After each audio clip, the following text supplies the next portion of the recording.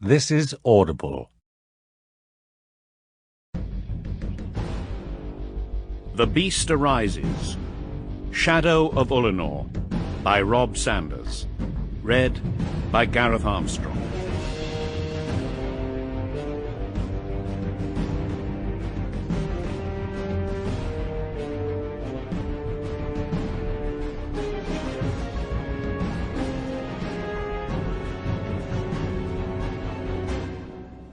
Fire sputters.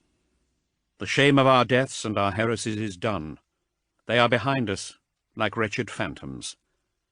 This is a new age, a strong age, an age of Imperium. Despite our losses, despite the fallen suns, despite the eternal silence of the Emperor, now watching over us in spirit instead of in person, we will endure. There will be no more war on such a perilous scale. There will be an end to wanton destruction. Yes, foes will come and enemies will arise.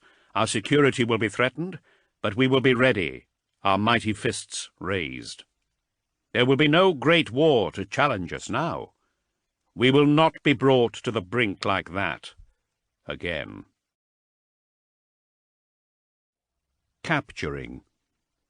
It is a law inflexible that whatever circumstances fail to destroy a species only serve to enhance it further. Early scientists, wading through their own ignorance, came to understand this in observing the long-lost species of ancient Terra. Our first primitive steps into the Sol system and the systems beyond confirmed these observations on other worlds. During the stellar exodus and the golden ages of expansion, the principle was proven again and again in the dominant Xenos species we encountered and studied. We discovered it in the mythological cycles and emergence of the Eldar, in the extinction and terrible rebirth of the ancient Necrontyr, in the genetically engineered barbarism of the Orcs. Every species thinks of its development, its destiny, as its own. This is forward-looking vanity, for those who look back know that we are nothing more than the product of dark and desperate times. A species should embrace its doom, own it, acknowledge the part it plays in crafting body, mind, and our presence on planes beyond. The skies have long shown us the way. As the light of distant stars, thousands of years in the travelling, shone down on ancient Terra and the surface of the Red Planet, we might have seen our fate reflected. While we were still but gawping savages, the ancient races of the galaxy were already fighting by the light of alien suns, failing, succeeding, growing stronger, for only the strong survive. Strength has many forms, however. The crumbling empire of the Eldar and the tombs of the Necrontyr may ring with the silence of ages, but only a fool would think their threat consigned to the dusty pages of history. They have been tried and they have been tested, but they exist on. They have learned the lessons of calamity. They live the determination of a survivor race. Unlocked potential resides within the horror of their alien flesh. Some say it is heresy to suggest such things, but like the light of those distant stars, truth finds its way through the obfuscation and darkness of ignorance. Humanity is here, and we are no different. Like the Eldar, our empire has faltered, and we have fallen. Like the Necrontyr, we have had to adapt. In many ways, though it might seem abhorrent to admit it, we share the most with the Orcs. To humanity, they are a plague threatening to engulf the galaxy. To others, we are no different. A scourge of soft flesh and barbarous technologies, whose stated objective, announced with bombast to the void, is to cleanse the stars of Xenos presence and assimilate all into an empire. Like the Orcs, our dominion ebbs and expands. Our strength and appetites grow. In our every defeat lie the seeds of future victories. First comes the darkness and the thunder, and then the light of the dawn, terrible and true. Chapter 1. Segmentum Solar, Coreward Sectors. Worlds ablaze, a decimated empire, a galaxy of green. If some extragalactic species, some Xenos presence blissfully unknown, had turned its attention to the realm of man, that was what they would have found: an Imperium, hollow and without hope, a people scattered, screaming and fleeing for their lives, planets trailing the smog of destruction through the void. A broken dominion. The orcs were everywhere. They were legion, and they terrorized their victims like monsters of myth. Their brutal technologies were the heralds of apocalyptic doom. Their sheer number was insurmountable. They were a green tide rising, swallowing hive worlds whole. Entire fleets plunged into the depths of their ramshackle barbarity, never to be seen again. The greatest armies of a millennium, uncounted regiments of the Astra Militarum, Skitari legions and Frateris militia hordes, became nothing more than a bloody sludge, through which orc billions stomped as they butchered their way across planets large and small. High Admiral Thadion Trask, flag officer of the battle fleet Solar Rimwood, held 1,000 battle cruisers and escorts on station in the Fantine Nebula, uncertain of his orders, while the surrounding worlds of the Thadrian cluster burned. Too late, the High Admiral realized that his armada was hiding in the path of a different orc fleet, entering the subsector. Led by vanguard space hulks that tumbled ahead of the fleet like the colossal chunks of a disintegrating comet, the orcs smashed through the tight formation of the Imperial vessels. As battle cruisers and heavy frigates were pushed aside and overwhelmed, a trailing swarm of capsules, landers, and assault boats descended upon their majestic wrecks. In the Nazareth system, millions of agri-worlders perished with their crops as the sudden appearance of a monstrous orc attack moon drew the pradial worlds into gravitational chaos. Planets drifted out of their delicate orbits, some spinning towards their colossal sun, while others were flung into the frozen darkness of the void. Entire swathes of imperial space were left derelict and lifeless in the wake of the destruction. Subsectors crowded with imperial worlds became planetary mass graves. Smashed cities streamed with smoke, staining the heavens an acrid black. Corpses and body parts hung from veins and cables off baroque architecture and shattered statues, testament to the barbarity of the towering monsters storming through streets and structures. The cardinal world of Korriban Proctor and cemetery moons of Pulcra 5, 6, and 7 were but shattered remnants, hollowed by the complete eradication of their priestly populations. The hearth worlds had been silenced, the boom of their industry and might no more. The colossal forges were now but mountains of scrap among the vapour forests, to be pillaged by the invader. The creature they called the Beast was everywhere. His monstrous strength was in the brute swing of every primitive blade. His fury could be heard in the crash of rattletrap weaponry. His world-devouring madness could be seen in the fang-faced savagery of the hulking abominations that butchered in his name. The Imperium tottered before his alien wrath and the green inferno that swallowed planet after doomed planet. Subsectors went dark like candles snuffed out in a cavern. Drasnak, Phal, Tragar, Mobius, Solon, Quintasus, Vulcano. Battles blazed in the void about the sector naval base of Nostengrad and across the Katasma deeps. Mandeville points became the sites of horrific ship-to-ship collisions as desperate captains fought to make their jumps into the warp. Others attempted to do so without their navigators, becoming forever lost in the imperial storms beyond. For other worlds, the wait for imperial assistance had simply been too long. Citizens and planetary governors had gone agonizing months without word from their sector capital systems or even Terra itself. Urgent and repeated astropathic requests for assistance had been drowned out by announcements of alien invasion and catastrophic military failure in neighbouring systems and subsectors. Worlds with outstanding regiments of the Astra Militarum or stationed flotillas of navy cruisers feared the worst in the face of obliteration. Many planets had lost their system ships and planetary militias to the authority and recalls of distant admirals and lord marshals. Facing their doom in the swarms of space hulks and brute craft entering the system, Miserable freighter militias were disbanded, and surface-to-orbit weaponry silenced. The baroque hives of Eidolon V rang with the screams of madness as the beast's unbearable psychic presence shattered minds. On final instructions from Ecclesiarch Mesring, sent shortly before his death, the shrine worlds of Fidessa Secundus and Pontifax XIII were urged to surrender themselves to the alien fury roaring its way across the void. Priests and pilgrims allowed the madness into their hearts, yielding their faith to the apocalyptic power of the beast. By the time the orcs arrived to decimate the towering statues and cathedra, all strata of ecclesiarchal society on the shrine worlds had surrendered themselves to the beast's alien supremacy.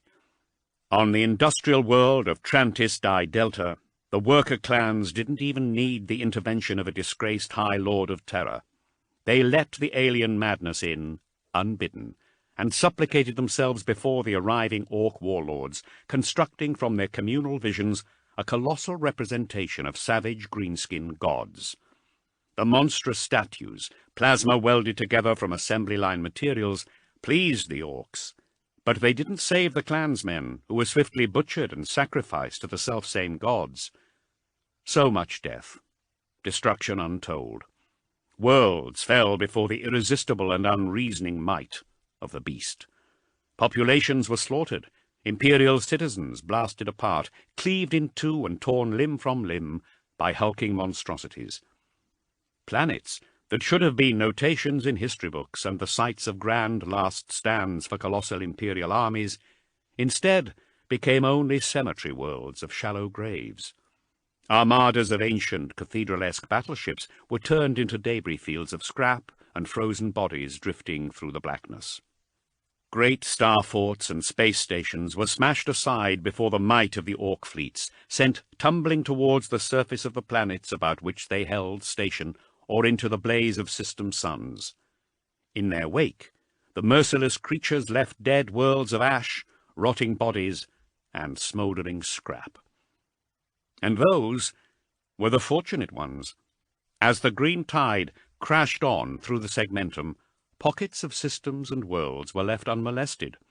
Already swarming with sheltering merchant vessels and freighters, the planets in these areas were overrun by arriving refugees. Order had long since broken down on such worlds, but their populations were unified by hope. Hope that the greenskin blight of brawn and technological calamity might pass them by. But the orcs, creatures of absolute, insatiable appetite, had no such intention. For the astropaths of the Imperium, around whom planetary governors, imperial commanders, and the captains of isolated vessels gathered, the scale of the horror was painfully apparent. Everyone was desperate for information, news of successes, and plans for a coordinated counteroffensive. What the psychers dared not report was that the segmentum solar was growing increasingly silent, as astropaths died with the worlds to which they were assigned. For thousands of light-years about the solar system, fleets reported decimation, imperial armies their annihilation, and planets their end. The astropaths could not find it in themselves to tell the terrified and hopeless that no help was coming, that the status conferred by rank, title, or planetary tithes could do them no good, or that the remaining armadas were being held back for the strategic defense of Terra and its surrounding systems. Battleships and grand cruisers maintained formation, colossal troop carriers held at the ready, laden with regiments of Astra Militarum who had no orders to take back doomed worlds, alongside great Arch Mechanicus vessels and mass conveyors laden with Titan god machines, whose fury lay dormant in vast hangars. Of organized resistance mounted across the void, the astropaths knew little. Unremembered heroes were too busy fighting and dying where they were to offer assurance to distant victims cowering under green-tinged skies. While common humanity, the guardsmen, the priests, the hivers, adepts, farmers, and servitors died in their droves, survivors looked to the stars for deliverance. They prayed to the God-Emperor for help, and the sons of his mighty sons for salvation. What had the galaxy fought for 1,000 years before, if not for the unity of the Adeptus Astartes. Surely the Space Marine chapters would gather as they had done in times past, their strength a shield to protect the weak and defend their emperor. They did not, however. They could not. The Orcs were everywhere. Their attack moons appeared above Adeptus Astartes' homeworlds. Space hulks smashed into recruitment worlds.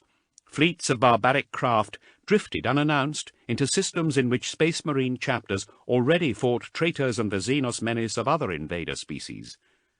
Librarians of all chapters received calls for assistance all at once. Space Marine companies and strike cruisers were dispatched across the void, responding to ancient accords or to reports of unimaginable destruction, and warnings from their own sentry stations and outposts. Like dry parchment, the void blotched green with enemy intrusions, the appearance of attack moons and armadas. There were so many reports and enemy fronts that Space Marine chapters, already spread thinly, were forced to prioritize their engagements. As the darkness flashed with void battles and annihilations, the green tide rose, swallowing planets, systems, and subsectors. Adeptus Astartes companies, battle barges, and strike cruisers became cut off from the command structures of their own chapters, and chapters became cut off from one another. Driven by some feral instinct and reports of changing Xenos migration patterns, the Space Wolves started returning to Fenris in droves. With their homeworld in the path of a vast enemy armada, the Wolves found themselves in a bitter void battle with their own system against thousands of attack ships carrying millions of Orcs. Meanwhile, the Ultramarines, used to fighting off Orc wars at the borders of Ultramar, were swift to respond. As the gargantuan scale of the invasion and the appearance of Orc fleets within their domain became apparent, the Ultramarines were recalled from across Ultima Segmentum. With them came companies from the Genesis chapter, Nova Marines and Inceptors, intent on purging Gilliman's empire of the Xenos threat. The Dark Angels, spread across scores of subsectors on various undertakings, struggled to reform and offer a counteroffensive, instead fighting for their lives and those of any civilian populations near where squads and strike cruisers found themselves. To the galactic north, south, east, and west, the Adeptus Astartes fought for survival in the wreckage of a decimated Imperium. While citizens screamed and greenskins roared, the Angels of Death defended dying worlds and struck at the heart of invasion armadas. Drowning in a sea of green death, Space Marines struggled on. Squads were slaughtered without ceremony. Companies were lost attempting to reach the Sol system. Entire chapters tried to come to Terra's aid, attempting to break out of Orc blockades and rampaging cordons that cut off whole sectors. All failed. Only the Imperial Fists had been swift and strategic enough to summon their successor chapters in force to the core systems before the enemy had swarmed the inner segmentum. Only the Imperial Fists had been wise enough to seek the aid of the only living Primarch, and courageous enough to strike with him at the heart of the Orc Empire. Only the last Imperial Fist was dead, slain by the monstrous Orc that had made the Imperium his plaything and the galaxy his own. In that one horrific moment, everything changed. The last Imperial Fist had died, and hope died with him. A chapter of the first founding had been exterminated. The defenders of Terra were no more. If the citizens of the Imperium, for all their suffering and screaming, could comprehend such a thing, they would have lost their minds. Every exhausted guardsman would have laid down his lasgun. Every captain of every vessel would have walked from their command decks. Every Space Marine would have been forced to confront a truth buried deep, that they might have been engineered to be superior exemplars of their species, but in the evolutionary arms race with the greenskin plague, they had lost. For if one chapter could be destroyed, then they all could, and without the Adeptus Astartes, the Imperium was doomed. Chapter 2. Terra, the Imperial Palace. The sun rose over the Imperial Palace. Rays of light felt their way through the towers, citadels, and hives beyond. The elegant architecture of the surrounding fortifications was cast in shadow, while the lamps punctuating the battlement walkway began to dim. Drakan Vangerich walked the ramparts of the Selentine wall, the tails of his robes gliding along the polished stone. The Grand Master of the Officio Assassinorum weaved through the clutter of rare and decorative plants, many of them of off-world origin, and beneath streaming red pennants. He passed statues of long-forgotten thunder warriors and monoliths listing in gold the tribes, clans, and techno-barbaric warlords gathered under the Emperor's banner at the end of the Wars of Unification. Where the battlements widened into a platform overhanging a breathtaking drop from the palace walls, Vangerich found smooth stone blocks serving as benches, but he did not sit.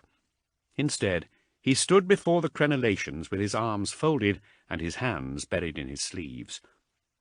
A casual observer might have imagined the Grand Master of Assassins to have hidden weapons in there. He did, in fact, but the truth was that it was an unconscious habit, one that he had indulged in increasingly over the past months. He might have been a killer, the overlord of an army of similarly deadly agents of the Imperium, but he was still human, and not immune to the anxiety of the times. Vangerich feared no man, living or dead, and even held his nerve in the towering presence of humanity's finest. But the beast was a raging hurricane of green death, swallowing the galaxy, and any man would be a fool to stand fearlessly before the apocalyptic savagery of such a creature. Vangerich looked down between the crenellations and gave a shiver in the morning chill. It seemed like an unimaginably long way to fall. Stretching his neck in his hood, he looked up, glad that the terrible shape of the Orcatak moon no longer hung in the heavens. Beyond the dawn skies, the Grand Master knew that there was the cold, black void, within which was an empire of broken and besieged worlds. Now, as a High Lord of Terra, and with a seat on the Council of 12, Vangerich received daily and comprehensive reports, astropathic intelligence gathered from thousands of worlds, starforts, fleets, and systems. Robed aides brought him piled stacks of data slates on a daily, indeed hourly, basis. The reports were no different to those that Vangerich had acquired for himself previous to his appointment as a High Lord. Now they simply carried an official seal. His station had changed, Drakan Vangerich, despite his best intentions. Palace intrigue and the political games he played seemed more important than ever, given that the tiniest ripples created by the High Lords, for good or for ill, had the power of tsunamis out across the Imperium. Now, with a seat at their table himself, Vangerich felt not just the power of his new position, but the crushing weight of responsibility. In this terrible game, the beast held all the cards, and had bet every wretched greenskin life on the likelihood that the Imperium would fold. That it would be consumed, as ever, by petty conflicts of its own making, and therefore be ripe for destruction. The beast knew its opponent well. It was the combination of such feeble bureaucracy, and an enemy the like of which the Imperium had never seen, that had convinced the Grand Master of the need for action, intervention, drastic change in himself and everyone else. He was convinced that now was the time for such determination. Every delay cost not lives, but entire sectors. Every poor decision was not just a political setback, but could break the collective will of humanity. Every failure carried with it not only horrific collateral damage, but the very real possibility of existential doom. The beast was coming, and Terra was far from ready. His fellow High Lords and the common citizens of Terra were unified in only one thing.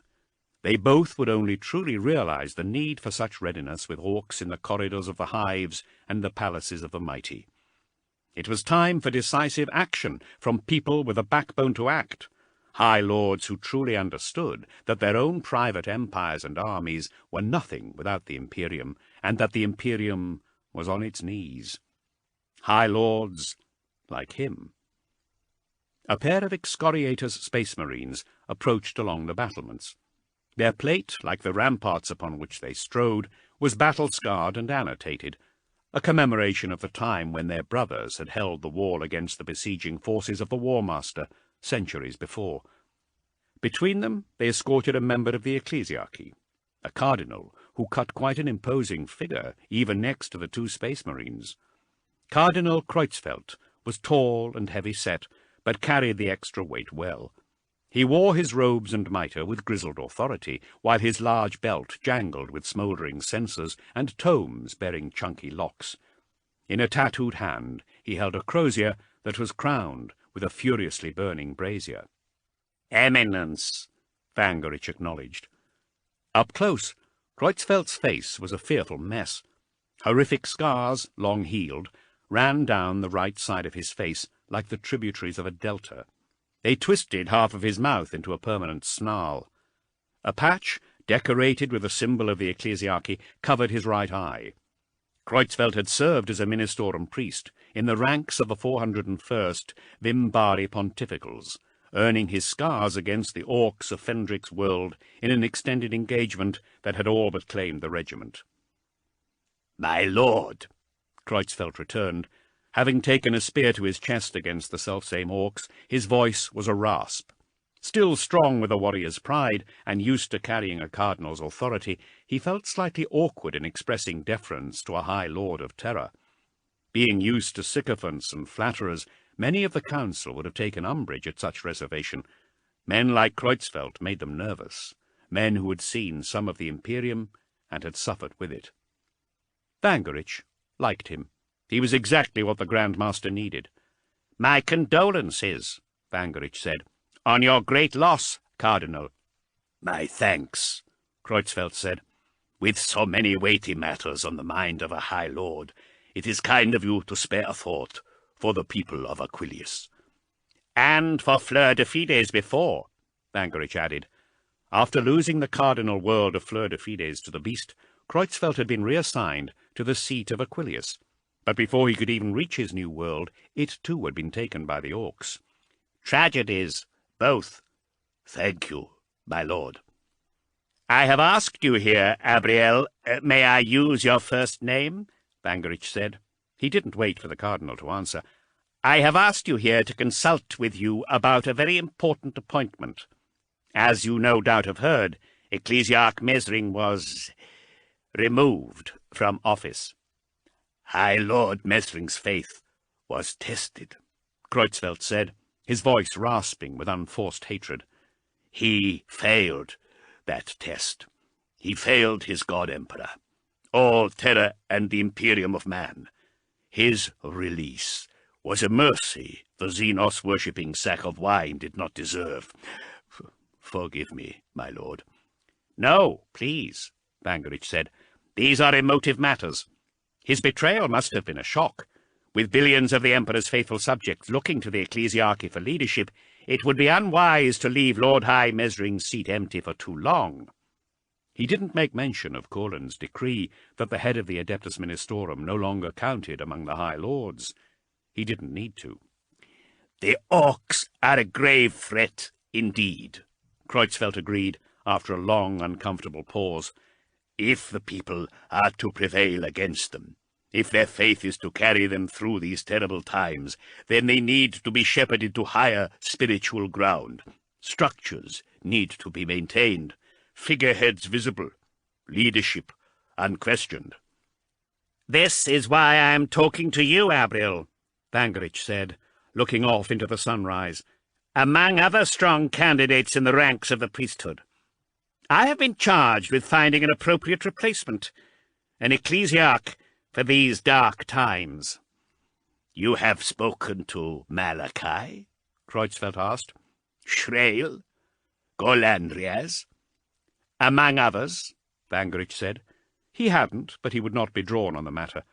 Vangerich took his responsibility seriously, but if the Imperium survived the Greenskin apocalypse, then he would need a High Lord of the Adeptus Ministorum that he could control. He needed continued influence in at least one seat that was not his own. Kreutzfeldt might indeed be that man, but the Grand Master of Assassins had little intention of giving up the seat just yet. "Of course. I would be interested to hear your opinion on our present circumstances," Vangerich said. "I have fought the orcs," Cardinal Kreutzfeldt told him.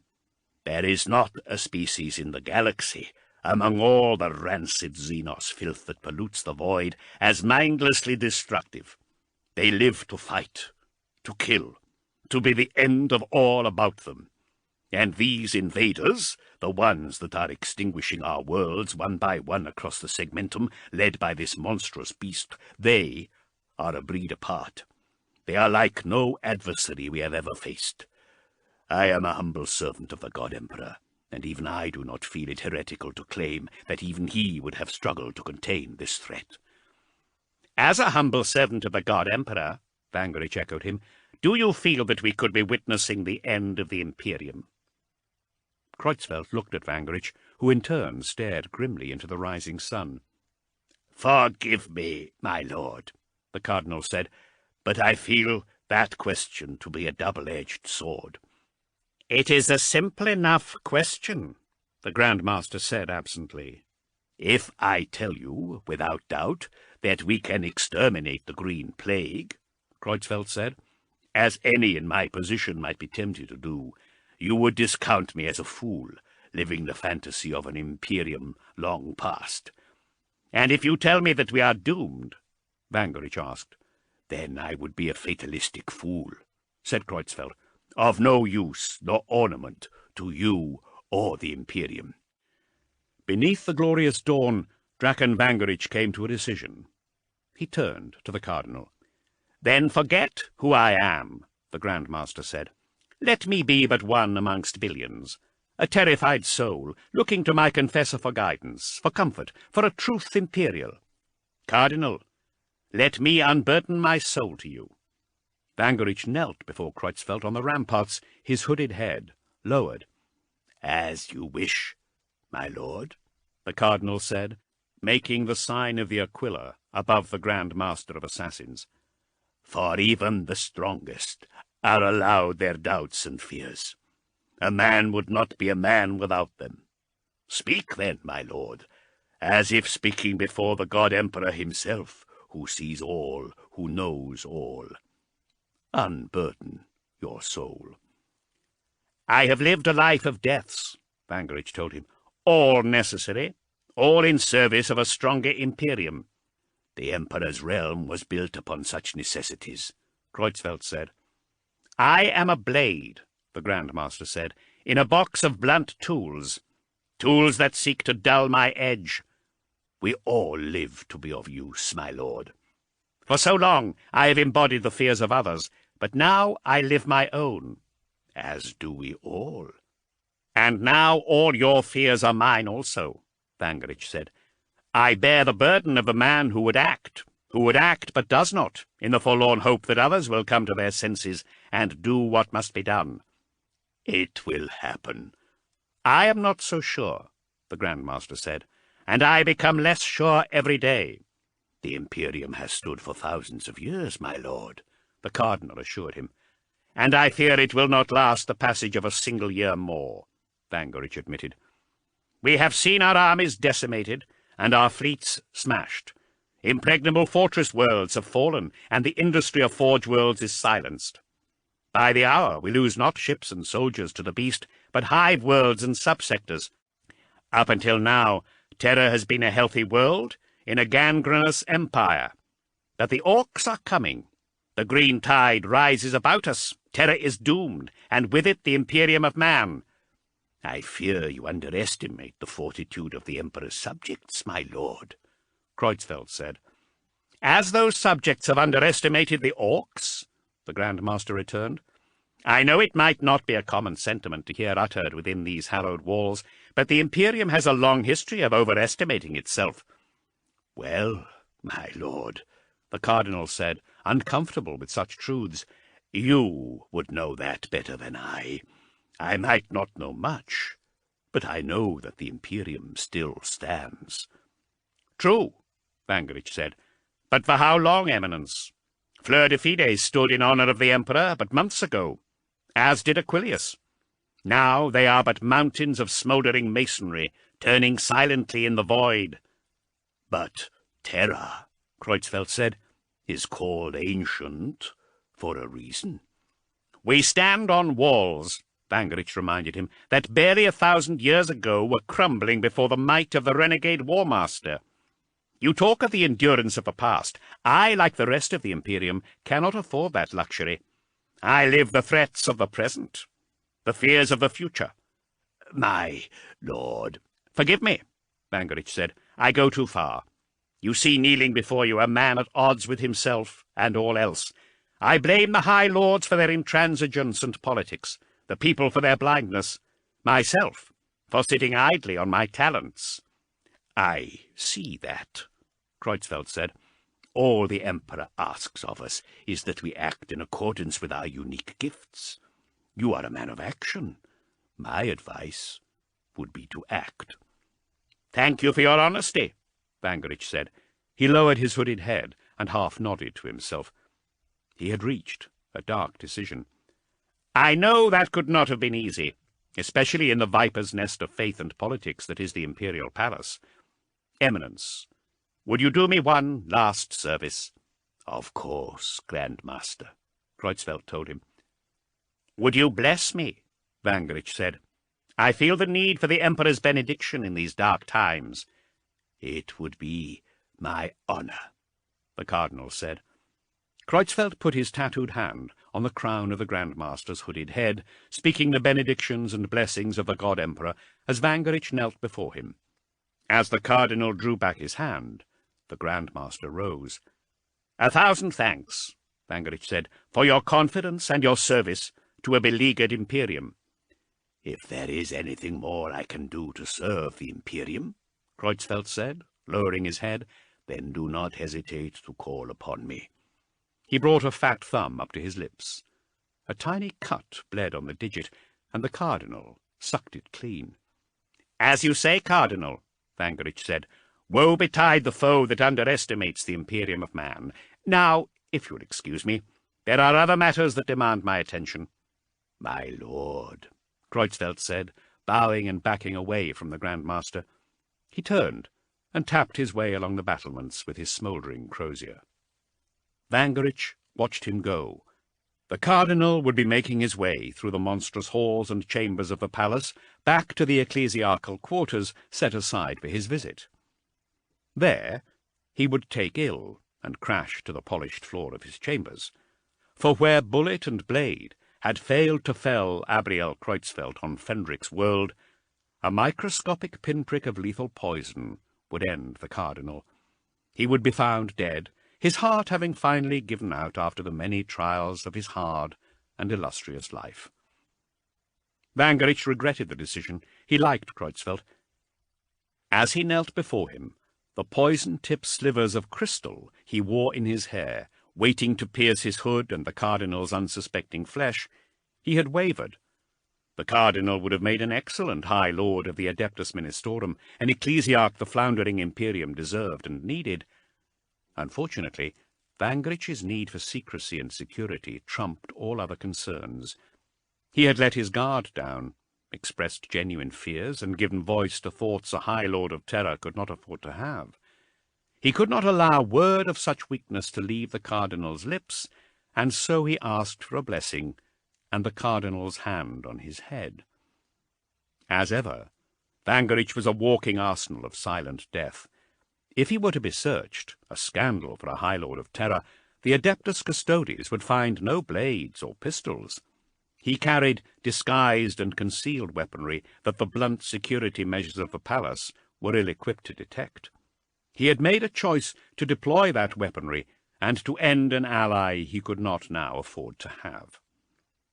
These were the dark choices of a man of his station, and it was time to make more. While humanity died by the world, and the Adeptus Astartes fought for their superhuman lives, Drakan Bangerich would not allow terror to fall. Like a colossal edifice, tottering on faltering supports, the Imperium needed to be strengthened, reinforced. Structural weaknesses would be torn out, and new foundations established. It needed men and women who would lift a smashed Imperium upon their shoulders, rather than cowards content to wander through the wreckage, full of fears and excuses, cowards who hid within the walls of their Emperor's fortress, dead men walking everyone else to their doom through the halls and corridors of the palace. Vangerich thought on the bodies he would have to step over to secure such a future. With worlds dying, Primarchs dying, first founding chapters being exterminated to a man, Drakan Vangerich wasn't sure that anyone would notice. Chapter 3. Inwit, the Splintering Land. Cold. Dark. The night side of Inwit was a swirling black storm of pain and numbness. Out on the ice wastes, away from the baroque glory of the hives and the welcome warmth of a distant sun, there was a solemn gathering. When the Adeptus Astartes entered a system or descended upon a world, such arrivals were usually accompanied by destruction and bombast, with orbital bombardment and the descent of drop pods, with death. Not so with Inwit. The ice world hung glistening in the void, its peace left reverently undisturbed. It was an important world of the Imperium, a capital of a system cluster, a sector naval base, the assembly ground for local Astra Militarum regiments. The status of these establishments meant little to the Space Marines. What did matter was the history of the frozen world, for it had witnessed the arrival of a Primarch. Inwit had been the hallowed home world of Rogel Dawn. It had been appropriate, therefore, following the horrifying events on Ullanor, that the bearers of Dawn's genetic legacy should congregate on Inwit, in silence, in mourning, in unity. The Imperial Fists had been destroyed. The last of their noble number had lost his life, and with him a chapter of the first founding had been lost to the Imperium.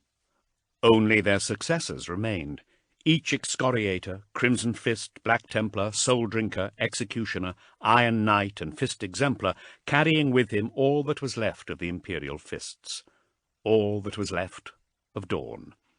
So there, on the dark side of Inwit, in the flesh-searing cold, the successors of the Imperial Fists gathered to honour their fallen brethren. Without informing the planetary governor, the admiral of the fleet or the ruling Huskarls, Adeptus Astartes frigates, made their silent and sombre approach before deploying their gunships. Using their training and knowledge of Inwit's defences, representatives of the 7 successor chapters made atmospheric entry on the dark side of the planet without being detected. It was not difficult for the Space Marines, especially with every eye and auger directed at the void in expectation of the beasts coming, the rolling in of the green tide, the arrival of the apocalypse.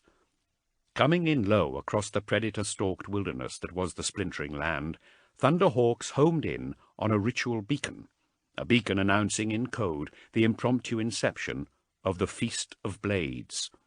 As reigning champions, the Fists Exemplar had the right to announce the feast.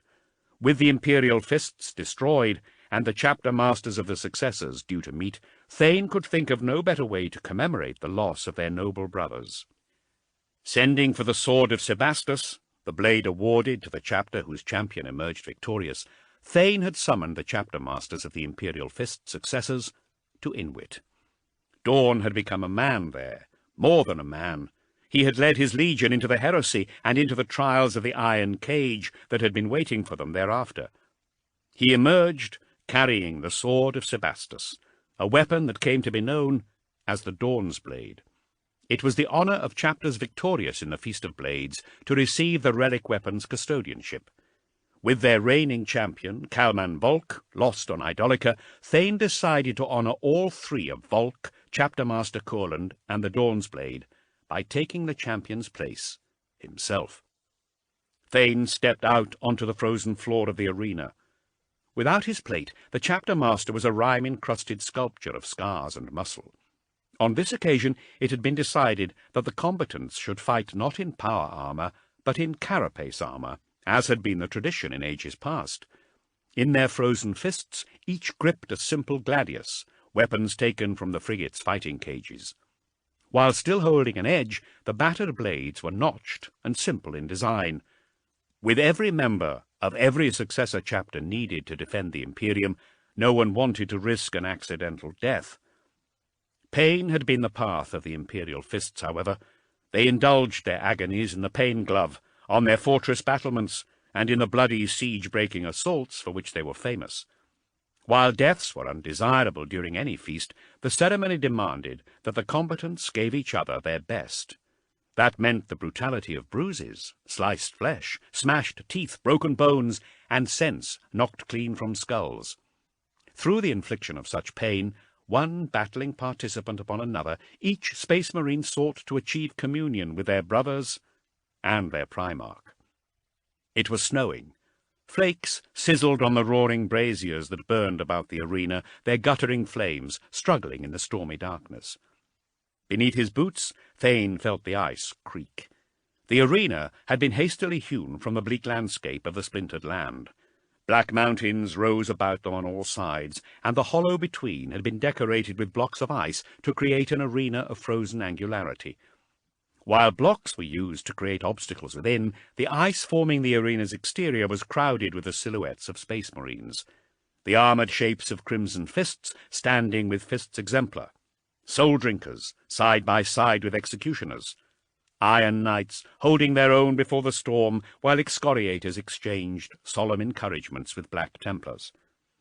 Chapter serfs and servitors of all the chapters moved about their masters, seeing to their sparse needs. Gunships idled on the terraced mountainsides, providing heat and shelter for those that needed it. Meanwhile, the icy maelstrom and perpetual darkness closed in. The Feast of Blades all but lost in the howl and bluster of Inwit's fury. Stabbing his blade into the ice, Thane knelt down and scooped up a handful of snow. Rubbing it between his palms, he washed the blood of previous opponents from his hands. Something felt broken in his left forearm. His right eye was swollen and bloodshot, while the ragged slice across his chest was knitted together with ice. All over, his flesh burned with the deep cold of the planet. Thane felt the eyes of the gathered Space Marines on him, chapter masters like Quarion and Verpal, looking on with grim approval. Fists Exemplar, a cold pride thumping in their chests, champions broken and bested by the chapter master, like Stormon Valdred of the Black Templars, and Morion Abermort from the ranks of the Iron Knights. Gaspari and Riguez, representing the Crimson Fists, were still unconscious. Thane pulled his gladius from the chill embrace of the arena floor. It had come to this. The Excoriator, Dathan Tychor and himself, ready to smash each other into the frozen surface of dawn-blessed Inwit in honour of a fallen chapter. He felt the surrounding Space Marines feeding off the torment and expectation. They had to do something with their bottomless grief, their superhuman rage, their brotherly love. Opposite, Chapter Master Issachar was conferring with his champion. With his words stolen by the wind, Thane nonetheless saw him nod his respect through the darkness and snow. Thane nodded back as Sergeant Tychor jumped down from the ice blocks delineating the arena. As the Excoriator trudged through the snow towards him, Thane could see that the Space Marine was taller than he, and broad. His face and chest were a branching and bifurcating pattern of stapled scars, funneling in towards the ragged tissue of his right arm. The limb was missing. Instead, the flesh was fused to a heavy-duty shoulder socket and a bionic replacement for an arm. It was an old cybernetic, dented and scuffed, but the sergeant looked like he had been attached to it a long time and knew how to use it. An excoriator called out from the surrounding crowd before throwing a blood-stained gladius through the gelid air. It flew blade over pommel across the arena. Tychor had broken his gladius in his previous battle against the Crimson Fist, Riguez. For a moment it looked like Tychor was going to let the gladius fly by, until with a sudden movement the champion snatched it out of the air with his bionic hand. To make matters worse, as he stood before Thane, he passed the blade from his right hand to his left, and then back again. Clearly ambidextrous, the sergeant finally settled on his left hand for the gladius, leaving the bludgeoning metal of his bionic fist free. He gave the chapter master a grim and disarming smile of confidence. "Dawn demands your best," Thane told the excoriator. It was almost an order. "I demand it too, brother." "You will get it," Tychor assured him. "Every swing of my blade shall honour Corland and his imperial fists. I won't disappoint you." The mangled excoriator lifted his blade, and with a grim nod, Thane tapped the end of his gladius against it. Taking several steps back through the snow, the two space marines began to circle one another. Tycho gave the chapter master the confidence of a good-natured smile, frozen to his face like a mask. In return, Thane had for the excoriator the grim rawness of a bloodshot eye. He blinked as the pair of them circled, the snow swirling into his face. Within the space of that blink, Tycho had passed his blade back to the metal digits of his right hand. With the speed of his bionics, he swung for Thane. The chapter master was faster, however, and slipped straight into a powered turn. He had expected his opponent to make the most of the blinding snow, and had heard the whine of the bionic servos milliseconds before the excoriator had unleashed its hydraulic fury. As he turned, Thane brought his own blade around in a clean and savage riposte. He intended to slash the edge of his weapon across the flesh of Tycho's exposed back, leaving him with another precious scar. The bionic arm came around again, however, batting Thane's blade aside with enhanced power and speed. Thane felt the force ring through the metal of his gladius, and then the gut-wrenching thud of Tycho's boot in his midriff. The chapter master grunted and stumbled back. The excoriator wasn't done with him, however. He came at Thane again, and his gladius flashed in the guttering brazier light, coming down with pneumatic certainty. Thane smashed the blade aside again and again, the broken bone in his arm throbbing with every impact. Abruptly, their swords locked, the frozen metal of the weapons sliding down each other. The blade stuck in the deep cold of Inwit's night. Thane capitalized, grabbing Tycho's hilt-clutching hands in his own. Turning, he hauled the hulking excoriator over his shoulder. The brutal throw sent the sergeant crashing into the ice. Tycho recovered quickly, rolling off his augmented shoulder and back onto his feet. Thane ran at him, jumping to one side and jabbing in with his weapon. With a shower of sparks, Tycho smashed it aside with the back of his bionic hand. The duel devolved into a sequence of merciless maneuvers. Muscular bodies arching, arms reaching, blades clashing. With a sword in his left hand, the sergeant weaved, stabbed, and slashed at Thane. The chapter master moved his own blade through a sequence of desperate deflections, turning and bringing the gladius over his head and behind him to protect his back. As the battle intensified, space marines on the surrounding ice blocks leaned in. The tip of Thane's blade nicked the excoriator above the eye, while the sergeant's own opened up the muscle on Thane's shoulder. With blood in Tycho's eyes, Thane pressed his advantage. Holding the gladius with both hands, he brought down the blade with a cleaving motion. Tycho stumbled back, holding his bionic arm up to absorb the blow. Denting the forearm's metal with a force, the chapter master aimed to repeat the maneuver, to cut through the armor and workings of the augmented limb, if he had to. The sergeant absorbed the power of the blow, and with clenched teeth pushed against the blade, knocking Thane back. The fist exemplar's back hit an ice block situated in the middle of the arena, hard enough to leave cracks in the surface. Suddenly, Tycho was everywhere. Pinning Thane to the block with his sweeps and stabbing motions, the excoriator crowded his opponent. Thane ducked and leaned out of the path of the blade as it carved up the ice at his back. The tip of the gladius hissed into the surface of the block as a maneuver designed to skewer him through the midriff went wide. The bionic fist came in like a hammer, narrowly missing Thane's head and smashing free fragments of ice. With the pair of space marines enveloped in a cloud of ice crystals, Thane passed his gladius between his hands and turned it about. Clutching the hilt, he braced his forearm behind the blade. As the pneumatic swing of the excoriator's bionic arm came in again, Thane was ready for it. While the power behind the blow almost knocked him into the ice, the squealing, sparking edge of the blade took the impact. Coming back up off his bending knees, Thane hammered his right fist home in Tycho's stomach. It was like hitting stone, but after a second and third gut-pounding slug to the midriff, Thane forced his opponent back.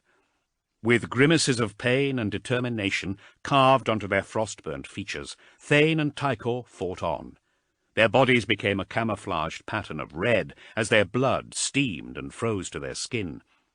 As chapter masters, battle brothers, and serfs watched the titanic battle, they were forced from their positions on the block wall of the arena as the two opponents fought their way along. Thane didn't know what drove the excoriator's sergeant. He had bested chapter champions and was now holding his own against a chapter master.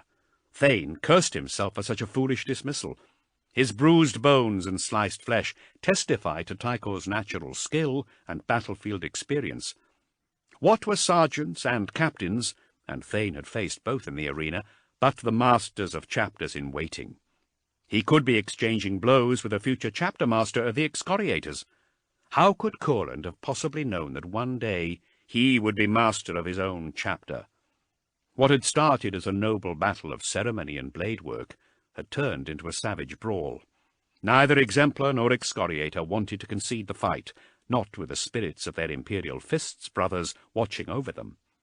The excoriators had a reputation for indomitability, earned long ago when they still wore the legionary yellow of the imperial fists. They were attrition fighters in the noblest tradition, their craft learned on the walls of the imperial palace, defending their position against blood-crazed world-eaters and the thunder of the Iron Warriors. Thane doubted that a champion like Dathan Tycho knew how to surrender.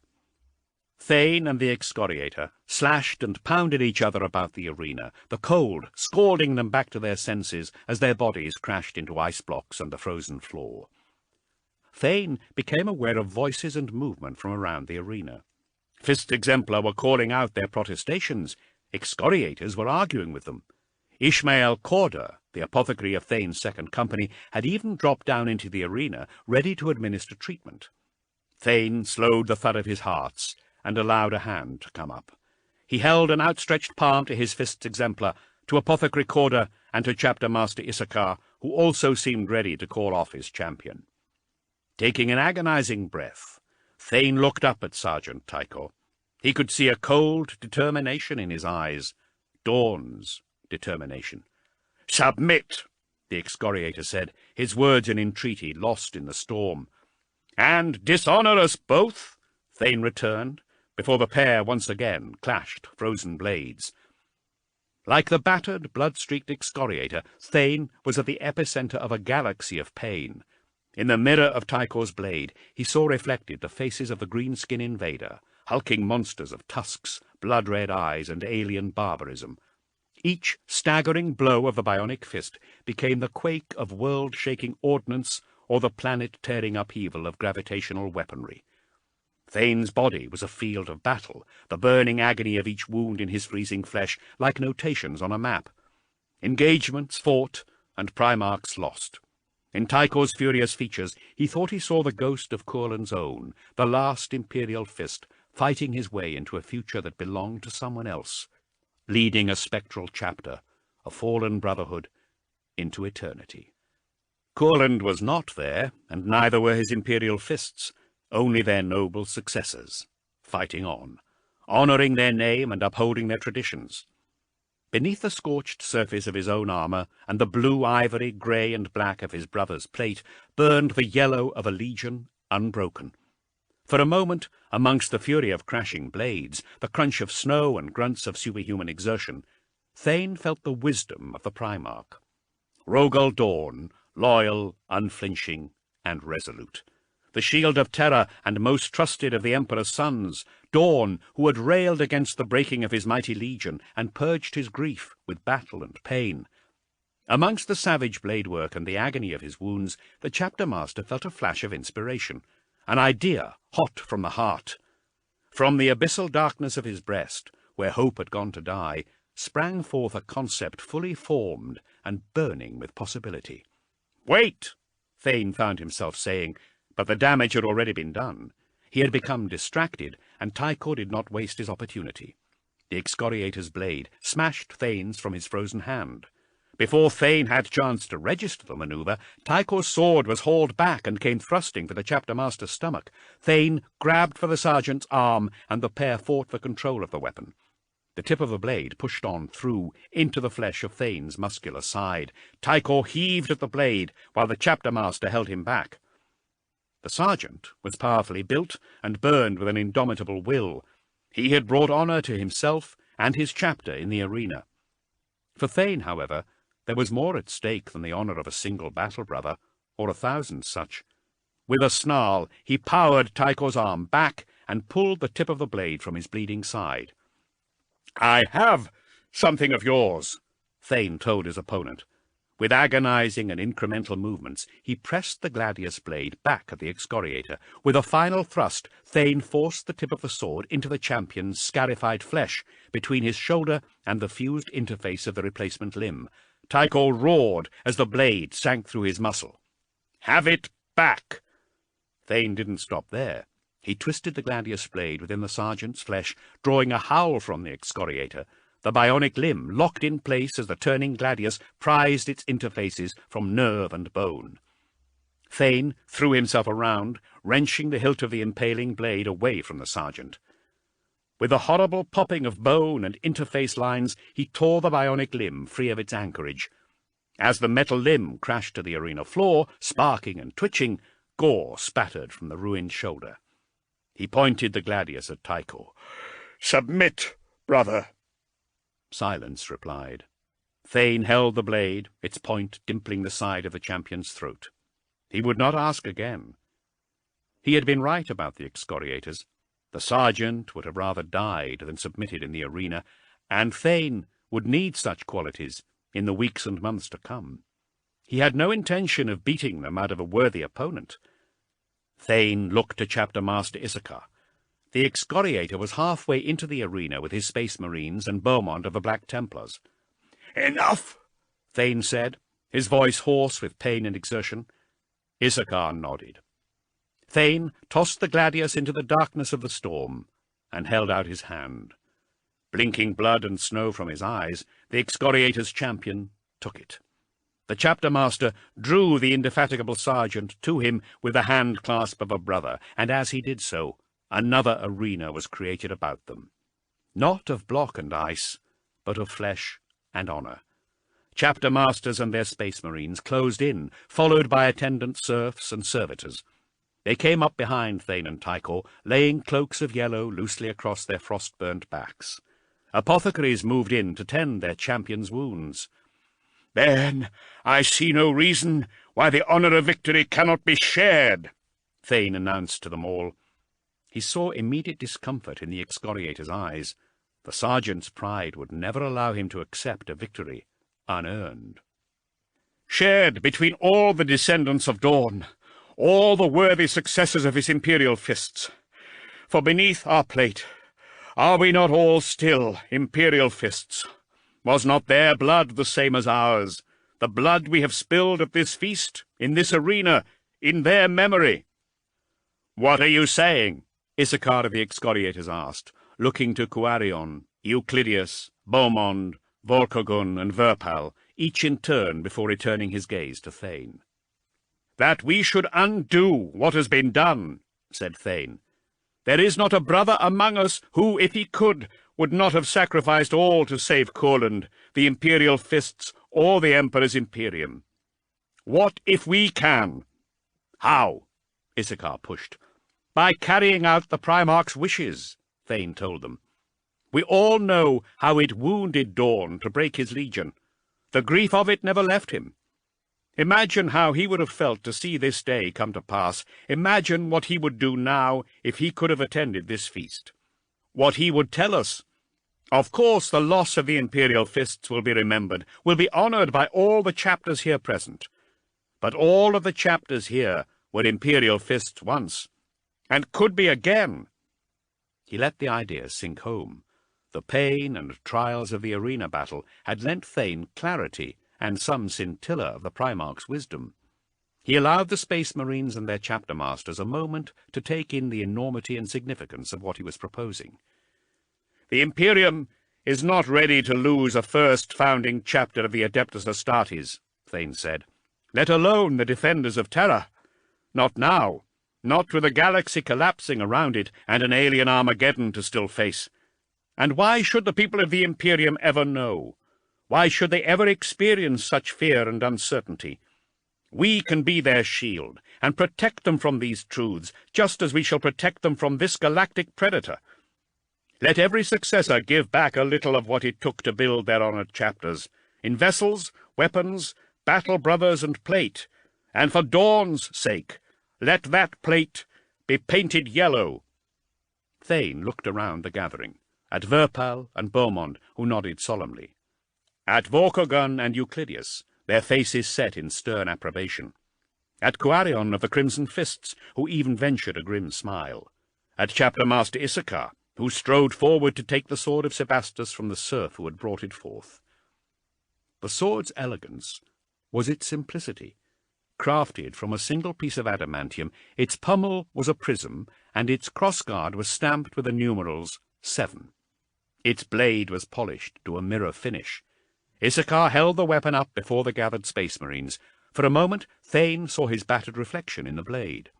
That moment ended as Chapter Master Issachar gave the Dawn's blade to him.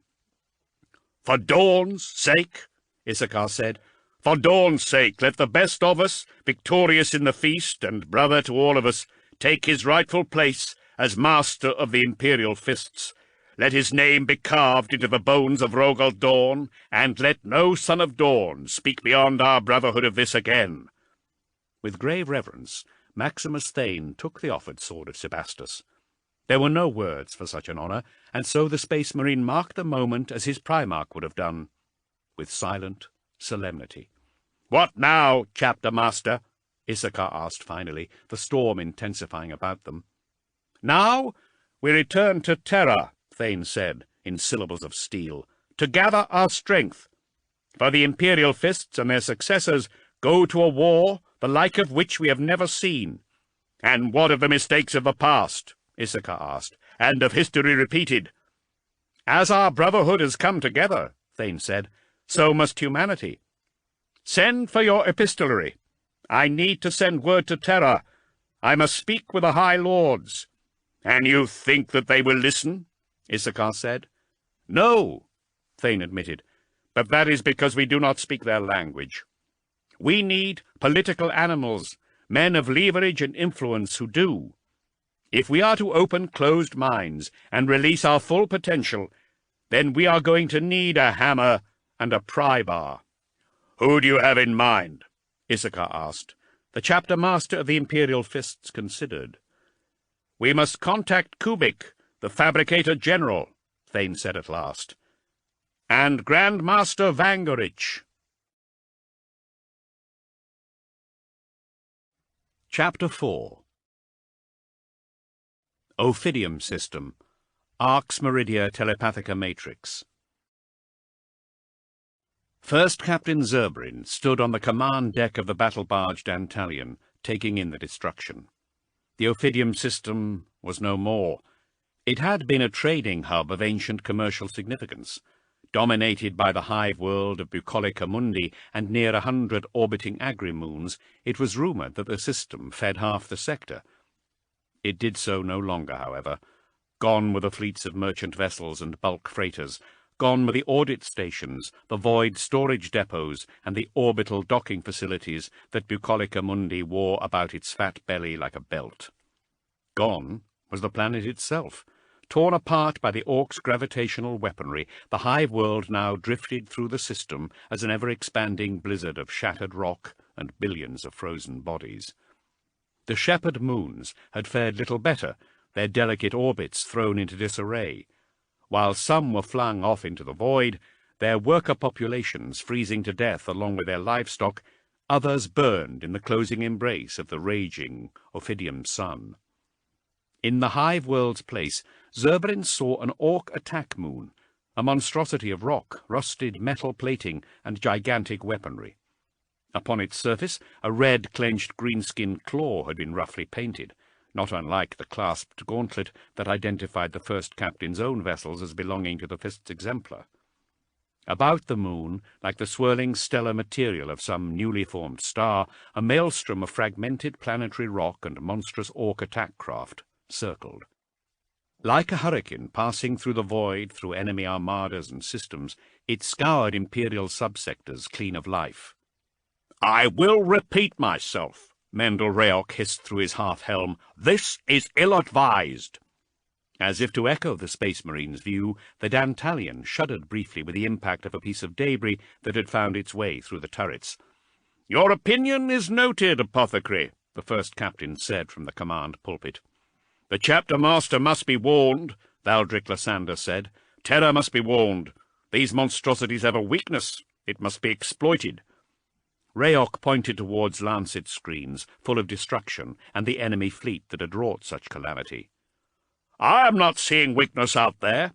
You are seriously suggesting that you want to take our ship into that?"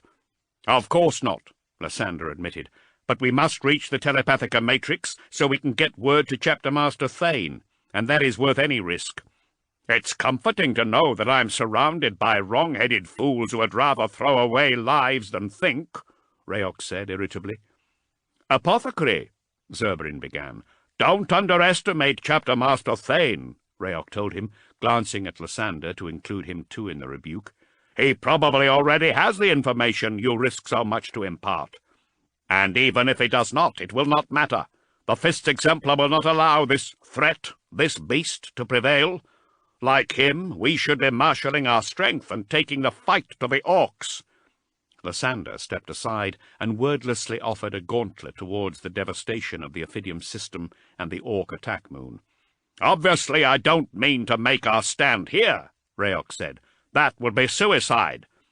"Your faith in Thane is well placed," Zurbryn said. "But just as there are procedures to follow on the surgical slab, there are protocols to follow in times of war." "Protocols?" Rayok's tone was sceptical. "Yes," Zurbryn told him. "I know you are eager to get back to fighting the orcs, but you would use a chainsword where a las scalpel is required.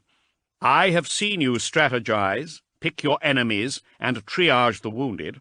That is all I'm doing here, Apothecary, favouring the strategy that yields the most effective outcome. With knowledge of the alien's susceptibility to psychic assault, Terra might be secured, the Imperium unified, and the beast brought down." "That may be, but we are not seeing much unity out here," Rayok retorted. "Explain yourself, brother," Zurbryn demanded. "I am saying that the Imperium should get the heroes it deserves," the Apothecary told him. "My lord," Lysander protested. "Let him speak," the first captain said. "You were there," Rayok said. "You saw the regimental mutinies at Archangelus. Commodore Beecham's refusal to abandon his station and join our number. The silent Mechanicus too busy fortifying their forge worlds to accompany us in a counter-offensive." "There might be other reasons for that," Lysander said, looking between the Apothecary and Zurbryn. "We keep ill company." "The Iron Warriors are the only ones fighting alongside us," Rayok said simply. "They're not to be trusted," Lysander insisted. "Maybe not," Rayok said, "but that is not for you or I to decide." "It makes me uneasy to hear you speak of them with such favour," Lysander said. "Like you, I favour the strong," the Apothecary said. "The Adeptus Astartes have always known the flaws of humanity, its weakness in body, spirit, and mind. We know them for greed, politics, and the indulgence of their fears. When humanity isn't falling before its foes, it is selling out its allies." "Betrayal?" Lysander said. "You want to talk about betrayal? Phal? Sebastus? Terra? And what of Rancor Deeps, Krastengrad, and 12520? Rayok countered. "Loyalties are but matters of time and place, and the High Lords of Terra are only loyal to themselves. Their ships stand off, their armies flee, their faithful embrace the worship of this beast. How can we fight this alien invasion with that? We fought side by side with the Iron Warriors during the Great Crusade, as we do right now. Calcator's vessel sits under our guns, and we have done nothing. Why? Because the first captain knows that right now a living Iron Warrior is worth more to our cause than a dead one. We need his warriors, their weapons, and their assets. Let's not waste them here in the service of protocol." A hololithic display crackled to life nearby, its signal hissing and warping with every void-born rock to strike the Dantalion. The spectral form of Warsmith Calcator presented itself on the command deck, battle plate a rust-mottled pattern of tarnished silver and stripe. "The Palinurges first, Captain," Shipmaster Markarian said, stepping to one side. "You have something to report, Iron Warrior," Zurbryn said with impatience. Calcator let the suggestion that the Fifth Exemplar were in charge of their joint venture pass. "Only that this was ill-advised," the Iron Warrior said. Lysander looked to Rayok, but the Apothecary shrugged, as if to say that he had told them so. My vessel has sustained damage in the debris field. Repairs are necessary and urgent, Calcator continued. How long will this take? Zurbryn asked. It will take us no longer than 3 hours to repair the damage, Calcator said.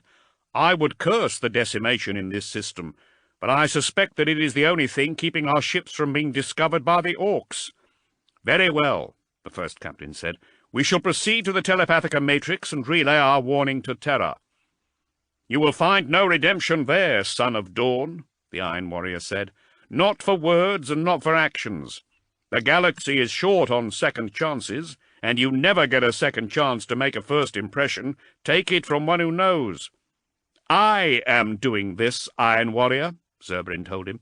It is no less in your interest than mine that Terra defeats the Orcs.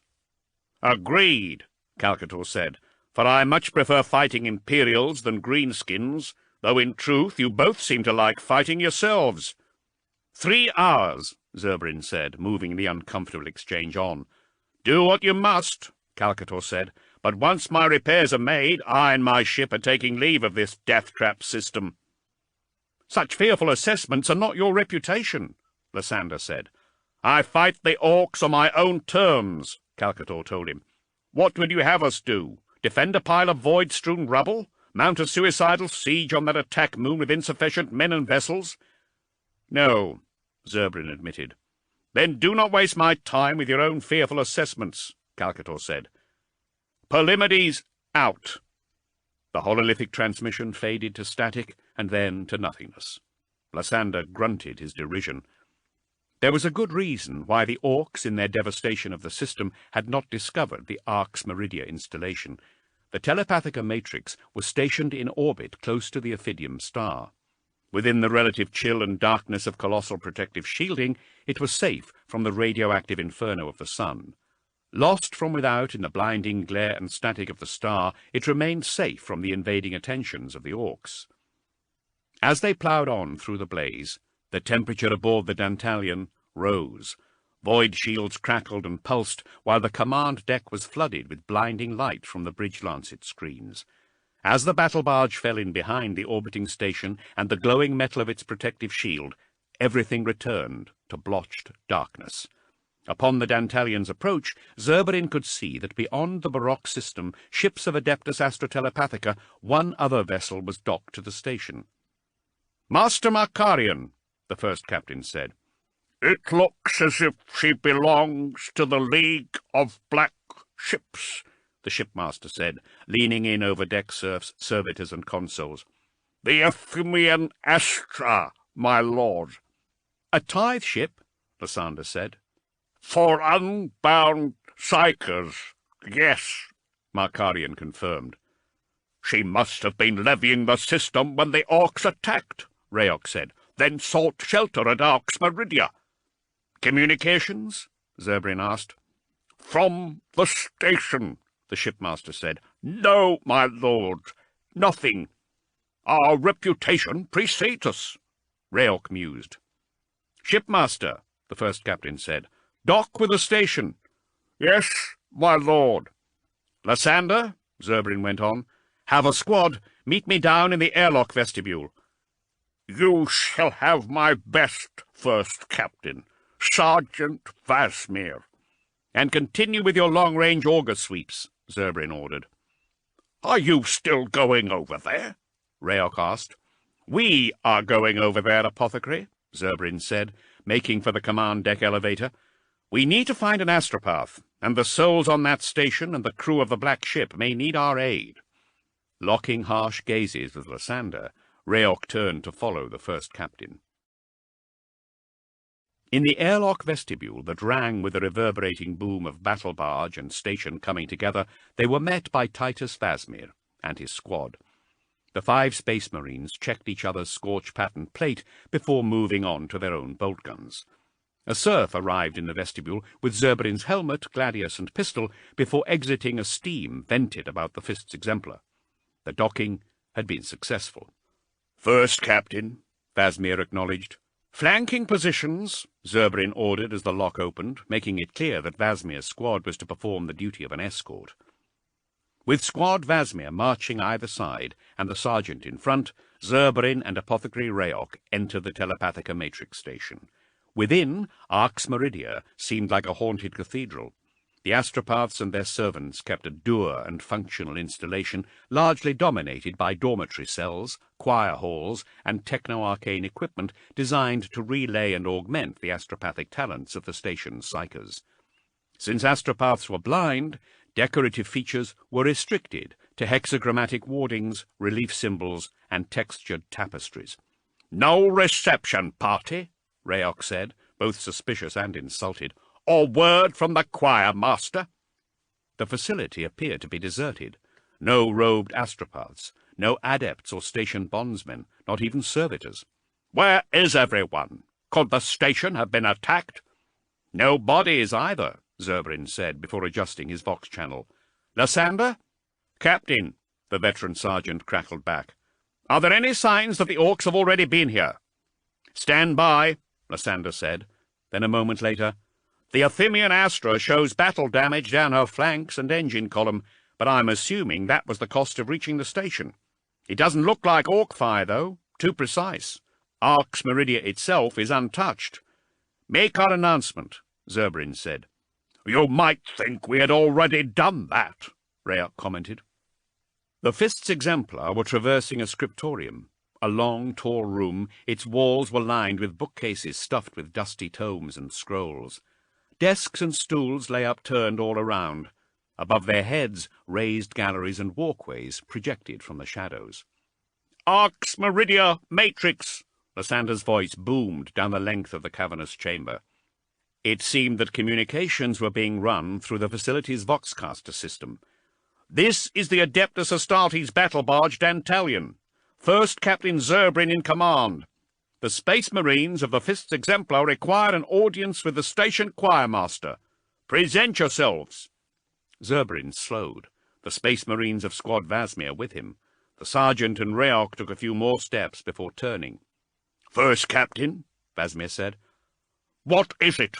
the apothecary asked. "I thought I heard something," Zurbarin told them. "Sergeant, Auspex, give me a sweep of the surrounding chambers." With Rayok looking around and Sergeant Vasmir going to work on his multi-scanner, the first captain heard the sound of the squad's gauntlets creaking about the grips of their bolt guns. "Multiple signatures," Vasmir called out. "Ambush pattern." The gloom of the scriptorium suddenly became a storm of las blasts and fury. Cooking the air, crisscrossing beams of energy seared into the plate of the Fists Exemplar. With flash scarring and smouldering craters decorating their armour, the Space Marines fell into an immediate defensive posture against one of the walls. Powerful las beams burned their way across the hall from all directions. Surrounding their first captain, Squad Vasmir took their positions, bolt guns primed and ready. "What are your orders, my lord?" Sergeant Vasmir called. Zurbarin lifted his head to peer around the chamber. He could see dark shapes in carapace moving along the raised galleries and out of the gloomy corridors adjoining the scriptorium. They wore power packs on their backs, enhancing the effectiveness of their weaponry. The lenses of their helmets burned the red of judgment as they took cover and rested their lasguns against corners and on toppled tables. Zurbarin realized that if they had reached the end of the hall, they would have been caught in a bloody ambush. "Captain," the sergeant urged. "Hold your fire," Zurbarin growled. "What?" Rayok said, turning on his captain. "We're being fired upon." "This must be a misunderstanding," Zurbarin said. "I will not take the lives of loyal Imperial troops over an error of judgment. If your system was swarming with orcs, then you might be over-ready with your weapons yourself." Rayok drew his bolt pistol. "It is," the apothecary said, "and I am." "Sergeant," Zurbarin said. "They appear to be inquisitorial stormtroopers," Vasmir said, before a stream of light tore over his head. "Probably from the Black Ship," he added. "What are the Holy Ordos doing firing upon us?" Rayok asked. "Captain," Lysander said over Zurbarin's helmet vox, "I'm getting reports of firing aboard Arx Meridia. Do you require reinforcements?" "Negative," Zurbarin said. He didn't want to add to the havoc and confusion within the station. "Stand ready, but do not intervene unless I send word." With the air warming around them, and the floor cratered with glowing impacts, Zurbarin fired 3 shots into the chamber's ceiling. As he expected, the highly trained stormtroopers retreated behind cover as chunks of metal and plascrete cascaded down in front of them. "Troop commander," Zurbarin called, taking advantage of the break in the blazing ambush, "stand your men down. I am Zurbarin, first captain of the 5th Exemplar. I have information vital to my brothers securing Terra from the alien threat. It is imperative that I make contact with them. I need to commandeer the abilities of this station's astropathic choir to do so." After a few moments of tense silence, the storm erupted again, with beams searing into stone and over their heads. One lasblast found its way to glance off Rayok's pauldron, spraying the apothecary's half-helm with glowing cinders of ceramite. "Cease firing or die!" Rayok called out. "Troop commander," Zurbarin repeated, "the credentials of your order will not be able to protect you from the Adeptus Astartes." "My lord," Sergeant Vasmir said, "they've been isolated. They could have taken leave of their senses." "Or have already surrendered themselves to the Xenos faith," the apothecary said, "for which there is only one cure." Suddenly the scriptorium was silent again. The gloom of the hall returned, with the las rifles of the stormtroopers snapping to a stop in unison. "Troop commander," Zurbarin called again. "He is not in command here, Captain," a voice crackled across the voxcasters around them. "I am." "Identify yourself," Zurbarin commanded. "Dargastri," the voice came again, "of the Emperor's Holy Inquisition." "Then you will know, Lord Dargastri," Zurbarin said, "that we fight on the same side for the same cause, that the beast is our common enemy. Put aside your weapons, and your men will not be harmed, I give you my word." "Your word, eh?" Dargastri said. "What would the word of a traitor be worth these days? Probably little more than a greenskin's, I would think."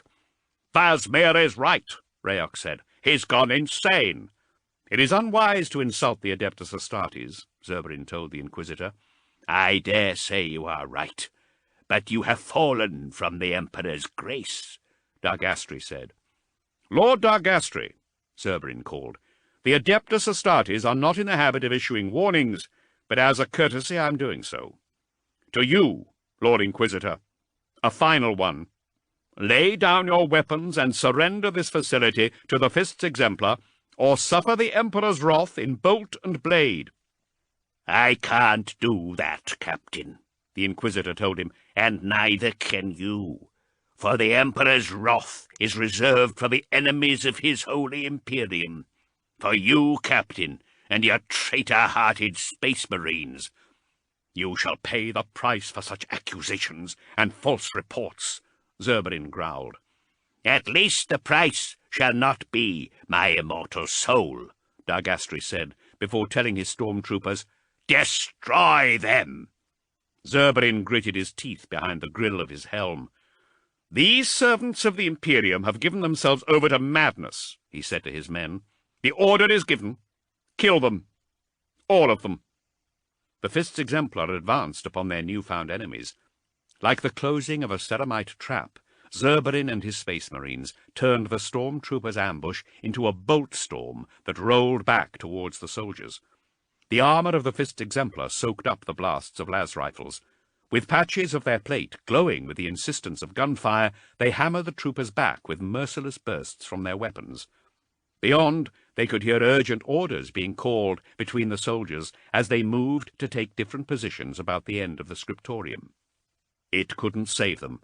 Within the blink of an eye, the 5th Exemplar were upon them, the mortals looking down the sights of pistols and bolt guns. With cold certainty of purpose, the Angels of Death lived up to their name. Bolt rounds came blasting at the inquisitorial stormtroopers with a speed and accuracy they could never match. With superhuman reflexes and a lifetime of training, the Space Marines blew ragged holes through chests and skulls, turning carapace armor and helmets into bloody mulch. Rounds exploded out of the backs of the soldiers, spattering the floor and furniture with gore. The force of the impacts lifted them off their feet and slammed them into the bookcase-lined walls. Before they even had time to hit the ground, the Fist's exemplar had turned, aimed, and delivered another death-dealing blast at their next victim. All the while, beams of energy seared the air about them and left scorched craters in their plate. To their credit, the stormtroopers did not break. They died as they had lived, precisely, economically. Sergeant Vasmir unleashed the devastation of his bolt gun on full automatic, turning hiding soldiers into a mess that was barely recognizable as human. With the troopers in the hall dead, Vasmir ejected his empty magazine and slammed in a new one. Beyond, orders had turned into panicked shouting. An inquisitorial stormtrooper ran out from an adjoining corridor, clutching a plasma gun, and Zurbarin and Rayok both turned their pistols on him. As bolt rounds tore the trooper's body apart, the globe of superheated energy blazing forth from the plasma gun streaked away from the weapon. Like a tiny, blinding sun, it struck Vasmir in the throat, bubbling ceramite and vaporizing flesh into nothingness. The sergeant dropped with an armored clatter, his auspex sliding across the floor. The first captain and Rayok reached the end of the scriptorium, taking positions on either side of the end of the corridor. Zurbarin took a moment to replace the magazine in his bolt pistol. The apothecary holstered his own weapon and drew his chain sword from where it sat across his back. Gunning it to life, he thrashed the monomolecular teeth. Looking down at the dropped auspex on the floor nearby, Zurbarin could see the inquisitorial forces withdrawing up the passage at the sound. The first captain looked back down the hall. The thunder of Squad Vasmir's bolters had fallen silent. The hall emptied of foes. Zurbarin held up 3 armored digits at Rayok, then 2, then 1. Surging around the corner with powered steps, the Space Marines were met with a storm of las beams that cut up the length of the corridor. Their battle plates smoked with a seething caress of suppression fire. The beams kept coming, the gloom of the corridor flashing like a warning strobe. Zurbarin heard the repetitive snap of a volley gun and felt a succession of powerful las streams take him in the cabling of his midriff. Squeezing the trigger, Zurbarin sent bolt rounds rocketing into the stormtroopers holding the passage. His shots tore through carapace, flesh, and bone, blasting Dargastri's highly trained troops into flailing corpses. Advancing past his captain, Rayok brought his chainsword up with skill and determination and swept the razored teeth of the blade through the soldiers who were desperate to get off a last few las blasts before the apothecary reached them. Even inquisitorial stormtroopers lost their nerve as this death came at them. Rayok moved through Dargastri's troops with the precision of the surgeon he was. He opened soldiers up from jaw to hip, the chainsword chewing through flesh. He struck heads from shoulders and cut down through the lines connecting weapons to power packs. The mortals were no longer retreating, they were fleeing. Zurbarin continued his fire. As bolt rounds punched through the inquisitorial stormtroopers, they dropped to the floor until a single soldier remained, the trooper carrying the volley gun. With the smouldering muzzle aimed at the first captain, he pulled back on the trigger. The weapon was silent, however. Rayok had sliced through the gun's power cabling during his devastating onslaught. Zurbarin looked back down the corridor. He saw Squad Vasmir stepping over the body of their sergeant and turned on the remaining trooper with sudden fury, a cold vengeance that was equal parts indignation and indulgence. He slammed his pistol into his holster and grabbed the soldier savagely by the throat. As his powered gauntlet closed on the stormtrooper's neck, Zurbarin leaned in. So close to the struggling soldier's helm, the Space Marine could hear Dargastri still giving orders. The first captain realized that the Inquisitor had been watching the whole firefight through the glowing red lenses of his men. Zurbarin positioned himself in front of the trooper's optics. "This is but one Space Marine for every world in the Imperium," Zurbarin announced, for the Inquisitor's benefit. "This madness has cost me another of my brothers. While we fight amongst ourselves, worlds are being lost to the invader. For my battle brother and the worlds he might have protected, you must die, Inquisitor." With that, Zurbarin crushed the bones in the trooper's neck and tossed his body away like a rag doll. Mendel Rayok came up beside his captain. "Where are the astropaths?" the apothecary asked. "If I must guess, Dargastri has them in the Black Ship," Zurbarin said, his voice a hollow rasp. "But we need them." "The Athenian?" Rayok said. "Yes," Zurbarin said. He changed the channel on his helmet vox. "Lysander!" "Here, Captain," Lysander responded from the bridge of the Dantalion. "Send me 2 more squads and your second-best sergeant," Zurbryn ordered. "We're going to storm the Black Ship." "Yes, my lord." Zurbryn was silent as he made his way through the Arx Meridia station. While Apothecary Rayok kept his chainsword idling, and Squad Vasmir moved from corner to corner, aiming their bolt guns in advance of their progress, the first captain didn't seem to care. As they approached the reception antechambers of the Black Ship's docking station, Zurbryn's men were joined by Squads Tor and Escoban. Sergeant Solomon Tor was a veteran of Gamma Hydrata and the Silent Wars. He had come ready with men and equipment to breach the airlock of the Athenium Astra. They didn't need such measures, however, because as Zurbryn entered the antechamber for the starboard lock, he found the Barbican airlock to the Black Ship open. Zurbryn held up a fist, bringing his Space Marines to a halt. The squads assumed positions on the airlock, their bolt guns ready, while the first captain slowed to a stop. The opening was not crowded with inquisitorial stormtroopers.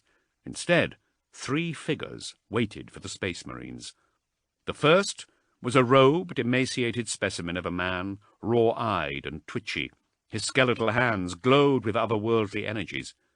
The second sat in a tracked throne, a shaved and muscular wretch.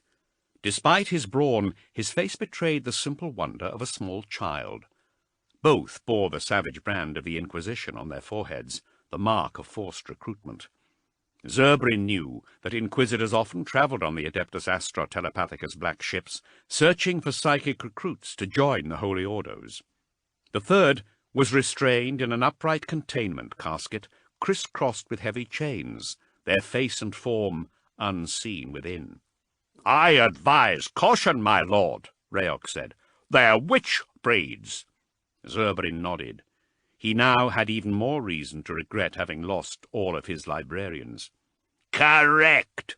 A voice rang out across the antechamber, and the Inquisitor stepped out from behind the upright containment casket. Dargastri was an aged wreck of a man, half machine and half rejuvenate mangled flesh. The Inquisitor's dark robes and hood hid ugly armor. Buried in a stained, unkempt beard, and held in a gap-toothed mouth with a tapering pipe that wreathed the old man in ghostly smoke. He walked around before the psychers with the sighing hydraulics of a bionic leg, steadying himself with a metal walking stick. He wore a holstered bolt pistol on his belt. "Inquisitor." "First captain," Dargastri acknowledged. "You are so ordered," Zurbryn said, "to hand over the Astropath choir assigned to this station. For if you do not, with the Emperor's own thunder, I will take them by force." "The Matrix personnel are under my protection," the Inquisitor said, "and that is the way they will remain." Zurbryn snarled, "Brothers, advance!" Squads Vasmir, Escoban, and Tor stepped forward with their bolt guns to blast the Inquisitor and his 3 psychers into oblivion. Weapons barked their fury. Bolt rounds tore through the cool air of the chamber. A meter in front of Dargastri and his gathering, the rounds stopped, as though they had hit an invisible wall, and showered to the deck. The Fist's Exemplar intensified their fire, targeting the Inquisitor, but to no avail. Bolt rounds simply dropped before Dargastri to form piles on the metal floor before him. The Inquisitor lifted his walking stick. The pommel was crafted into a metal skull. As Dargastri flicked down the jaw with his thumb, a long flame rose up from the crown of the skull, and from it he relit his pipe. He jabbed the stick at the emaciated psyker, who held his glowing fists out at his sides. "I only travel with the Athenian Astra," the Inquisitor said, "but as with any ship, you get to know your fellow travellers. Zygmunt Fess here was part of a hive-world tithe from the Pharaoh worlds. Before devoting his talents to the Holy Ordos, he held off 2 battalions of his homeworld's local militia and Imperial Navy airstrikes for 3 days. He has a talent for survival." "His talents won't be enough to save you, Inquisitor," Zurbryn told him. Dargastri pointed his walking stick at the muscle-bound psyker trapped in the tracked chair. "As there will be no escape for the Emperor's enemies," the Inquisitor told him. 4175 here was transferred from the Dreadhaven penal colony on Panoptica 13. Kept getting through the security measures. Doors, bars, chains, sentry guns. They don't work on him. Panoptica's a dead rock, so there was nothing outside but sun-bleached stone. Still, he earned his place aboard the Athenian, as now he earns his place in my retinue. Dargastri ejected his bolt pistol's magazine and tossed the weapon into the seated psyker's lap. The witch-breed set upon the weapon like a toy to be examined and explored. Within moments, the gun fell apart in his hands. The Inquisitor clicked at 4175. Getting the psyker's attention off the disassembled pistol, he pointed at the fist's exemplar. A childish smile of delight passed across the psyker's features. The deck began to clatter with components. While the Space Marines aimed their weapons at the Inquisitor and his psykers, the bolt guns fell apart in their gauntlets. Rounds rained to the floor alongside the internal working parts of the weaponry. Eventually, the barrels, breeches, and grips of the bolt guns and pistols clanged to the deck. As Rayok's pistol fell apart on his belt, pieces tumbling from his holster, he stepped forward. With a snarl, he gunned his chainsword and advanced. "Apothecary," the Inquisitor said, moving along the line to the final psyker. "I wouldn't do that." "Wouldn't do what?" Rayok asked. "Wouldn't step through your defences and hack you and your witches, limb from limb?" "This is Thesta," Darkastri said, sliding open a narrow panel at the top of the containment casket, revealing the face of a woman. Her eyes were misted, but ravenous for sights unseen. Not knowing what powers she possessed, or what the Inquisitor might do, the apothecary slowed to a stop. "The guards named her," the Inquisitor said. "She won't be tamed for my service, but might still do the Emperor's work, under the right circumstances. Circumstances like these, Captain. The Athenian found her on the feral world of Karnak. Upon arrival, the black ship found most of the population of the capital city dead, drowned.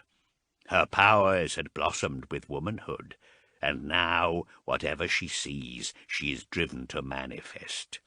It must have rained, a rare occurrence on Karnak. Thesta flooded her entire city and drowned thousands of her tribespeople. They tried to blind her, to curtail her powers, but she can still see. A little. If something were to be held up close, a flame, say." Holding his walking stick up to the containment casket, Dargastri depressed the skull's bottom jaw and produced a flame from the pummel. The rogue psyker's eyes started to focus on the flame, and the casket began to rock. Rayok looked back at his captain. Zurbarin simply stared at the Inquisitor and his collection of witch-breeds. "What is it that you want?" he asked. "I want to serve my Emperor," Dargastri told him, "to my last dying breath." "There is no one clad in this plate that feels differently." "I very much doubt that," the Inquisitor hissed. "Inquisitor," Zurbarin said, "can't you see what is happening to this system, the sector, the Imperium? The orcs are everywhere. They hang over Terra like an ill omen. You must allow me access to the astropathic choir. I have intelligence vital to our success against the alien invader." "So that you might spread your poison to the stars," Dargastri said. "I think not. You will not be allowed to commandeer this station, for the astropaths here are the servants of the God Emperor. You will not be allowed to enter the Athenian Astra to use the astropaths or to plunder its mutant cargo, for they are the God Emperor's bounty." Zurbarin's lips wrinkled into a snarl. The first captain knew that the Inquisitor meant every word, that he would unleash the full destructive potential of his psykers upon them, if pushed. "Squads Escaman, Vasmir, Tor," he said. "Do your duty." He heard the sound of combat blades being drawn as the Fist's exemplar made ready to storm the black ship. "Oh, no, Captain," the aged Inquisitor said. "I can't allow you to do that. You are traitors to the Imperium and must be purged. It is the reason for the Inquisition's very being. I am nothing in the grand scheme of gods and emperors, but you, Captain, and your men, if I let you go, you will go on to wreak havoc across 1,000 worlds." "Emperor willing, yes," Zurbryn said. "Upon the barbarian greenskins." "No, Captain," Dark Astry said. "I've seen the company you keep. You travel in consort with traitors, and I got a good look at them, Captain, for it was your Iron Warriors compatriots who fired upon the Athenian Astra some months since. This vessel still bears the scars of that engagement. We were fortunate to get away with our lives. If it hadn't been for the havoc of the orcs, I doubt we would have done so." "You have seen what we face," Zurbryn said, stepping forward and gritting his teeth. "The Imperium is a candle about to be snuffed out." "There is no common ground to be held between those loyal to the Emperor and traitors. Only degrees of denial and darkness," Dark Astry told him. "I am first captain of the Fifth Exemplar, Gene Sired of Rogel Dawn," Zurbryn said, "scourge of the Imperium's enemies, true servant to the Emperor of mankind." "There can be no accord between you and me, Captain," Dark Astry said, "as there should not have been between the Fifth Exemplar and the Iron Warriors.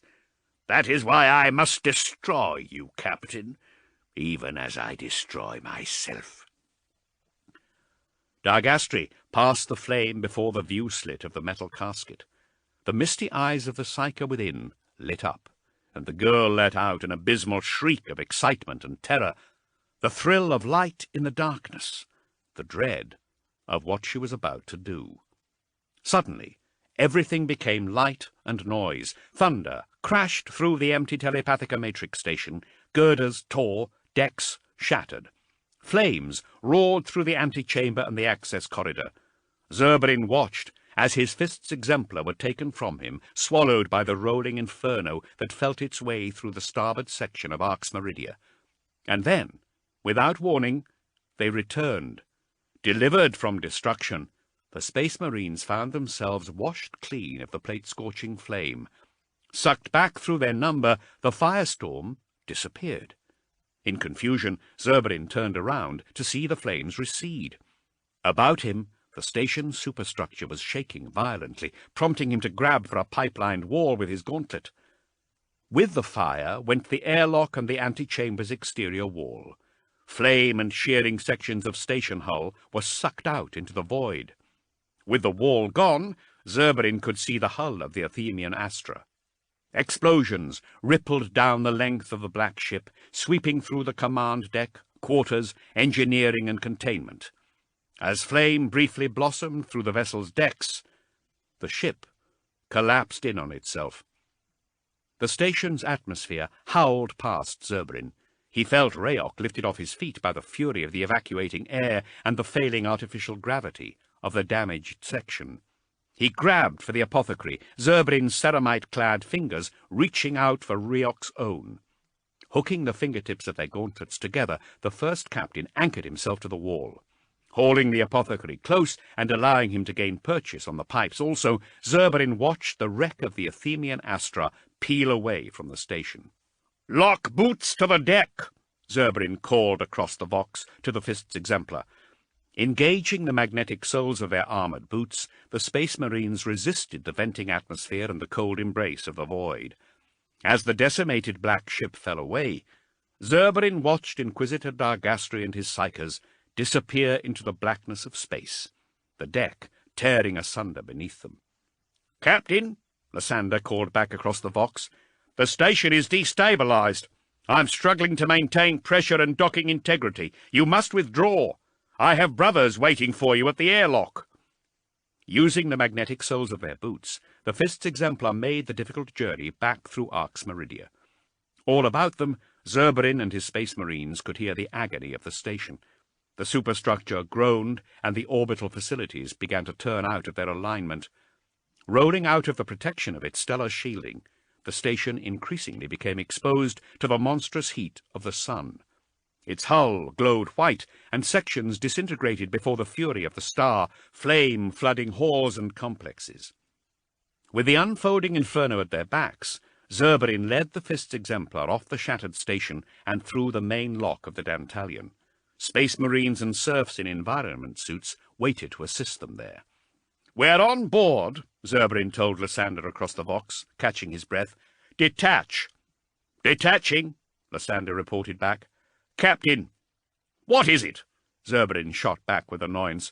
So much had happened aboard the station that he just wanted to be alone with his thoughts, even just for a moment. "Long-range auger scans reveal Orc attack craft closing in our position," Lysander told him. "What are the Iron Warriors doing?" "They're leaving the system," Lysander said. "They're making for the Mandeville Point." Zurbarin looked at Apothecary Rayok and the Fifth Exemplars with him in the airlock. "Follow them," he ordered. Chapter 5. Luna, Somnus Citadel.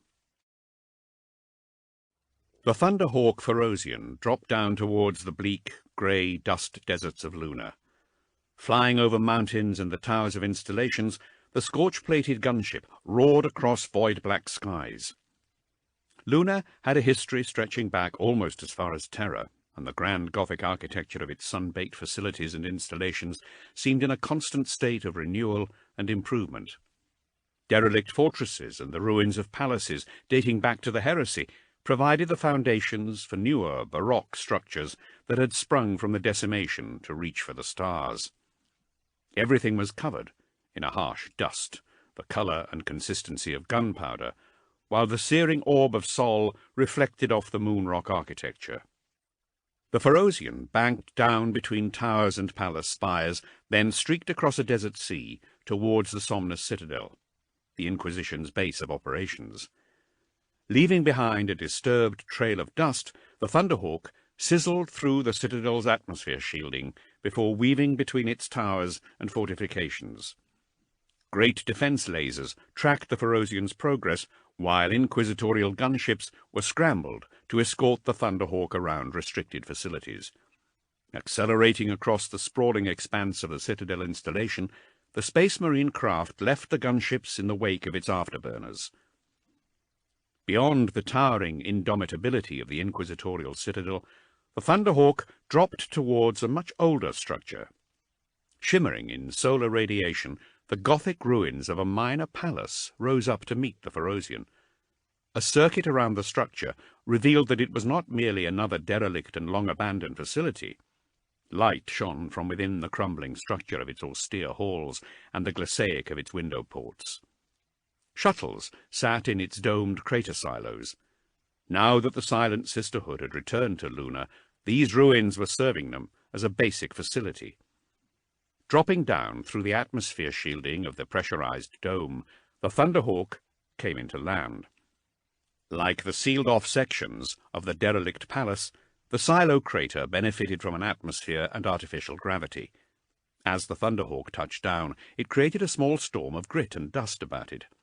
Its nose ramp began to open, revealing Chapter Master Maximus Thane. Like the Thunderhawk and the two Space Marines escorting him, the Chapter Master wore the colours of the Fifth Exemplar.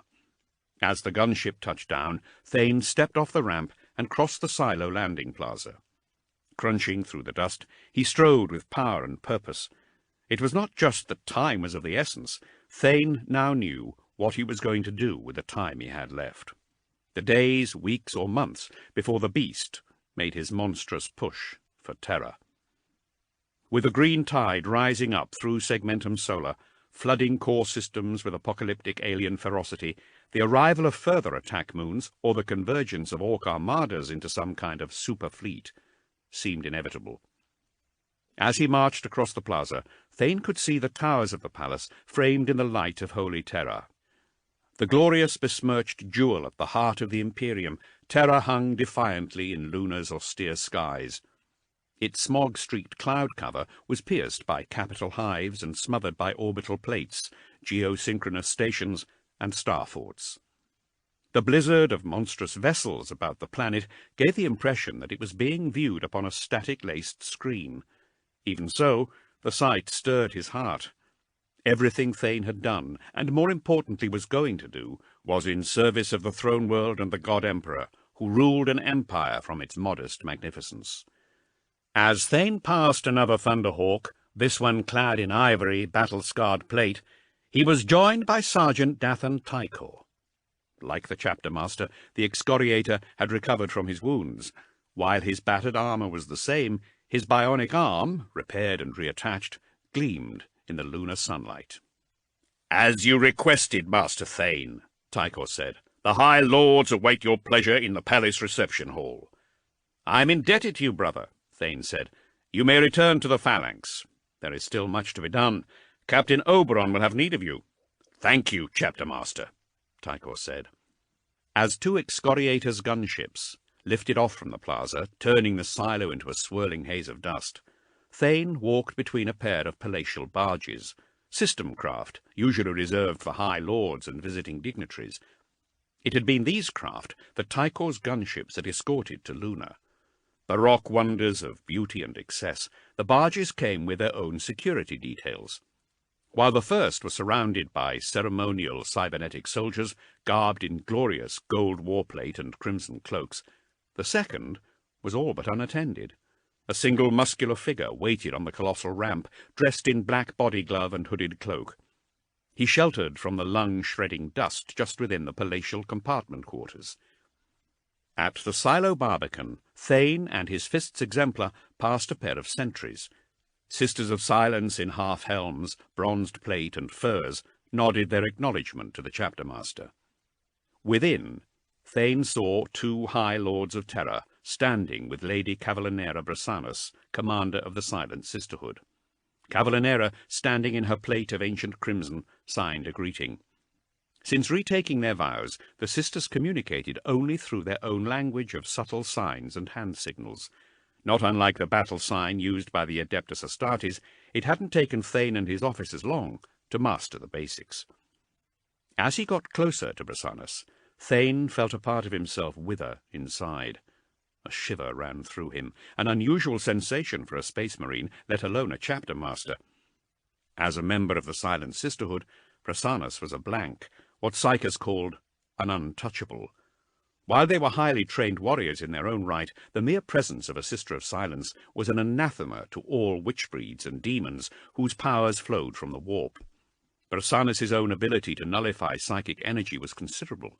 Thane wasn't even a psyker, and still proximity to the Sister Commander made him feel strange, uncomfortable even. He personally liked Cavallinera Brasanus, but being around her filled him with a bottomless sensation of spiritual revulsion.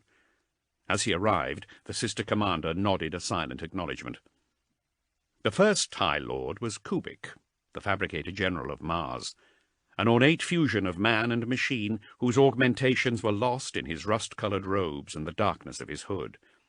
The Fabricator General sensed Thane's approach and turned, his revolving optics changing colour and orientation. Drakan Vangerich, meanwhile, was dressed in the sombre finery of a High Lord, the Grand Master of the Officio Assassinorum, favouring blacks, greys, and robes with room to conceal the tools of his trade. Gone was the quirk of the Grand Master's lip, or the knowing glint of his eye, features that had been in evidence the last time Thane had seen him. Something had changed in Vangerich. He looked every bit as serious as a man should be, having attained his station. "My lords," Thane greeted them, as his Fist's Exemplar peeled off to stand to one side. "Lady Brasanus, thank you for meeting me here. Mars or the Phalanx would have been inappropriate, given what has happened previously and what I intend us to discuss. The Imperial Palace even more so." Brasanus signed an acknowledgment. With his haptic translators, Kubik had no problem understanding the sister. Similarly, Vangerich, with his trained talents, had wasted little time in familiarizing himself with the sister's sign language. Thane looked to the Fabricator General, but Kubik seemed as cold and consistent as the machine he mostly was. Given the recent conflict between the Adeptus Astartes and the priesthood of Mars, Thane had expected some haughty indignation at a summons, perhaps even outrage, at very least a rehearsed objection. "Proceed, Chapter Master Thane," Kubik said simply, the metallic echo of his voice accompanied by the brief flicker of revolving optics. As Thane looked to Vangerich, the Grand Master extended his arm as an invitation to speak. "Would you walk with me?" Thane asked. "I have something to show you." Lady Brasanus led the way through the palace installation. Within an elevator of mirrored metal that dropped down below Luna's surface, Thane turned to the others. "You have heard, of course," he said, "of the death of Chapter Master Kurland." "With the loss of the Primarch and our failure to destroy the alien beast, a triptych of woes," Vangerich said. "Tragedy upon tragedy," Lady Brasanus signed. "Despite their best efforts, the Imperial fists failed the Imperium and themselves," Kubik said.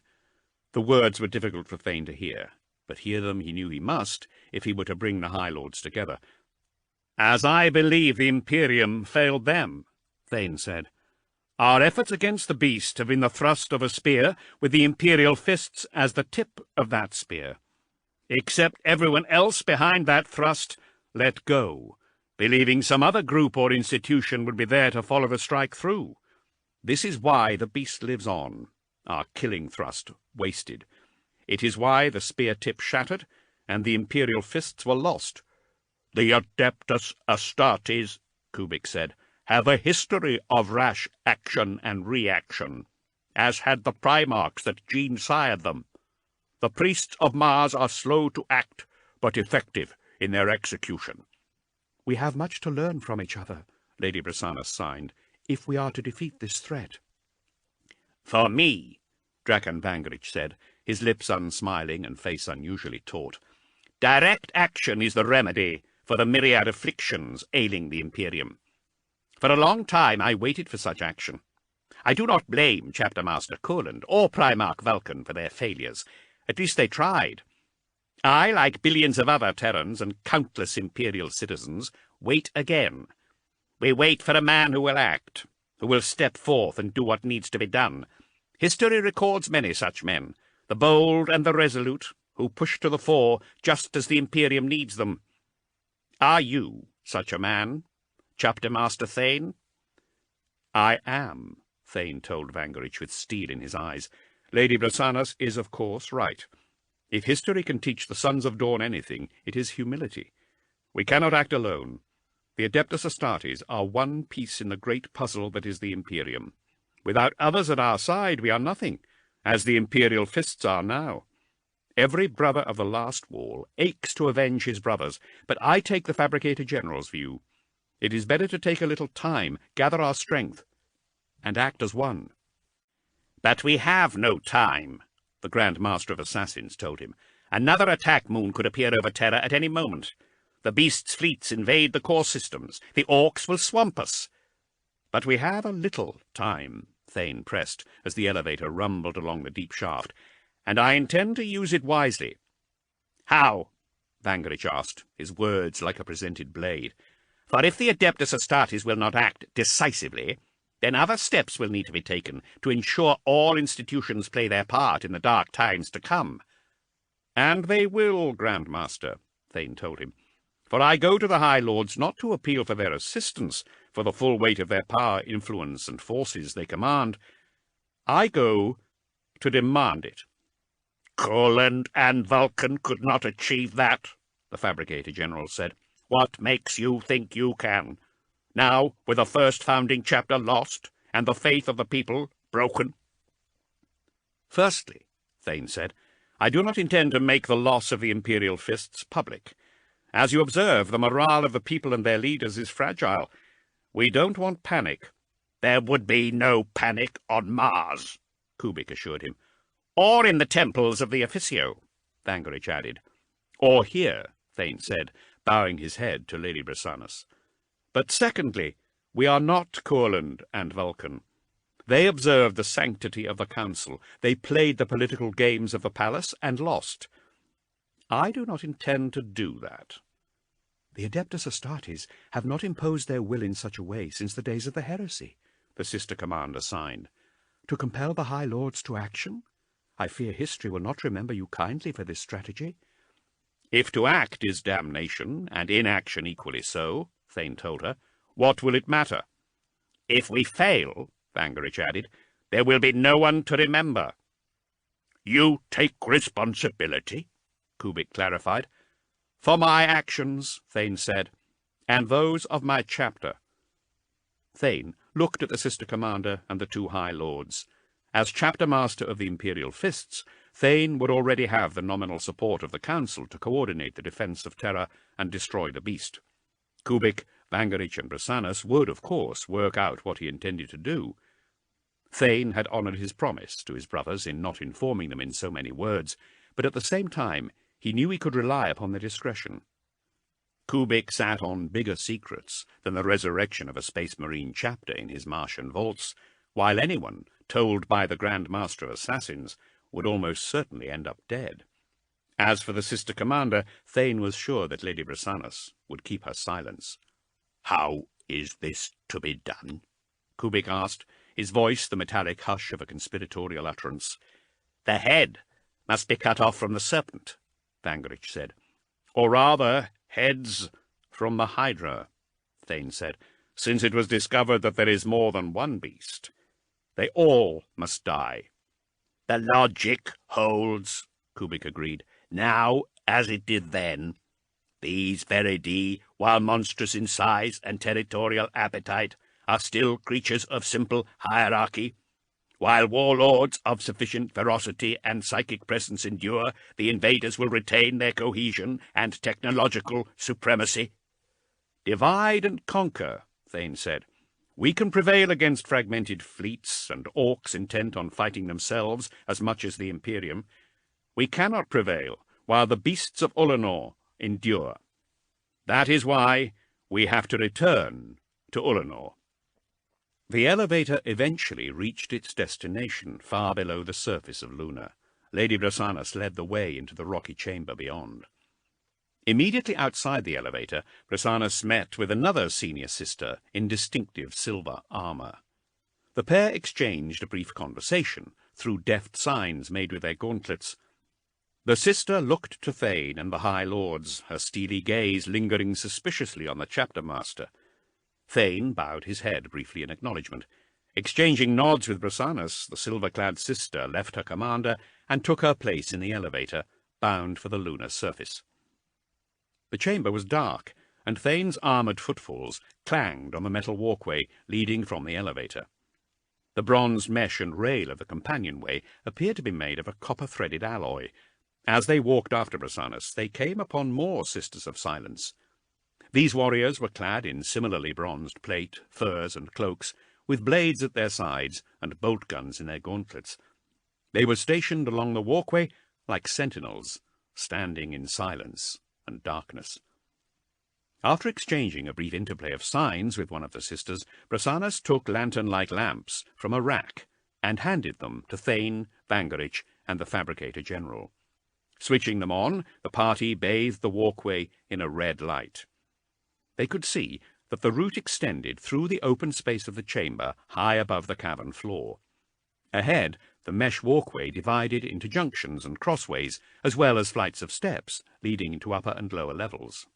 Sisters of Silence stood straight and with their eyes closed in the darkness, not flinching at the red light of the lamps or acknowledging the passing of their sister commander. Their concentration remained unbroken. At the centre of the structure of walkways was a small cluster of cages, all different shapes and sizes, all made of the same bronzed metal. As the red light of the lamps ghosted through the bars of the cages, hulking creatures were revealed within, green-skinned monstrosities that dwarfed the sisters guarding them. 3 of them. Stripped of armour and decoration, the orcs were draped in thick chains. Though starved and restrained, they were still anything but docile. All claws, muscle, and trap-jawed teeth. The brawn of their chests rose and fell as they clutched the bars of their cages. As the red light felt its way through their gargoyle-esque forms, the creatures became increasingly aware of the new arrivals. Nostrils twitched, beady eyes flickered, and saliva dripped from tusk-crowded mouths, and the orcs roared their hostility. In amongst the snapping and the savage ferocity of the creatures, Thane thought he heard something else. A monstrous force of alien obscenity and fury, the sound of distant destruction, pulling him in like a black hole. It was the beast, reaching out, as it had done before, across the galaxy. It filled Thane's mind with momentary madness and a dread feeling of the horrors to come. Then it was gone. Vangerich leant in with his lamp. Suddenly, one of the orcs launched itself at the cage wall, dragging its chains along with it. It heaved back and forth on the bars with its jagged claws, making the metal bars groan in protest. The rabid thing's eyes lit up with a blazing green light. Sparks of ethereal energy showered from its dagger-filled maw, and arcs of strange power coursed across its flesh and sinews. Expecting such a reaction, Lady Brasanus and the chapter-master stood their ground. Kubik's optics whirred around with surprise, changing colour and intensity, while the Grand Master of Assassins stepped back, his hands within his robes, on what Thane imagined to be concealed blades and pistols. The actions of the first orc prompted the other two into a similar frenzy of rage, and they threw themselves savagely at the cage walls and floors. Ethereal energies dribbled from the orcs' noses and ears, and green lightning arced between their bodies. Their roars rustled the robes of the High Lords, while the hulking monster's efforts to get to Thane, Bangerich, and the Fabricator General shook the walkway structure. "These are the psychic specimens," Bangerich said. "The creatures whose abilities you used against the orcs in the last attack on Ullanor." "Yes," the Sister Commander signed. "Like psychic mutants amongst humanity, they are outcasts, unpredictable, difficult to control." "So much so," Kubik added, "that the psychic energy they harness from gatherings of their kind can overload the conduit creature. This results in an explosion of stored energy and the death of the specimen." "Following the last attack on Ullanor," Lady Brasanus explained, "we had one left, which the Soul Drinkers handed over into our custody. Since then, 2 more have been secured by the Death Watch." "There are 3 creatures in total, then," Vangerich said.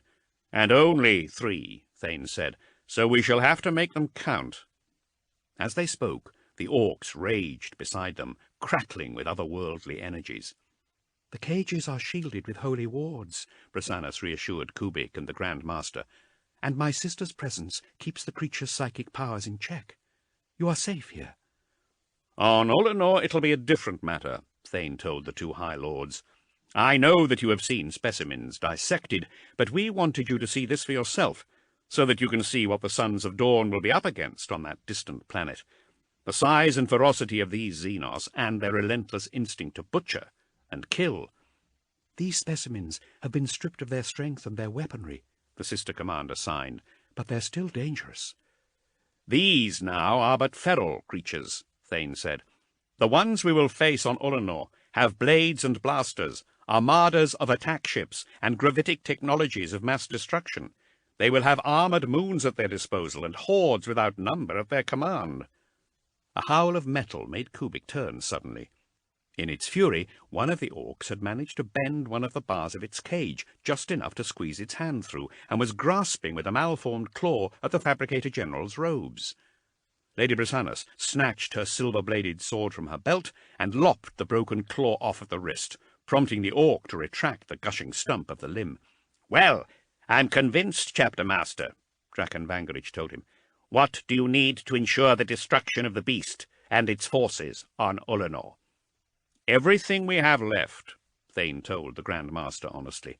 "I will not repeat past mistakes and overestimate my own forces while underestimating yours. My plan is to leave the Last Wall Protocol in place so that Terra remains protected by the Sons of Dawn. I will personally lead the entire chapter of Imperial Fists to Ullanor in the Phalanx, with the aim of storming the beast's palace and cutting the orc hordes across the galaxy off from their command structure. Without their leaders, the invader fleets will fragment. Armies will turn on themselves. Their warlords should revert to observed behaviours, fighting for supremacy amongst their ranks. This should give us time to reform, regroup, and raise an expanded Death Watch to enact a plan of eradication." "But," the Fabricator General said. "But," Thane echoed, "we cannot do that without the full commitment of Imperial forces in support. We need everything that's left.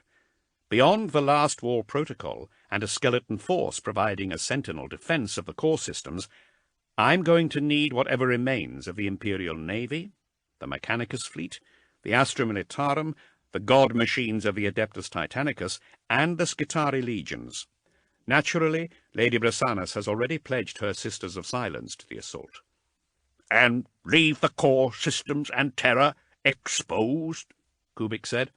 They are already exposed, Vangerich said. The Grand Master is right, Thane agreed. An assassin knows when to commit his full resources to the attack, Vangerich said. An attack that must, of course, succeed, Thane said, or the Fabricator General's fears will become reality. The Silent Sisterhood will do what we've always done, the Sister Commander signed. We will stand between the Emperor and his enemies, dying if we have to, in order to see the Master of Mankind safe. They, along with the deployment of these alien psychers, Thane said, will be essential in disorientating the beast's vast army of defenders and bodyguards. If the last attack taught us anything, it is that the Orc psychers draw their destructive power not just from the numbers of their kind in the vicinity, but the length of time they are exposed to them. Like batteries, we need to give them time to charge their energies before unleashing them to create a backwash of psychic power. This will give my Space Marines the opening they need to fight their way through the palace and obliterate the beast. We will need vessels to punch our way in through fleets of attack ships swarming the Ullanor system. We will need Titans to occupy Gargants and ground forces to keep a planetary horde of Orcs off our backs. Even your assassins will be needed, Grand Master. The talents of my temples will be at your disposal, Chapter Master, Vangerich said. Thane, Lady Brasanas, and the Grand Master looked to Kubik. The Fabricator General's optics whirred and turned slowly in his hood, as though his cogitators were handling changing numbers of great size and importance. Finally, the Fabricator General spoke. The Adeptus Mechanicus have not forgotten the lessons the Veridi have taught us in fire and thunder, Kubik said.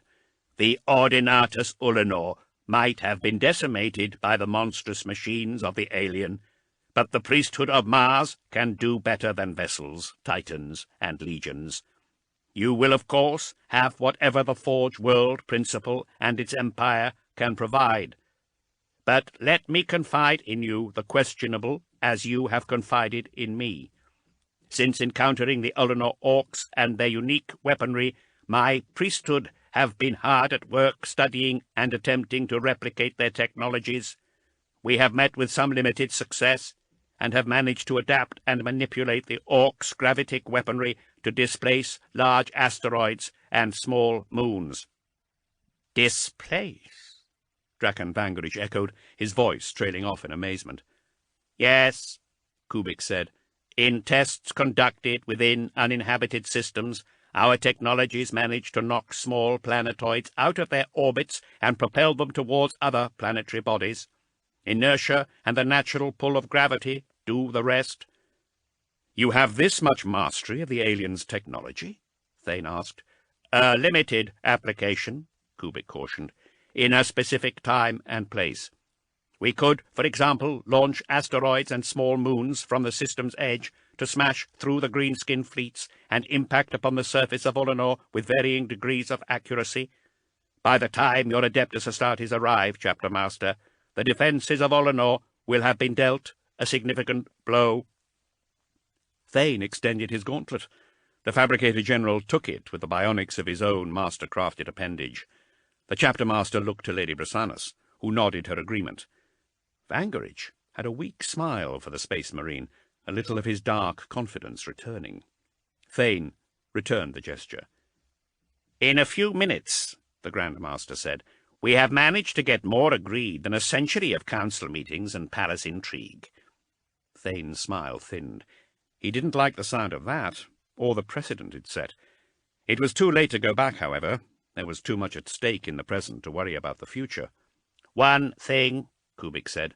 How shall the Lord High Admiral and the Lord Commander Militant be similarly compelled to lend, without question, their remaining ships and soldiers to this venture? Drakan Vangerich's wolfish smile widened further. He looked like a watchdog who had at long last been let off the leash. "Leave that to me," the Grand Master of the Officio Assassinorum said. Chapter 6. Terra, the Imperial Palace. It was evening. The sun was setting, and thin cloud hung like a veil across the skies. Above, the lights of orbital plates, stations, and upper atmospheric skyforts twinkled through the haze. Below them, a sundered world turned. Hive cities that crumbled and crashed to the ground, blanketing the lower districts in dust. The Orca-tac moon might have been destroyed, but millions had died in the defense of Terra. Death hung in the air. Shadows seemed longer, and the darkness deeper. Spirits, too, had been broken. News of failure and successive tragedies had plunged the hearts of billions into abyssal dread. It was a terror all but the most ancient had never known. The Astra Militarum and the Imperial fleet, the Imperium's bastion amongst the stars, had been smashed. The military might of Mars and the red planet's Titan legios had met their match. The Emperor's angels had failed to bring the beast to his knees, and even a Primarch had been lost to the green tide as it came sweeping in to swamp the core sectors and drown Holy Terra in a deluge of alien savagery and destruction. Still, the Imperial Palace stood defiant. It was like a galaxy of stars, every security lamp, glassaic window, and loophole blazing with the light of occupation and industry. An army of serfs and servitors crisscrossed mighty halls, corridors, and precincts. Adepts and scribes went about their bureaucratic business. Warriors of the Adeptus Custodes stood sentinel about the fortifications, while important personages of every rank and station took meetings in conference halls, auditoria, and star chambers, talking about everything and nothing. Even the high lords of Terra haunted the dusty corridors and grand quarters of the Imperial Palace, for the palace was to be found at the heart of the throne world, and Terra at the heart of the Imperium of Man. No place in the galaxy bustled with such status and significance. It was a Gothic crown of architectural magnificence within which the mind-numbing business of a fading Imperium was conducted. Hive cities towered about the palace walls. Titan god machines shook the ground of their assigned avenues with ceremonial patrol circuits. A glittering blizzard of landers, shuttles, and atmospheric craft passed overhead, funneling into restricted flight paths. On the Plaza de Camerata, Drakan Vangerich moved through the crowds. There was an atmosphere, something sombre and rehearsed. Still, gatherings of such number and in such majestic surroundings had the ability to send a flutter through the stomachs of even the jaded aides and clerics. It wasn't just the number, it was the identity of those in attendance that stirred the soul. The entire council was present, high lords of Terra in luxurious robes, furs, and best bionics. Like newly formed planets in a field of debris, they seemed to accrete growing mobs of followers. Some were serfs carrying furniture, attendants and advisers. Most were sycophants and opportunists. Adepts and officials who had high lords they had waited months to meet with out in the open. The gathering on the Plaza de Camerata might have been a ceremonial engagement, but it still provided the chance to do business and press agendas. Like these bureaucratic parasites, Vangerich was also working. But while other high lords indulged and ignored, the Grand Master strode with purpose through the crowds. No flatterers mobbed him. No minions followed him in train. Talk became direct and economical. The Grand Master could get things done instead of spending his days wading through palace bureaucracy. Unlike the other members of the council, his robes were dark and simple, extravagant only in their depth. The Plaza de Camerata was by no means the largest of the palace plazas. It didn't even come close. It still took the Grand Master 30 minutes or so to reach his seat. Situated in the western upper precincts, the plaza had always been a favourite of Vangerich's. An elevated court, it boasted the monstrous fortification of the Venetian wall on one side and views of Hive Valentine on the other, one of the more handsome hives of the capital. The venerable warhound titans, Canis Romula and Canis Rima, towered over its bustling expanse, brought in specially to lend the ceremony an aura of significance. The Plaza de Camerata was ordinarily reserved for theatrical celebrations rather than Astra Militarum parades or aeronauticum flyovers. It was primarily used for entertainment and light-hearted distractions for dignitaries and the occasional High Lord and their staff, off-world acrobats, Xenos menageries, and colossal troops of dancers. This, despite the fact that the grand atrium at the head of the plaza fielded 12 stone thrones. Drakan Vangerich went to take a throne on one end of the line, but found Fabricator General Kubik there already, resplendent in robes of crimson fabric and silvered mail. A Skitari honor guard stood nearby, flanked by a pair of combat servitors, the grotesque fusion of their bodies disguised with ceremonial trappings. Taking the throne next to Kubik, Vangerich offered a slight bow from the depths of his hood. Fabricator General, Grand Master. Vangerich looked out across the plaza. It was one thing to invite the High Lords of Terror, and then watch as one by one they consented to attend, unwilling to be outdone by other members of the council. The horde of adepts, aides, and bureaucrats occupying the vast plaza in their dun robes was something else. Usually, Lord Scriveners, sub-secretaries, and adjutants were not invited to such gatherings, and the repulsion could be seen on the High Lords' faces as they negotiated the crowd. Vangerich enjoyed watching them squirm. The vox bead in Vangerich's ear chirped. Beast Cruel was calling in. By the clarity of the vox signal, Vangerich assumed he was near. Casting a practised eye across the multitudes, he spotted Cruel moving through the crowd in the simple robes of a scribe. With his bulk thus disguised, the assassin felt his way through the masses, attaching himself to the train of one High Lord, and then the next. He moved within the protective canopies of stormtroopers, between genetically enhanced bodyguards, and through dark throngs of inquisitorial henchmen. Vangerich knew Cruel to be an operative who never wasted an opportunity. He assumed that the assassin wanted to show him how close he could get, and how exposed the other High Lords were. He wanted to show his master what could be achieved. Vangerich, meanwhile, had managed to lose 2 tails in the crowd, unobtrusive ghosts dressed as ceremonial serfs. They probably belonged to Wienand, but Vangerich couldn't be sure. Another, a servitor that wasn't, had offered the Grand Master a drink, but in addition had placed a tiny listening device on his robes. That had been clumsy, and likely to have been someone else. Dropping the device into the drink, some kind of warmed, spiced wine, the Grand Master had deposited the chalice on the next meandering servitor's tray. His enemies on the council would do anything to catch an unguarded whisper, or the exchange of intelligence between the Grand Master and his assassins. Such efforts were undertaken as much in self-defence as from the desire to know Vangerich's secrets. Each High Lord present wished to know what he was planning for them. While an annoyance, Vangerich appreciated the theatrics. It fitted their location, the Plaza de Camerata having played host to celebrated savants, authorized remembrances, and great companies of actors. Vangerich had seen both Clastragar Part 2, The Witches of Galatai here, as well as the massacre at Montaliban Fields, in which the company of the Chartist captains dramatized the atrocity Death for Death on the plaza expanse. Now the plaza was going to play host to an entirely different kind of theatrics.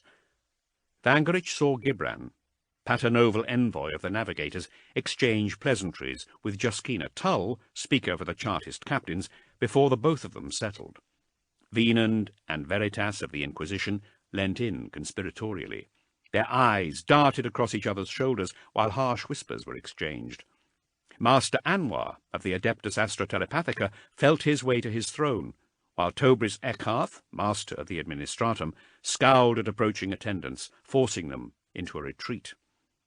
Werner Zek, Lord High Admiral Lansung, and the Lord Commander Militant simply sat in grizzled displeasure.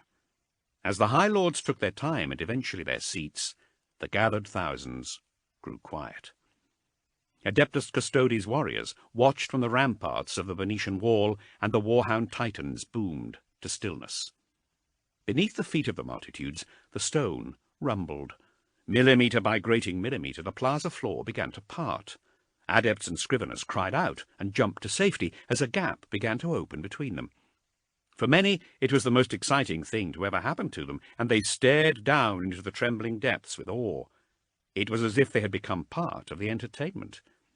Crowds moved aside, individuals reaching out in their robes to steady themselves as they rode out the quake of the parting stone. Dust cascaded down into the dark chasm opening in between, and high lords stood up from their thrones to get a better view. Bodyguards swept in to put themselves between their masters and harm's way. Vangerich looked to Kubik, who said nothing. The Grand Master nodded for the both of them. He had seen different shows and spectacles performed on the Plaza de Camerata, but he had never seen the elevated precinct open. It was quite a sight. Some of his compatriot lords were similarly impressed. Most tried to peer down into the rumbling darkness, while several even clapped. The stresses of war and Xenos doom were momentarily forgotten in the distraction of the plaza. It was what the venue had been built for. As Vangerich caught sight of the vision below, the Grand Master of Assassins smiled. The High Lords paled, but the crowds began to cheer. Rising up through the gap created by the parting plaza, riding a colossal platform of stone, were armoured figures. Many armoured figures, stretching across the platform as far as the eye could see. As the thunder of the rising floor echoed to a stop, the reverent cheering grew louder. Before the horde of lowly scribes and augmented adepts, there had appeared rank upon rank of Adeptus Astartes. More than any palace menial had ever seen in one place. Aides and advisers took the appearance of the Space Marines as an indication that some kind of parade was to take place. The High Lords knew better, however. They knew that such a gathering meant something else entirely, something impossible. As they took their seats again, with grim faces and steely eyes, the celebratory cheering began to fade. Taking their master's solemn reception as an example, the crowds stood back in a collective silence that swept the plaza. The Adeptus Astartes warriors didn't move. They were like statues or columns of standing suits of power armor. Each bolt gun and piece of plate gleamed with the fresh attentions of tech marines and artificers. Reset banners billowed in the breeze above noble captains and command squads. Indomitable sergeants stood to attention at the fore of their own squads. At the head of the column was a company decked in tactical dreadnought armor and monstrous weaponry. To the High Lords it appeared to be an army of Space Marines. To Kubik, who rapidly counted their number, and Vangerich, who guessed the true nature of what he was looking at, the assembly was a full chapter of Adeptus Astartes. Not the mixed number of Space Marines that made up the last wall, but a single glorious chapter, standing tall and together in the presence of the High Lords of Terra. It was a truly terrifying sight, a vision that captured the imagination and took away the breath. The singular, most striking feature of the chapter, however, was not their number or presentation. It was the colour of their honoured plate. The adepts and scribes had cheered because they did not know what they were looking at, but each High Lord of Terra had received the briefs from Ullanor. Intelligence of the catastrophic losses suffered there, reports of the death of Vulcan, the Emperor's son, word of Courland, and how he had met his end. The last thing the High Lords of Terra expected to see, towering above the plaza in perfect formation, were the Imperial fists, the Sons of Dawn resurrected and presented at fighting strength before them. The council, like the surrounding crowds, were bathed in the glorious golden plate of the chapter, its indomitable strength and grim resolve. What they could not know, and what both Vangerich and Kubik suspected, was that each venerable suit of armor had been repainted to honor the spirit of a lost Imperial fist, a warrior lost to the Imperium, betrayed by the High Lord's failure, doomed by the Orc's success. 1,000 Space Marines and their captains, selected from the battle-hardened ranks of the Excoriators, the Crimson Fists, the Black Templars, the Iron Knights, the Soul Drinkers, the Executioners, and the Fists Exemplar.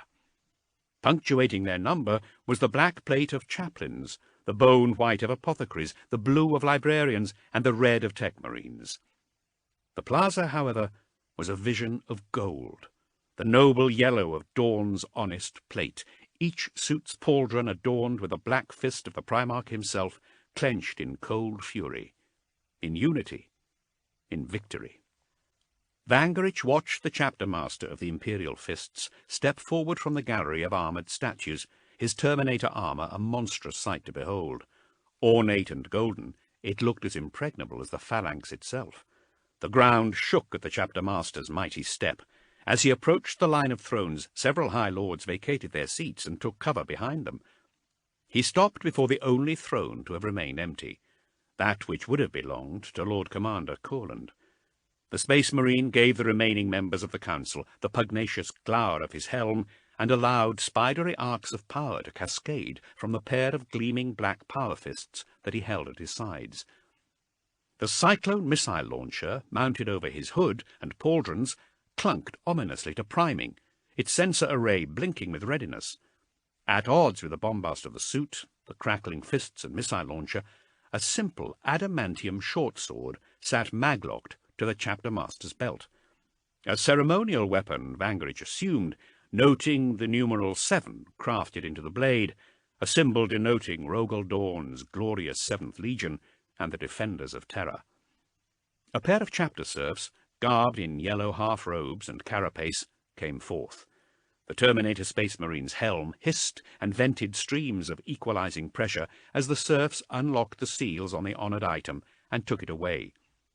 Revealed was the grim visage of Maximus Thane, formerly chapter-master of the Fists Exemplar, now presented to the High Lords of Terra as the master of the Imperial Fists.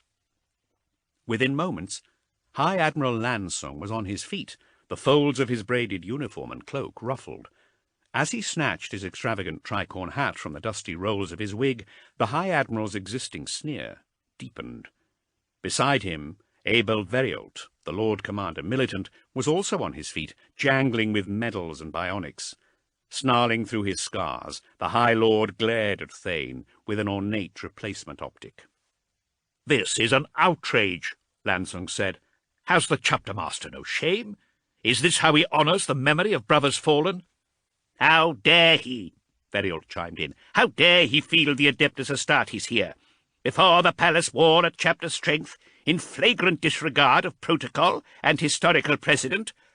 "It is simply not done," Lansung said. "Such demonstrations have no place here." "This had better not be some crude attempt to intimidate the Council," Veriolt said. "If Lord Commander Courland were," Lansung said. "Which he is not," the Lord Militant added. Vangerich watched the interchange with interest. Lansung and Veriolt's words withered before the sight of the chapter-master. Towering over them like a living fortification in his battle-plate, Maximus Thane seemed to be beyond them, beyond the concerns of palace politics and expectation, and most of all, beyond his remit. The Grand Master understood why the pair of High Lords were on their feet. While Vangerich had tarried in filling the ecclesiarch's seat, that belonging to the fallen Courland, and the office of Lord Commander that went with it, was now open. Like Veriolt and the High Admiral, Vangerich lived in the shadow of such opportunity. It drew them in like a collapsing star. Status, power, doom. Both Lansung and Veriolt saw themselves as candidates to be honoured with such a title, especially at a time of war and catastrophe. As Venand and the Grand Provost Marshal went to join them, Thane stamped down on the plaza with his boot. The thrones shook, and the High Lords with them. The quake sent Venand and Werner Zek back into their seats. The High Admiral and Lord Veriolt followed, falling back and thudding into their thrones. Chapter-master Thane turned around, presenting his armoured back to the High Lords. The powered movement drew a gasp from several members of the Council who couldn't believe what they were seeing. Vangerich tensed. If one of the High Lords did something stupid, like call for the Adeptus Custodes and decry Thane and his Space Marines as traitors, then things could escalate quickly. The Grand Master wouldn't allow such a thing. Thane must be given time to speak. Vangerich watched as the chapter-master addressed the plaza. His voice boomed about the Space Marines, High Lords and underlings alike, relayed from his suit to voxcasters situated about the precinct. "Brothers," Thane said, "lords and citizens of mighty Terra, listen to me now, as you would to the master of mankind and his ministers of fate. For through our veins runs the blood of Rogel Dawn, as through his the blood of the Emperor flowed. Before we were favoured with the Emperor's blessing, before we were shielded with angels' wings, we were as you are now, of common flesh, of uncertainty and questions eternal. I tell you this to remind us all that we are all interconnected, that we rely upon one another, that we achieve nothing alone. The Grandmaster watched Thane begin to pace up and down the plaza, his armoured boots sending quakes through the thrones of the High Lords of Terror. "Earlier," Thane said, his words carrying far and wide across the plaza, "I spoke at length to select High Lords. We talked of matters of Imperium and State, of the vanquished Orc attack moon, and our challenges on the beast's monstrous homeworld, where heroes fight to bring an end to this vast and terrible conflict." Bangerich watched High Lords scowl and whisper amongst themselves, ignorant of such a meeting. As the chapter-master went on, he drowned the council members' protests in thunderous proclamations of his own. "It was a long meeting," Thane told his audience, "as meetings concerning matters of consequence tend to be. While listening to the High Lord's council, I noticed a spider crafting a web across the casing of an arch. Every time a scribe or servitor passed beneath, the web was damaged and torn. As I listened to the wisdom of our High Lords, I watched this tiny creature repair the structure it had created. Time and again, forces beyond its control, or even understanding, tore the web to shreds. Time and again, the spider crafted its home anew. Our lives are like the threads in that spider's web, each one connected to hundreds more, relying upon each other for strength and stability. Our Imperium is like the spider's web, myriad worlds connected by an intricate network of shipping lanes, interstellar trade routes, and navy patrols. But when something crashes through that web, like the Xenos invaders, this beast we have come to know as our deadly foe, strands snap, structures collapse, and the web hangs in disarray. The spider, however, knows nothing of fatigue. He has no indulgence for the loss of hope. The futility of his efforts is an alien concept, as it is with us. The Imperium of Man has stood for more than 1,000 years because of such resolution and industry. Billions live within our web of protection. Worlds might be lost to the mutant. Subsectors fall silent at the arrival of alien invaders. Routes fall prey to warp storms and pirates. The Imperium endures. It will always endure while there are loyal subjects of the Emperor to sustain its majesty. From ages of darkness and strife, we have returned. We lived the dread days of heresy and loss. We shall survive this green plague.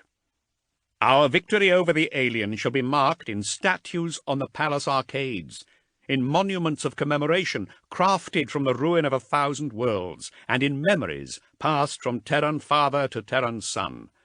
We shall never forget the rising of this beast, the destruction he has wrought, and the unbreakable will it took to defeat him. But first, we must defeat him. We must strike at the heart of his empire as he has done to us. We must return to Ullanor, a planet infested with the alien, at the heart of a system swarming with the foe. The surrounding sectors are decimation and barbarity, awash with attack moons and monstrous fleets of greenskin craft. We have stood in the blood and dust of Ullanor and failed. But during the Emperor's great crusade, we raised the battle standards and banners of victory over Ullanor. The difference then was that we were united under the Emperor's gaze. We were humanity resplendent, fighting together for a common cause. The vessels of the Imperial Armada, the god machines of the Mechanicum, the Space Marine legions, and the millions of the Imperial Army, we were as one with the indomitable will of the Imperium behind us. We have proved that nothing can stand before such a collective will, and nothing ever shall. That is why we return to Ullanor, glorious in our unity, assured of our victory, and ready to reassert our dominance in the galaxy once more. Let me hear you now. Let my imperial fists, who go to war in your name, hear your brotherly love. Let the master of mankind in his palace hear your pride in his dominion. Let the beast across the void hear your fury and defiance. Drakan Vangerich felt the plaza tremble with the wild roars of desiccated adepts and soulless scribes. Dust fell from servile robes as blood thumped once again through withered hearts. An army of petty bureaucrats found themselves, and what it meant to be human, with Thane's words echoing about them. His rallying call had awoken them, as if from some smothering nightmare of crumpled vellum, data streams, and meetings eternal. They were men and women once more, not just augmented collators, servants, senseless to impending doom. The orcs seared into reality for the palace clerks, administrators, and scriveners. They were not merely digits on a data slate, or the subjects of dictated scrolls. They became creatures of alien flesh and blood, a living, breathing menace, a reality in which they found their deepest fears, a monstrous vision upon which to project their hatred. In those moments of bellowing affirmation, the Grand Master watched the palace servants forget the petty jealousies of their masters, the politics and game-playing. It all became so simple. The Imperial Fists, with the Astra Militarum, the Imperial Navy, and the Adeptus Mechanicus at their side, would destroy the Green Plague at its source. They would emerge victorious upon Ullanor and deliver holy terror from alien destruction because they had to, because every war ever fought by the forces of humanity had allowed for a moment like this, a moment in which those that were left pledged their all to a future unknown, a moment in which survivors found their voice in the silence of empires all but conquered and declared with one voice that they were forever. Vangerich looked to Thane. The chapter master stood tall amongst the triumphant cacophony. Adepts shook their staffs of office, while scribes flapped scrolls in the air. Beyond, the Grand Master saw that the ramparts of the Venetian wall were crowded with silhouettes, similarly waving.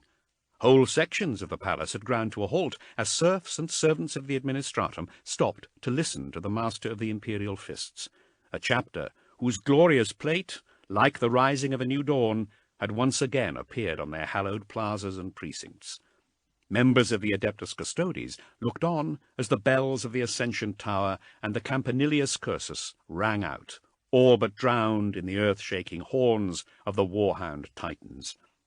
For a moment, the setting sun broke through the rust-stained clouds of the capital, bathing the Imperial Fists in a golden light.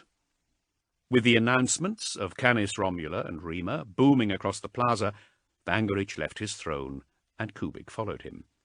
The High Lords were out of their seats and in uproar, but their carping remonstrations and threats made little impression upon the crowd, most of whom could not hear their masters.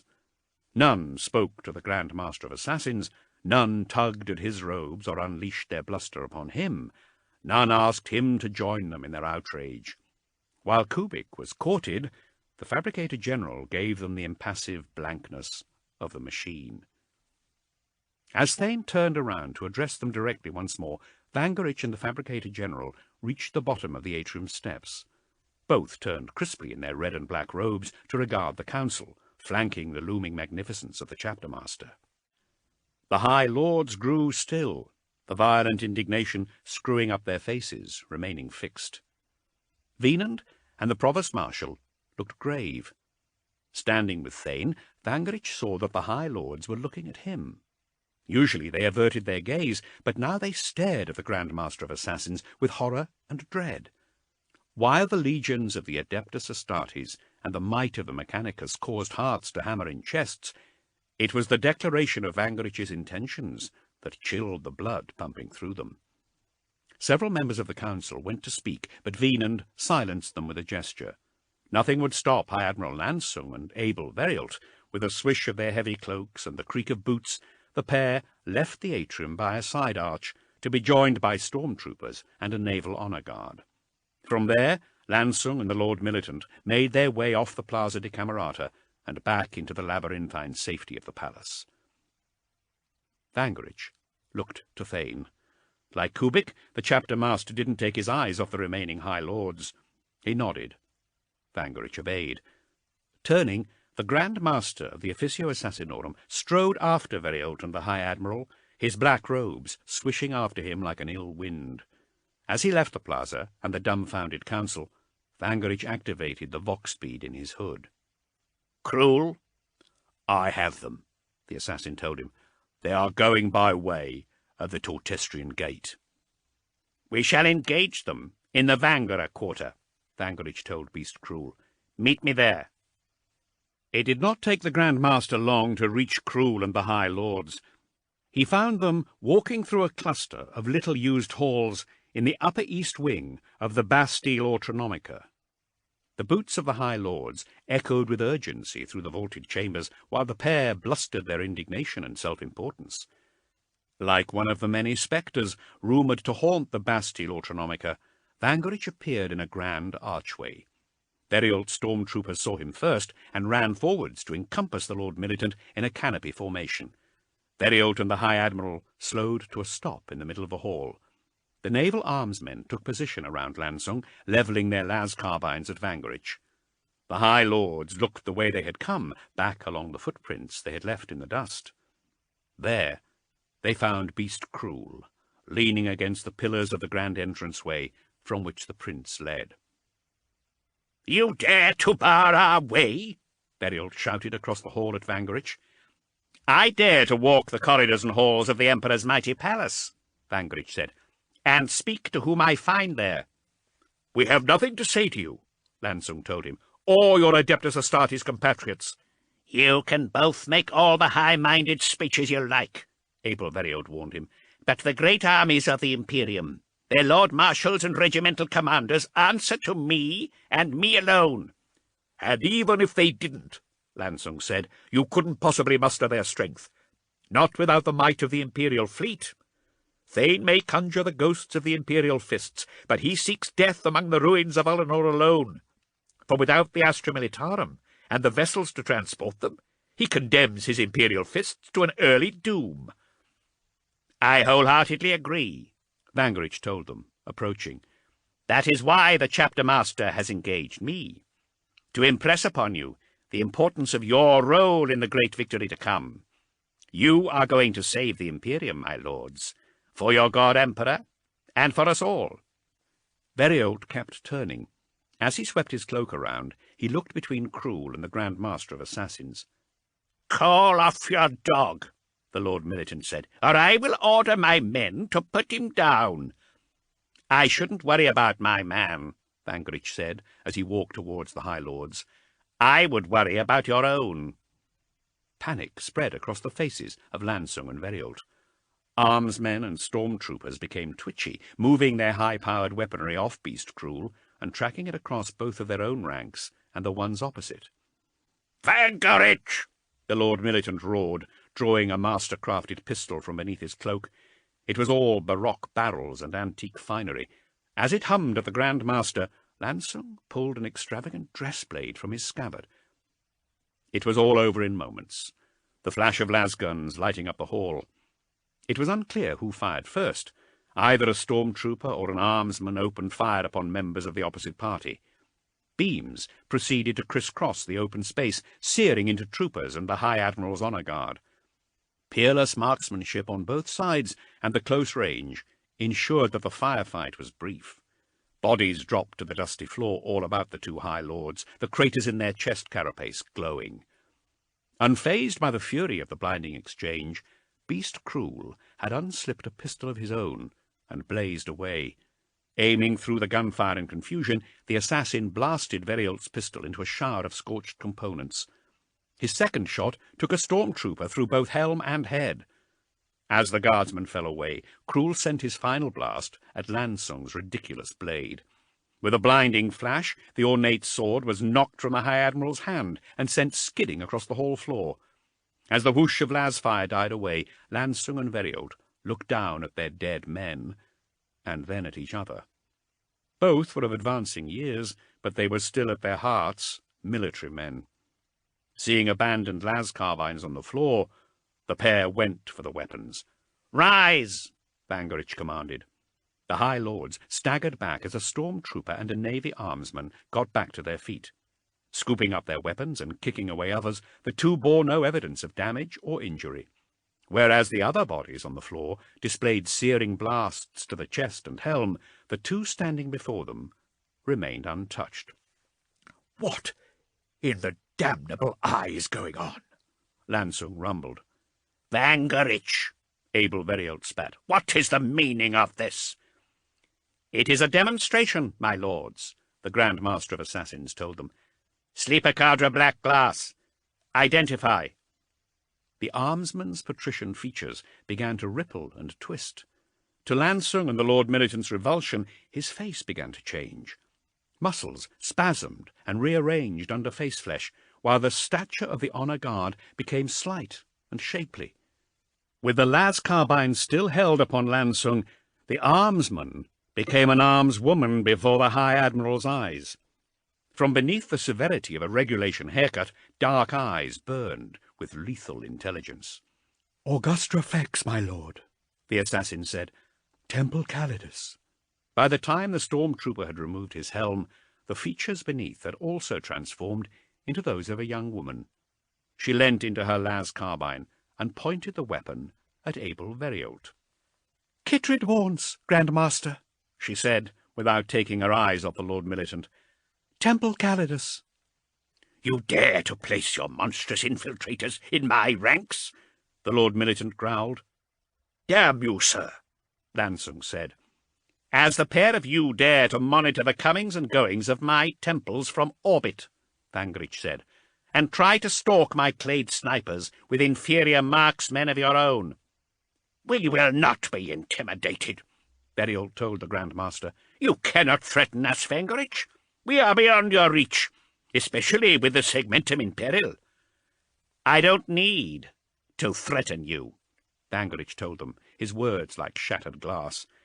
I only need to kill you. Cadre, enact your protocols. Augusta Fex and Kittred Vance slipped easily into a grotesque transformation. Bones crunched, sinew tore, fat and muscle ballooned. They grew in height and heft. Their chins and faces grew fat. Vance became the mirror image of the battle-scarred Lord Militant, while Fex's skin grew lined and weather-beaten like the High Admiral's. Even their eyes changed colour, making the pair indistinguishable from the High Lords. Lord Militant, Vance addressed Veriold in his own gravelly voice. High Admiral, Fex said, touching her temple in a playful salute, as the shock of hearing his own voice played out across Lansung's face. I could execute you right here, Vangerich told the pair, in the Imperial Palace, and no one would be any the wiser. I could replace you with my assassins and have the Astra Militarum and the Imperial Navy under my control. Who could conceive of such a monstrous thing? Lansung said. Who indeed? Vangerich said. With one command, I could rid the Imperium of 2 sacks of rancid wine and use your influence to bring the Council on board with Chapter Master Thane's plan. With your stationed fleets, High Admiral, and your mustered billions, Lord Militant, the Imperial fists just might stand a chance against the foe, and snatch terror from the jaws of the beast. Well, what are you going to do? Veriold asked, his voice betraying the tremor of a man who had thought through his enemy's battle plan and found it to be sound. Lansung stared at the Grand Master, his great chest rising and falling. That is really down to you, my lords, Vangerich said. It is your fingers on my triggers. I take solace in the fact that your deaths won't be my responsibility, though you should know that they would weigh very little on my conscience. What do you want? Lansung asked. I want your cooperation, gentlemen, Vangerich said with a wolfish smile, which died on his face as he carried on speaking. I want you to live up to the Emperor's expectations. I can replace your aged flesh, but the experience that has put lines upon that flesh would still be lost to the Imperium, should I have to take drastic measures. Your knowledge and military skill are the only things of worth to me. They are the reason you are alive. What do I want? I want sentinel regiments allocated to the subsector, as well as core fleets to remain on station about the capital system. They will coordinate with the Adeptus Astartes of the Last Wall to shield Terra and the Emperor from the enemy, should our attack on the beast fail. It will not fail, however, for you will mobilize every available warship and transport, every battle company and battalion to accompany the Imperial fists to Ullanor. If you hold back so much as a stretcher-bearer or fleet tender, I will issue the order for your assassination, Augustra and Kitrit here will be waiting upon it. They will be every guardsman, every armsman and officer that you see about you, in place and waiting. Waste no time in flushing them out, for they are not the only members of the Black Glass cadre. My operatives are every one and everywhere. Each is ready to take your worthless lives and replace you at a moment's notice. So tell me, my lords, do we have an accord?" Lansing and Veriold looked wretchedly at one another, and then at the Calidus assassins, who were like reflections in a crystal-clear mirror. "We do," the High Lords answered, their voices laden with dying anger and doom. "Good," Vangrich said, nodding to himself at a job well done. He enjoyed the moment, the High Admiral and the Lord Militant finally doing as their duty required of them. "Very good." Chapter 7. Ullanor Sector, 44 Thusa. Thane pushed himself through the rocky corridors and across the cavernous chambers of 44 Thusa. The asteroid was a labyrinth of darkness and zero gravity, allowing even the chapter master in his Terminator plate to move effortlessly through its rocky heart. 44 Thusa had been selected from the Golgashir asteroid field and hollowed out by heavy servitors above the fabricator moon of Abithica Prime. Shielded by an intense debris field, the tiny forge world had been missed by roving Orc fleets and selected as one of the 6 staging points for the Imperial attack upon Ullanor. Thane had had his Imperial fists travel there to be met by artisan trajectory August von Auken, whom Fabricator Kubik had entrusted with the experimental gravitational technologies the Adeptus Mechanicus had developed from recovered Orc equipment. Within a wide ring of colossal node installations hanging above the Fabricator moon, 44 Thusa tumbled through the path created by the gravitational node fields orbiting the planet. The asteroid was busy with scaffolding and orbited in turn by workstations and servitor ships. With alterations made and its precious cargo installed, the asteroid gathered speed as it moved between the alternating nodes. Pulled onwards by the gravitational forces of the adapted Orc technology, the colossal piece of rock spun with increasing velocity around the Fabricator moon. Utilizing Artisan van Auken's calculations, power to the gravitational ringway was cut, and 44 Thusa was thrown out into the void like a tossed bolas, heading at carefully calibrated speed on a trajectory for the planet Ullanor. The last of 6 successful test launches, using asteroids from the Golgashir field, 44 Thusa followed in the path of its rocky predecessors. Like a comet breaking up into a meteor storm, the asteroids plunged towards the homeworld of the beast. 44 Thusa, however, was the only one to carry the forces of the Imperium. Also repairing at Abithica Prime had been what remained of Battlefield Solar Spinward. Comprised of ancient battleships, grand cruisers and fleet carriers, the armada had been bolstered with escorts and heavy frigates from Xanaheim, as well as Abithican arc cruisers of the Zeta Iota battle group. Newly reassigned as Attack Group Thusa and placed under the command of Lord Admiral Evelyn Napier, the fleet's instructions were to follow the asteroids in through the outer systems of the alien stronghold sector at sublight attack speed, while protecting the heavy transports, troop carriers, arc freighters, and mass conveyors from the swarms of Orc assault craft Thane expected to find there. Fighting fire with fire, Thane had chosen to transport most of the chapter, along with Cavalinera Brissanis' Sisters of Silence and the Orc Psychers, to Ullanor aboard the asteroid. Crashing into the planet, in emulation of the Orcs' own devastating tactics, Thane aimed to take advantage of the widespread destruction and chaos by holding and expanding the decimated landing zone with landed armor, guardsmen of the Astra Militarum, Skitarii legions, and battle automata. Utilizing orbital strikes and Navy air support, he also hoped to get the god machines of the Legio Intrafex down on the ground. All the while, Thane and his Imperial fists would besiege the Orcs' palace and the Sisters of Silence, could unleash the power of a greenskin psyker upon the apocalyptic monstrosity the galaxy had come to know as the Beast. Launched from other fortress worlds and forge worlds situated about the Ullanor systems, 5 more attack groups were surging through the void towards the stronghold system. Magos Dominus Georg Zokov led one attack group from Dynax Abultra, the Dominus's experience in commanding Adeptus Mechanicus forces during the previous attack on Ullanor seen as invaluable. Another benefited from having High Marshal Beaumont of the Black Templars leading the charge. One even carried a High Lord of Terror. Venand of the Inquisition had decided to accompany her Adeptus Mechanicus advisor, Eldon Urquidex, and a force of Death Watch Space Marines under their watch commander, the Space Wolf, Asger Warfist. The last attack group followed in the wake of the mighty phalanx itself, with 10th Captain Dicarion fortifying the colossal craft with the scouts of the 10th and 2 demi-companies of Imperial Fists.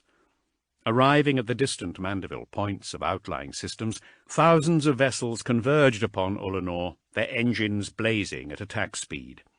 The Imperial Navy had deployed the last of its battleships and grand cruisers, leading patchwork armadas of scrambled vessels made up of system squadrons, patrol groups, flotillas, and sector fleets. Legendary capital ships had even been hastily refitted and brought out of retirement. The Emperor Ascendant and the Astra Glorianus that had been serving as a prison hulk amongst the rings of Tetrabithia. Flanked by cruisers, heavy frigates, and destroyers, they escorted the great arcships of the Adeptus Mechanicus and bulk freighters transporting the apocalyptic war machines of the Adeptus Titanicus. Fat troopships carrying Astra Militarum regiments travelled alongside arc freighters transporting Skitarii legions to war and navy carriers primed with interceptors, strike fighters, bombers, and gunships. Other institutions had contributed what they could. The Ecclesiarchy had sent along Ministorum transports, overladen with hastily recruited Frateris militias. The Adeptus Arbites had dispatched a small number of precinct ships and counterinsurgency craft, while Drakon Vangerich had contributed several clade ships carrying some of the deadliest killers in the Imperium. Thane and his attack force were prepared to give the Orcs no quarter and no respite from catastrophic destruction. As the monsters staggered through the ruins of their own world, the chapter master would visit on them doom upon doom before baptizing the newly formed Imperial Fists in dust, blood, and battle.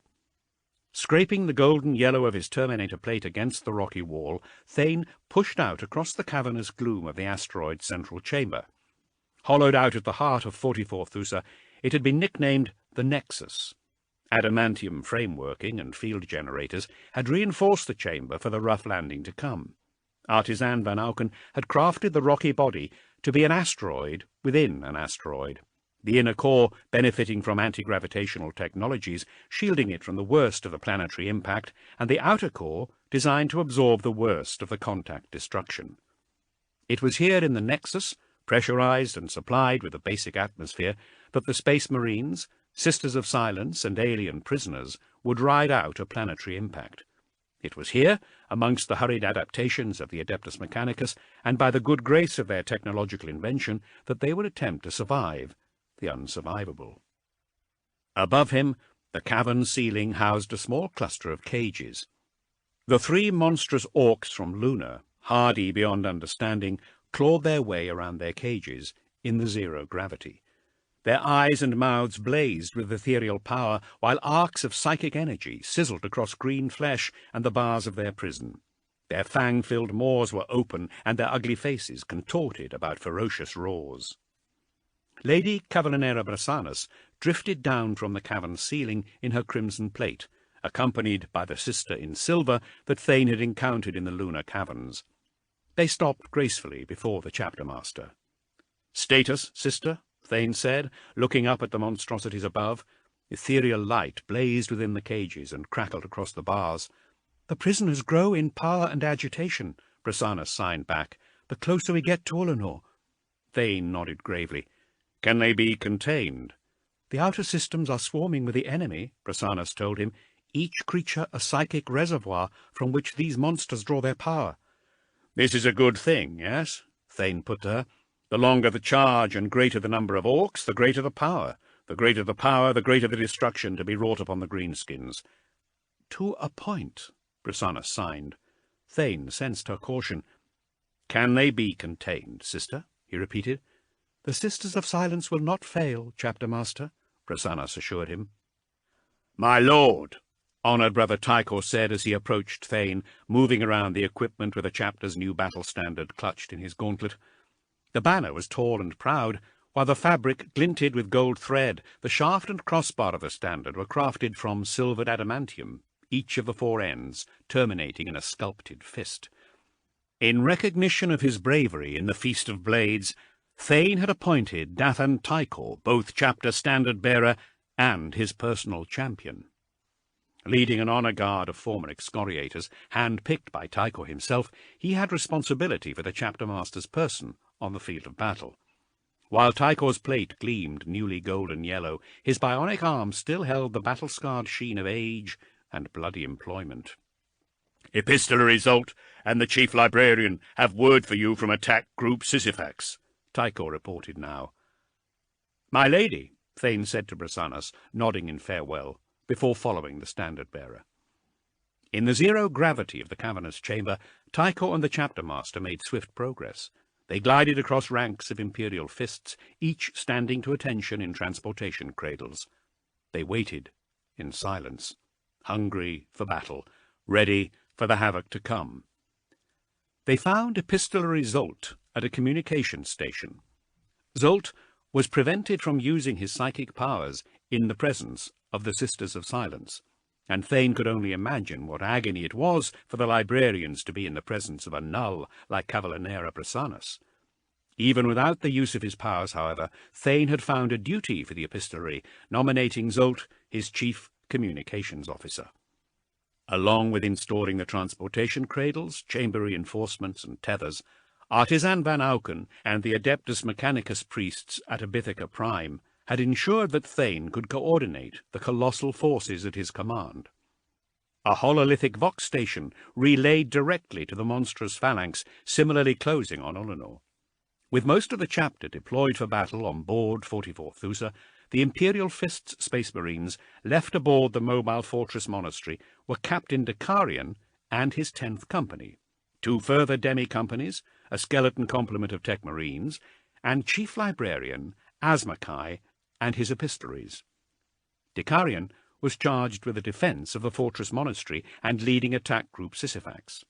He commanded 100 Space Marine scouts, made up of a mixture of neophytes taken from all 6 successor chapters of the Imperial Fists, and 100 battle brothers with 2,000 battle-ready serfs and servitors.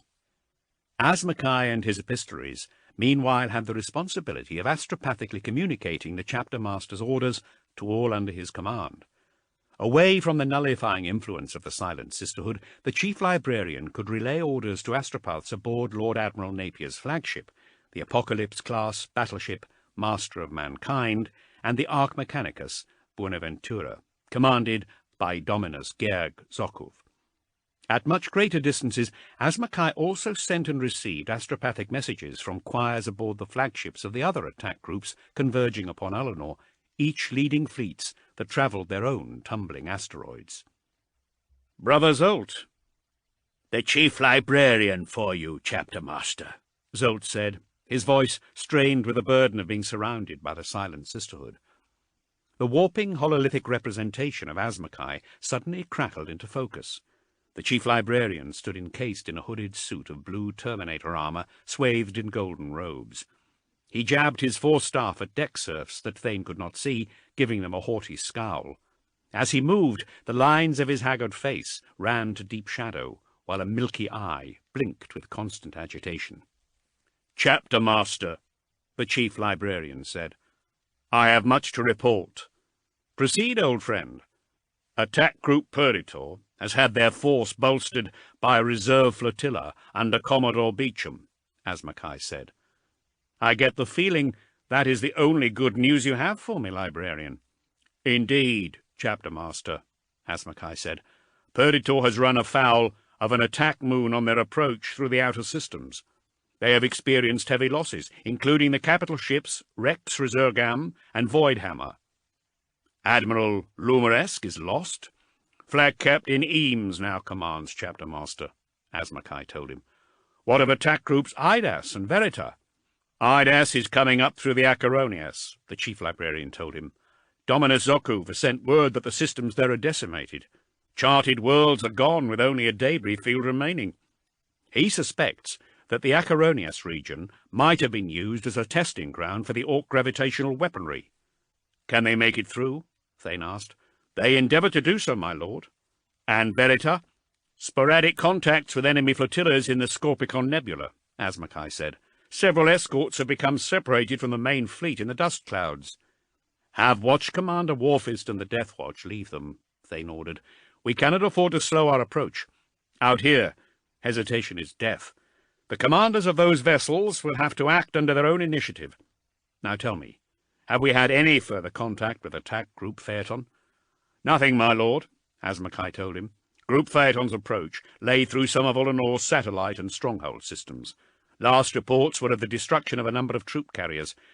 I regret to inform you that the 301st Arphistran Rifles, the Varsine Dragoons, 3rd Battalion, and the Apresian Free Companies are all lost to us. Commodore Trigorin identified an Orc vessel on the Sartovian Drift, Asmakai said, last seen at the Battle of the Heartshaven. A space hulk mounting experimental weaponry, codenamed Green Herald. Since Trigorin's identification of the vessel, I've heard nothing from the Commodore or his captains. Beaumont? Nothing. Keep trying, Thane urged the chief librarian. Of course, Asmakai said. I do, though, have reports for you from your own group. Proceed. The troop carrier, Prontius, has been boarded, the chief librarian reported. The Orcs are employing long-range teleporter technology. The 3rd Royal Vortiger carry a contingent of abhuman auxilia that have proved successful in keeping the enemy from the bridge. The carrier is managing to keep pace. Any losses? We lost the bulk freighter Bellico and the 3 Titans it was carrying to a ramming action, while the battle-damaged frigate Duke Castigier detonated her engines, clearing our rearguard of attack ships. The sacrifice was a noble one, but the enemy still pursues, however, and in growing number. And Attack Group Sisyphax. I'm happy to report that the Phalanx and Fleet Sisyphax have fallen in behind you, Chapter Master, the chief librarian said. Captain Dakarian has asked me to pass on his assurances. She has not a scratch, and he intends to keep our fortress monastery that way. He has had occasion to exercise the gun crews, however, and sent 3 Orc battle cruisers into the asteroid's surface. We felt the impact detonations, Thane confirmed. Several cruisers have broken off from the attack following the mauling, Asmakai told him. The Lord Admiral's captains are requesting permission to pursue. Absolutely denied, Thane said. He knew it went against an officer's every instinct to watch an enemy all but destroyed limp away to safety, but he could not allow a few hothead captains and commanders to break formation and threaten the integrity of a coordinated attack. No vessel is to break off from the fleet, and that goes for all other attack groups also. We are to be the hammer's swing, unswerving and true. Thane looked out across the hundreds of Imperial fists in the chamber, each waiting for an opportunity to prove himself to his chapter master, to honour the noble yellow of his plate and his chapter's history. When we strike together, and when we do, we shall shatter this barbarian empire. Only then will the galaxy ring with our victory. Chapter 8. Ullanor System 44 Thusa. Impacts upon the surface of 44 Thusa had become increasingly regular as the colossal rock rolled through the void, ever closer to the stronghold world of the monstrous beast. Orc attack ships, brute cruisers, and great carriers of the greenskin horde were smashed into oblivion as the asteroid ploughed through the swarming system. When Chief Librarian Asmakai announced that they were entering the Ullanor system, Thane decided that he needed to see it for himself. Having visual feed signals transmitted from the Phalanx and Vanguard vessels of the fleet, he watched their approach on the hololithic projector. The darkness of space was tinged green with the grotesque presence of the invader. The chapter master felt his jaw clench behind his faceplate. The scale of the Xenos contamination was appalling. Here, within the borders of the God Emperor's Imperium, Ullanor had festered like an old wound.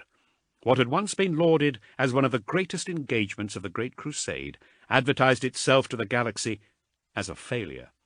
The orcs had not been wiped out on Ullanor. They had not been defeated. Like a fever untreated, they had returned with a vengeance. Each planet and moon of the system was a blot, a swarming miasma of monstrous craft. Rust buckets of ungainly accretion, boasting bulbous engines and bristling with weaponry. Bastardized warships, cobbled together from the wrecks of imperial vessels. Weaponized chunks of rock and debris. The crowning glory of the madness was Ullanor itself. A beast of a planet, it sat like a barbarian warlord among satellite supporters. A place that burned the eye with its Xenos taint and ached with the mindless violence of alien brutality. Thane forced himself to stare at its horror. Beneath the impenetrable haze of craft and orbital detritus that buzzed about the planet like angry insects swarming, the chapter master knew what was waiting for them. A writhing carpet of green, a planetary horde of savage abominations, pole-to-pole orcs, their brute workshops, and the heretical technologies they spawned. Their target, however, or certainly the general target that Artisan van Auken had aimed 44 Thusa for with his mind-bending calculations, was the city named Gorkogrod, the stronghold of the beast. An equatorial fortress palace, the size of a small continent, it was the alien warlord's seat of power and savage authority in a contested galaxy. It was from this monstrous stronghold that the beast advertised his presence and supremacy. Technological abominations had been perfected in his barbaric honor. Trillions of orcs had converged upon the system in their hulks and attack ships, augmenting the billions teleported there and those spawned under the beast's own banners. The doom of his psychic invitation even reached out to humans on imperial worlds. Citizens, local flotillas, and Astra Militarum garrisons went mad and defected to the orcs before their hulks and derelicts even broke system, before ending up as slaves in a growing alien empire. Thane couldn't tear his eyes from the spectacle. The planet even seemed to call to him.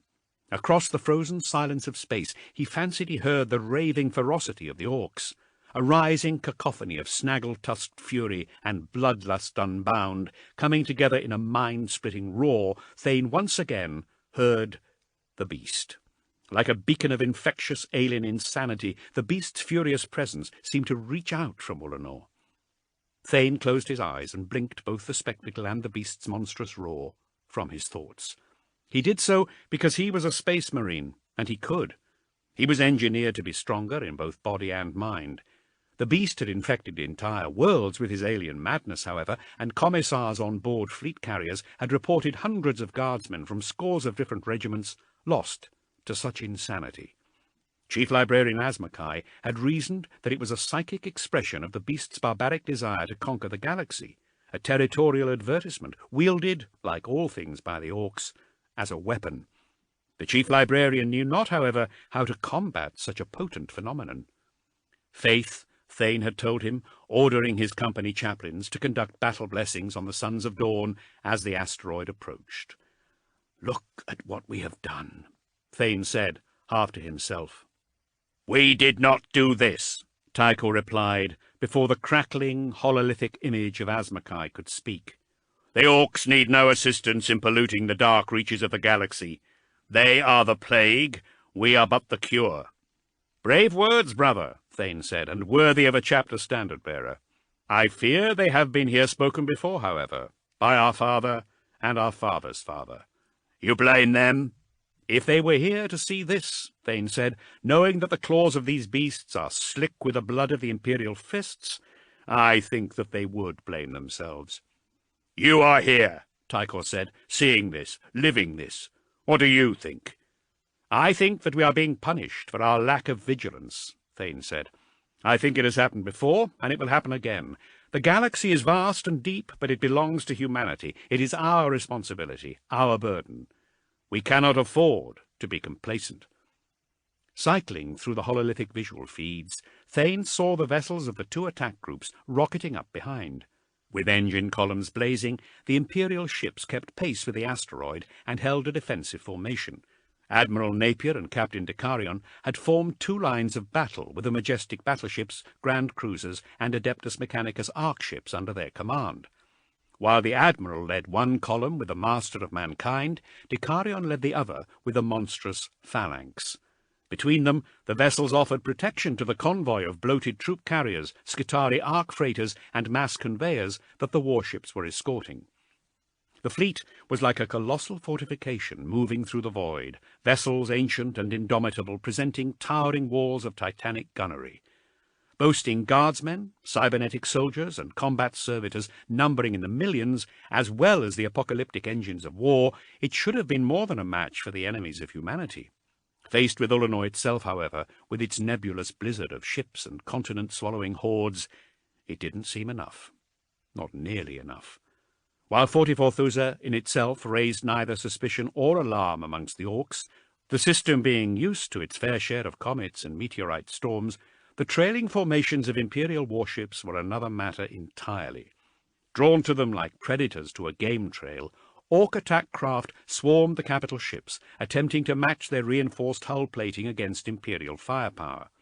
Crash capsules and rocks rolled through turret fire, while hammer-headed battle cruisers attempted to plough on through lance beams and cannon blasts. The disciplined broadsides of the Navy warships washed the Orcs back in a tsunami of light and heat, but the junkers just kept coming.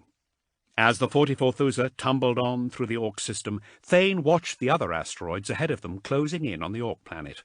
The smallest of them struck an attack moon on its way in system, resulting in a blinding light of impact that faded to the molten glow of scarred rock.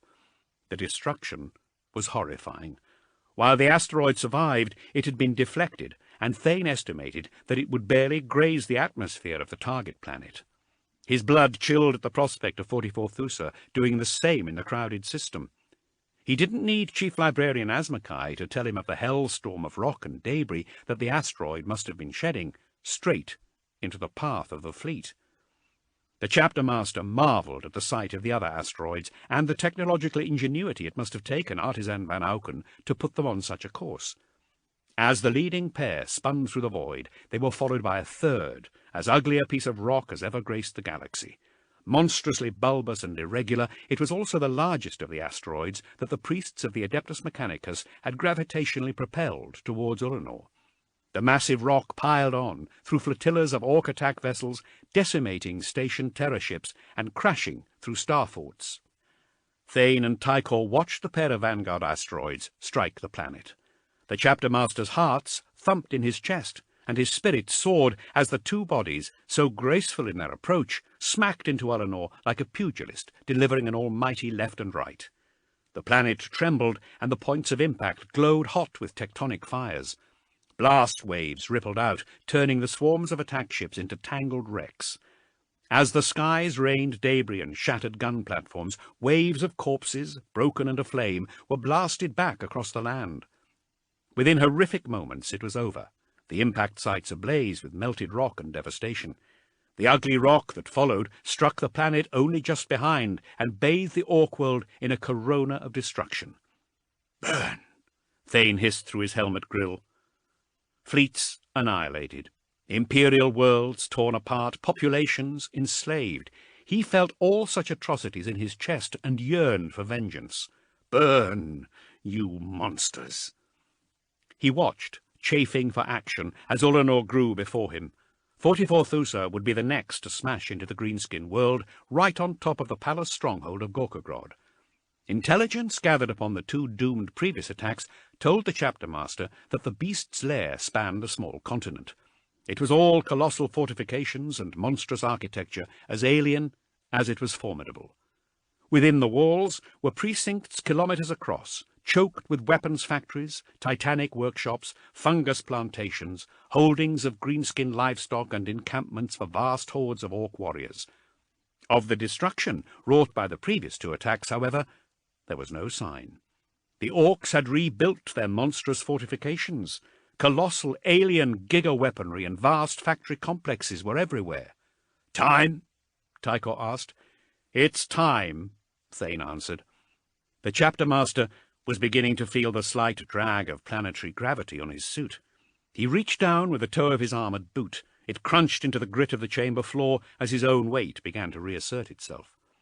Above, the ceiling of the chamber was ablaze with coruscating bolts of psychic power. The three cages could barely be seen through the otherworldly energies. Lady Brisanus and her sisters slowly descended with the effect of gravity. "Lady Brisanus, get your sisters to their landing cradles," Thane told her as he strode towards the communications station. "Brother Zolt, general order. All attack groups to take station above impact site. Orbital strikes and aeronautica to secure landing zones towards the site perimeters. Have Captain Dicarion launch his Thunderhawk transporters with armor payloads. I want our land raiders and gunships on the ground following our landing, followed by dropships to deploy Astra Militarum and Skitarii troops. A foothold must be established before we can bring down the heavy armor and Titans." "What about upper orbital enemy attack ships and gun platforms?" the epistolary asked. "All vessels will have to engage, while offering orbital support fire and deploying ground troops," Thane growled with some annoyance. "Tell the captains they will not have the luxury of ordered engagement here. The Orcs won't wait on protocols, and I won't wait on the Orcs. Their first priority is to get troops and war machines down on the ground. Make sure that all attack group commanders understand." "Yes, Chapter Master." "Open Vox channel," Thane commanded. "All Imperial fists." "You're patched through," Zolt confirmed. "Brothers," Thane began, "we have arrived in Deep, in the embrace of the enemy's stronghold world. We are not the first to make this attack, but for good or ill, we shall be the last. The enemy is expecting us. Their warriors will be hungry for our blood, their weapons will be loaded to bursting, and their great blades serrated and sharpened. Their world-spanning fortifications will be ready for our coming. Have no doubts, we will lose ships. We will lose armor, we will lose valiant men and women, loyal servants of the Emperor, and yes, we will even lose our own brothers. There is no other path open to us, but the Imperial fists will endure as we always have. The paint on our plate is honourable and fresh. Below us on Ullanor is a green inferno, a baptism of fire, and we shall endure the horror. We shall survive this Xenos apocalypse. We shall carve a victory as yet unwritten into the flesh of our foe with bolt and blade. We shall find and destroy the beast, this thing whose every breath mocks us, and burn his home world as he has done to so many of humanity's own. For the second time, Ullanor shall be cleansed of alien taint. Like the Imperial fists, this planet will be delivered and reborn. As your chapter master, in word, this is my decree. Now, in action, I command you to prosecute it."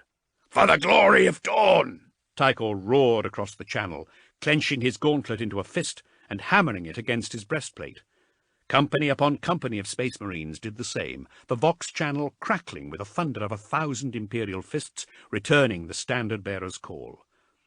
Tycho and Thane took to their cradles with the rest of the chapter master's honour guard, their power armour locked in a standing position. Behind them was Emmerich Berengard, captain of the first, and Eckhart, the veteran sergeant who led his command squad. The first company was mostly made up of former Black Templars, like Berengard himself. They stood in grim silence behind their captain and chapter master. "Ready for the fight of your life, first captain?" Thane asked across the Vox. "It has been my life's work to purge this galaxy of the alien chapter master," Berengard said. "Live or die, I could wish for no better reward for my service." It was a suitably grim response from a grim man. Berengard's plate gleamed golden yellow just like the rest of his brothers, but beneath it the captain was nothing but scar tissue. Having been burned from head to toe in the Promethean Wars, Berengard had lost his skin and any last vestiges of good humour. "Master Vorsert," Thane called across the Vox. "Report. Are we ready for impact?" "Yes, chapter master," the master of the forge told him. "All battle brothers with weapons and plate caged in their cradles." "Very good," the chapter master returned. "Prime the detonators." A sound rumbled through 44 Thusa, the excruciating fracturing of rock. Going from the deep cold of space to the friction of atmospheric entry, the surface of the asteroid was heating. Thane's plate detected the first indications of moving air and a rising temperature. Wind howled through the hollows and tunnel-riddled interior of the asteroid. "Stand by!" Thane snapped into the box as rock trembled beneath the anchorage of his cradle. Dust rained down from the nexus ceiling, and the walls of the cavern shook. The gravitational forces of Ullanor tore at 44 Thusa as the asteroid plummeted towards the surface. The chapter master prepared himself for impact. The Adeptus Mechanicus at Abithica Prime had done what they could to counter the dreadful forces at work. The cavern reinforcements, the cradles, field generators, anti-gravity technologies designed to cushion the inner core and nexus from the planetary collision racking the asteroid's rocky shell. Even the launching of 44 Thusa had been calibrated to make the landing survivable. Artisan Van Auken aimed to have the asteroid retain its structural integrity upon impact, unlike the other asteroids which had been launched at Ullanor at maximum velocity. Such considerations should have offered reassurances to Thane, but plunging towards the planet's surface, all he could think of was the fate of his new chapter. It would be a cruel fate indeed if the Imperial fists were to burn in the baptism of their first engagement. He shouted further assurances to his battle brothers, but his words were lost to the roar of atmospheric friction. Impact. For a minute, several minutes, Thane could not speak. His body had been engineered to take all that the galaxy could throw at him, but this was something else entirely. As 44 Thusa hit the surface of Ullanor, the cavern shook, and cracks ripped through the rock. Support struts were torn out of their foundations. Grit rained from the ceiling, pitter-patting across the surface of the chapter master's plate. Dust choked the air, and lamps died, plunging the nexus into darkness. Even the Orc prisoners had been knocked semi-senseless within their cages, abruptly ending the psychic light storm above the heads of the Imperial fists. Every bone in Thane's body reverberated with the asteroid's sudden impact as he was flung back against his supporting cradle by the unimaginable forces of the graceless landing. Blinking sense back into his jarred mind, the chapter master found his honoured plate to be urgently reporting a deluge of data. Environmental warnings, integrity assessments, and damage reports mostly. His tactical dreadnought armour sparked, while the landing cradle was a ruin about him. Getting the thumbs of his gleaming black power fists beneath the frame, Thane heaved. The cradle had nothing left and broke away in his grip, allowing him to stumble forward. The floor felt different beneath his boots, tilted at a strange angle. Based upon the weight distribution of 44 Thusa, Artisan Van Auken had made an estimate regarding the orientation it would assume as soon as it was in the embrace of Ullanor's powerful gravity. It had only been an estimate, however, and the asteroid seemed to have settled upon an incline. "Tychor!" Thane called through the darkness. "Report! Can you hear me?" "Barely, my lord," the standard-bearer replied. His voice cracked across the vox. "First Captain," Thane said, "come in." "To the end," Berengard growled, shaking off his own injuries and rising from his cradle. "Suit lamps," Thane ordered. At once the nexus was crisscrossed with beams that cut through the murk of the cavern. With light, Thane could make out a collapse where both the cavern wall and adamantium supports had given way. "Zolt!" When the epistolary didn't answer, the chapter master repeated his call. "My lord," Zolt managed. "Communications?" "The station is shattered, my lord," Zolt reported. "We will have to rely upon suit arrays," Thane said. "When the phalanx achieves high orbit, I want a vox channel through to Captain Dekarion as soon as possible. This is imperative. Do you hear me, brother?" "Acknowledged, my lord," the epistolary voxed back. The chapter master shook his head within his helm and blinked the last of the disorientation away. They were there, on Ullanor, in the midst of a raging nest of green-skinned barbarity at the heart of an alien empire. They would need to act fast. They would need to be resolute. Everything relied upon their indomitable spirit and the tradition of victory on which the reputation of the Imperial fists was built. Turning, Thane saw his companies had fared little better than himself. Plate that had gleamed golden yellow moments before now sparked and was covered in dust. Imperial fists extricated themselves from landing cradles with powered force before checking their weapons for damage or obstructions.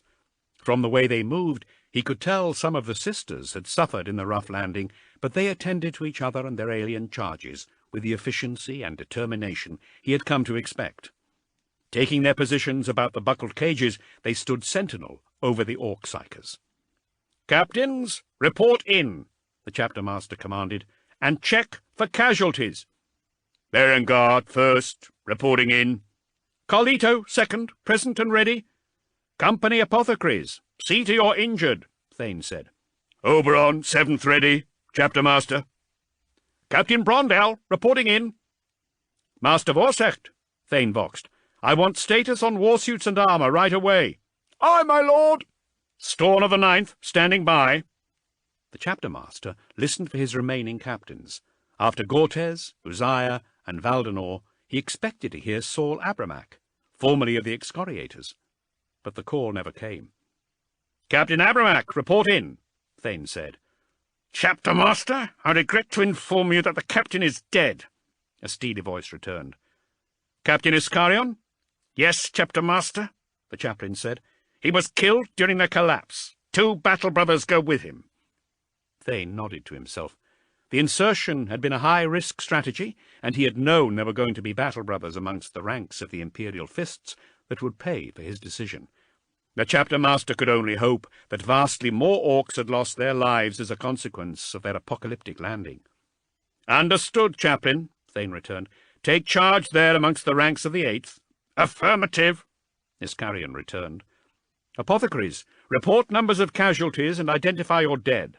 The chief apothecary will ensure that their gene seed is recovered and their spirit lives on in our ranks. They didn't really have time for such luxuries, but Thane couldn't treat the chapter's first battle dead with disrespect. They would all have to hurry, however. Their entrance might have been cataclysmic, but there was no way of telling how long it would take the orcs to rally. The criss-crossing beams of soot lamps suddenly picked out a hulking figure dropping from the ceiling. Carrying itself with primordial, brutal grace, the monster landed with assurance. Its cage and chain anchor had broken free in the crash. The lamps of Thane's honour guard flashed at the creature to reveal its green face and yellowing tusks. The orc bellowed its alien fury at the Imperial Fists before smashing one of the honour guard aside with a back-breaking crunch. Its heavy chains whipped about around it. "Alive!" Thane called as the bolt guns of the honour guard came up. "I want it alive!" Dathan Tykor was suddenly there, the golden fabric of the chapter standard flapping between the honour guard and their enemy. Knocking the barrels of the bolt guns aside with a thrust of the battle standard, Tykor brought it immediately around like a hammer, smashing the orc senseless with the impact of the crossbar's sculpted fist. As the monster tried to reassert itself, Tykor drew back the standard and then jabbed it forward, shattering the snaggle-fanged maw of the roaring thing. Turning with power-armoured grace, the standard-bearer sent the banner fluttering across the heads of the honour guard and their chapter-master, before landing another skull-hammering blow with the adamantium fist on the other end of the crossbar. This time the creature went down, knocked unconscious by Tykor's relentless assault. As the Sisters of Silence swept in, dragging heavy chains and manacles to clasp on the alien brute, the standard-bearer turned to Thane. "It's still alive!" Turning around, the chapter-master marched back towards the Imperial Fists, who were out of their landing cradles and forming up. Above, he could hear the remaining orc-psychers raging and howling in their cages. In the gloom of the cavern, 3 battle brothers approached him, each clad in plate of different colours. 3 casualties only, chapter-master," Chief Apothecary Delgado informed him, "including Captain Abramac." "He will be sorely missed in this venture," Thane said solemnly. "Their gene seed has been removed." "Injured?" Thane asked. 22, Delgado told him. "Spread across 5 companies, none incapacitated, all able to take part in the battle ahead." "Good," Thane said. "Thank you, Chief Apothecary. Master Vorstecht, what of your combat capabilities?" "All Centurion war suits ready for deployment, Chapter Master," the Master of the Forge said. "Good, for they shall be needed. I thank you for your efforts, Master Vorstecht. I hear that further damage waits for your venerable machines on the field of battle." "It is our honour to serve, Chapter Master." "Chapter Master," Epistolary Result said. "Orbital contact established. Captain Dicarion for you. Channel Psi Sigma." Thane nodded and adjusted his Vox channel. "Captain, we're blind down here," he told Dicarion. "I need a status report." "Praise the Primarch," Dicarion said, his words warping across the poor transmission, "for your safe delivery and that of the chapter. It is havoc up here. Phalanx's batteries and turrets are all firing at full capacity, and still there are attack ships everywhere. Crash capsules, ramming ships and landers constantly try to board us. My company stands ready to repel the orcs when that happens, and it will happen, Chapter Master. It will not take the enemy long to focus their teleporters on us." "Understood, Captain," Thane said gravely. He could hear the drum of the distant guns. "And what of our own forces?" "Storm Talon gunships, drop pods and Thunderhawk transporters are on their way down to you carrying land raiders," Dicarion said. "The Death Watch is inbound. Drop ships and conveyors are descending now. The Lord Admiral had to send the Titans down with the Skitarian regimentals. The arc freighters are too exposed. Our carriers are attempting to achieve low orbit to deliver their fighter and bomber wings, but ground-based macro cannons, the biggest I've ever seen, are making that difficult. Napier's battle cruisers are offering bombardments of their own, but he has already lost the Agamemnos and St. Solomon. Buenaventura also has been crippled. Dominus Zokov is being evacuated." Thane grunted. For the magnificent Arc Mechanicus to be crippled, monstrous vessel that it was, the void battle must be unimaginably intense. He knew that every moment counted, every second on the planet's surface cost the attack groups above lives and vessels. "Attack groups Idas, Veritar, and Sisyphax all have troops and armour on the surface," Dicarion reported. "Princeps Signoris Grimaldi is desperately trying to get his Titans unloaded, dispensing even with ritual observances and weapons testing. Our augurs, however, show the heat signatures of several Titan-class war machines firing up to move on their position. Lord Marshal Rothenburg and Magos Reductor Omnix both report colossal numbers of enemy troops. The Orc artillery is relentless, powerful, but inaccurate. Their vehicles are rolling scrap. Ground forces display little organisation, beyond being hordes that rally about larger chieftains and champions. These hordes, however, stretch to the horizon and are devastating in number and at close quarters." "They converged back upon the impact sites?" Thane asked. "Yes, Chapter Master," Dicarion confirmed, "just as they flood back towards your position. You have little time, my lord." Thane nodded. "Heavy reinforcements?" "Yes, my lord, the heaviest, and in great concentration." "Where are the reinforcements coming from?" Thane demanded. "The fortress precincts about your position," the captain told him. "Your arrival demolished a large number of factories and fortifications, but the largest is 7 kilometres to the south." "The target?" "Yes, Chapter Master." Thane turned to Tychor. "We have missed our aim by 7 kilometres. If the asteroid had struck the hub of Gorkogrod with the beast within, their mission would already be over." "Captain Dicarion," Thane continued, "the Imperial Fists are to attack the palace at chapter strength. The assault will be swift and bloody, and the phalanx will have the honour of lighting our way. Take station above our position, and power up your lances." "Yes, Chapter Master," Dicarion said. "We shall carve the chapter an avenue of destruction." Thane realised that the chamber was becoming bathed in an infernal glow. Molten rock was beginning to bubble up through the rocky floor. Upon colliding with Ullanor, both the surface of 44 Thusa and the landing site had melted with the heat of impact. "Captain Storn," Thane called, "attend to that, if you please." Storn was captain of the 9th and a former Iron Knight. Within moments he had directed his devastators to move into position. The cavern briefly lit up with the launch of missiles. Hitting the rock just above the openings with crack missiles, Storn's Imperial Fists demolished part of the cavern and buried the magma-bubbling breach in collapsing stone. "Captains," Thane voxed across the open channel, "it is time. The Imperial Fists go to war. Final checks and observances. Ready your companies. Master Vorstecht." "Chapter Master." "Fire the detonators." "Yes, Chapter Master." Chapter 9. Ullanor, Ground Zero. Maximus Thane stood amongst the rubble of 44 Thusa. Charges placed about the asteroid superstructure by the Adeptus Mechanicus at Abithica Prime had allowed the Imperial Fists to choose their exit points. Firing the detonators above the small lake of molten rock in which the wreckage of the asteroid sat, the chapter prepared to step out onto the doomed surface of Ullanor. Thane waited as Thunderhawks deposited land raiders, land speeders, and bikes down onto the strips of steaming black rock. The devastated land about the mountainous remains of the asteroid was clouded with black dust and glowing molten rock that bubbled in strips and shallows. From what he could see, it was a landscape of twisted, smouldering devastation. Scorched sand and wildfires, wreckage, rubble, broken bodies. The second company, under the famed former Crimson Fist Conrad Carlito, marched their Centurion assault squads out onto the wasteland, each step of the mighty warsuits crushing grit and shattering the heat-baked stone. Formations of storm-taloned gunships roared into position above their allocated companies. As Imperial fists, in their soot-besmirched plate, moved into formation, Emmerich Berengard came up behind the chapter master. The Terminators of the First Company were deploying, their storm shields and thunder hammers held in close. The grizzled Berengard carried a monstrous power sword, which stood almost as tall as the Terminator Space Marine himself. Lady Brisannas skidded down smouldering scree with a squad of her Sisters of Silence. Between them, they dragged one of the Orc Psychers in chains. The thing roared and clawed at them, but the sisters hauled at it, wrangling the creature back into position.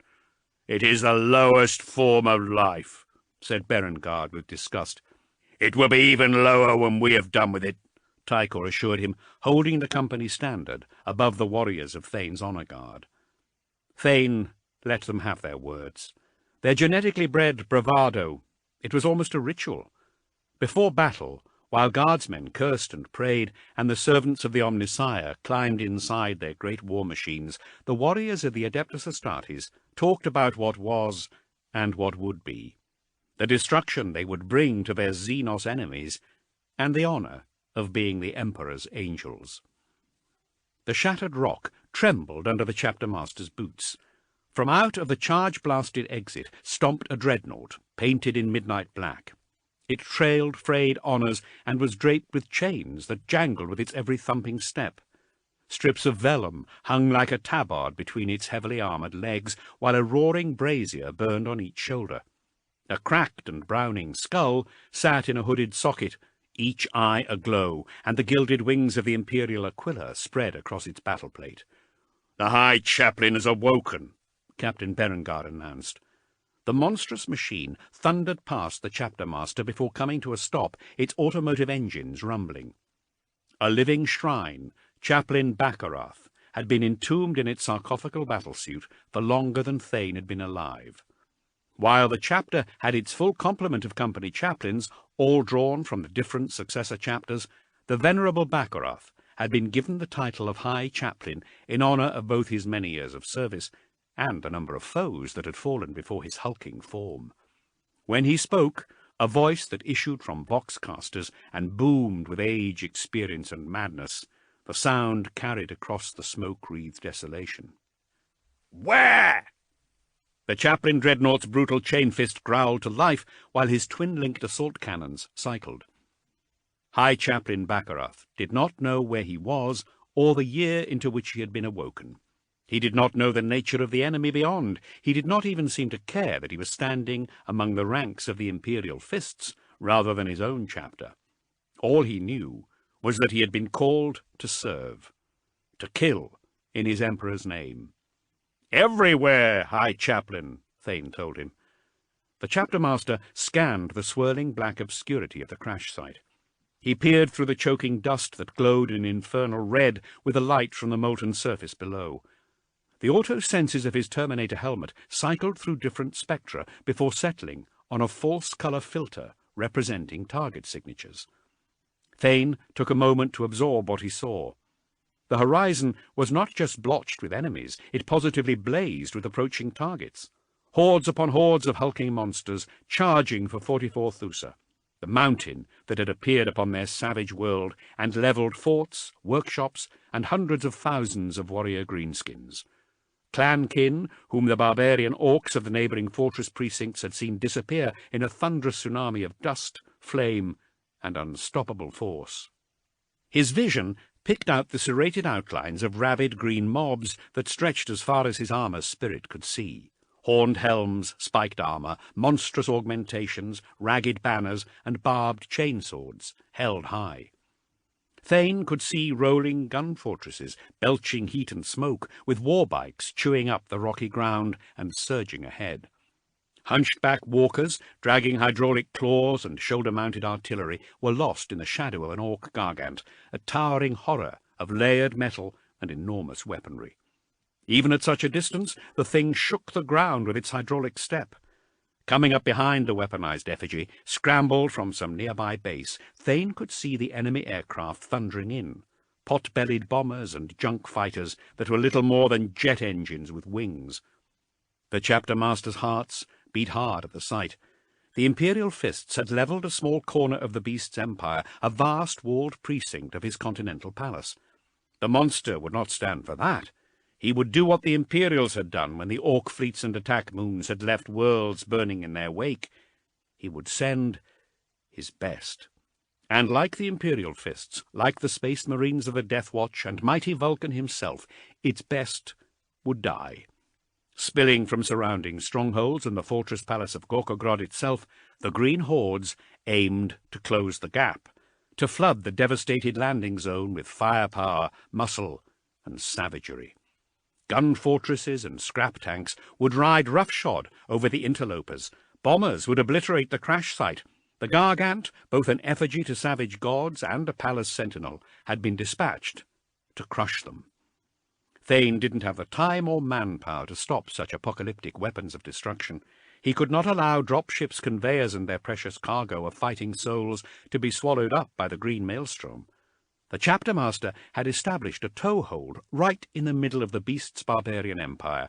He would not lose it to a counterinsurgency, not even an attack of such overwhelming strength that it swept in towards them like a natural force. All about him, Thane knew that the Imperial fists were seeing what he was seeing. "And here you wait!" High Chaplain Baccarat's voice crackled from his voxcasters, the scorn in his tone like a cutting edge. "Did you used to favour the sparring cages, High Chaplain?" Thane asked. "I did," the Chaplain Dreadnought told him, unsure as to whether the new chapter master was levelling some kind of insult at him. "And if I were to favour them now, I would be able to tear the cage, bars, opponent, and all, out of the auditorium." "I don't doubt it, venerable Chaplain," the chapter master said. "Brothers of my ilk favoured fist over blade." "The pugilist path," Baccarat said. "I too have broken my honoured brothers' heads in my day." "Then you know," Thane said, "that the knockout blow is often struck out of opportunity. Opportunity created by an intentional opening, an invitation that cannot be resisted. You put your opponent where you want him, in the devastating path of your fist." "That is as may be," the High Chaplain said, his vox-hailed words echoing about the shattered remains of 44 Thusa. "But my auto-senses tell me that we are standing upon a multitude of paths, and on all of them we are the ones about to be devastated." "Just be ready to do the Emperor's work," Thane told the Chaplain. "Brother Zolt, how far out are the dropships?" 2 minutes, chapter master," the epistolary told him across the Vox channel.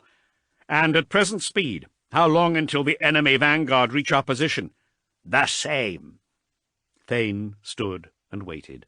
The dust and smoke began to thin.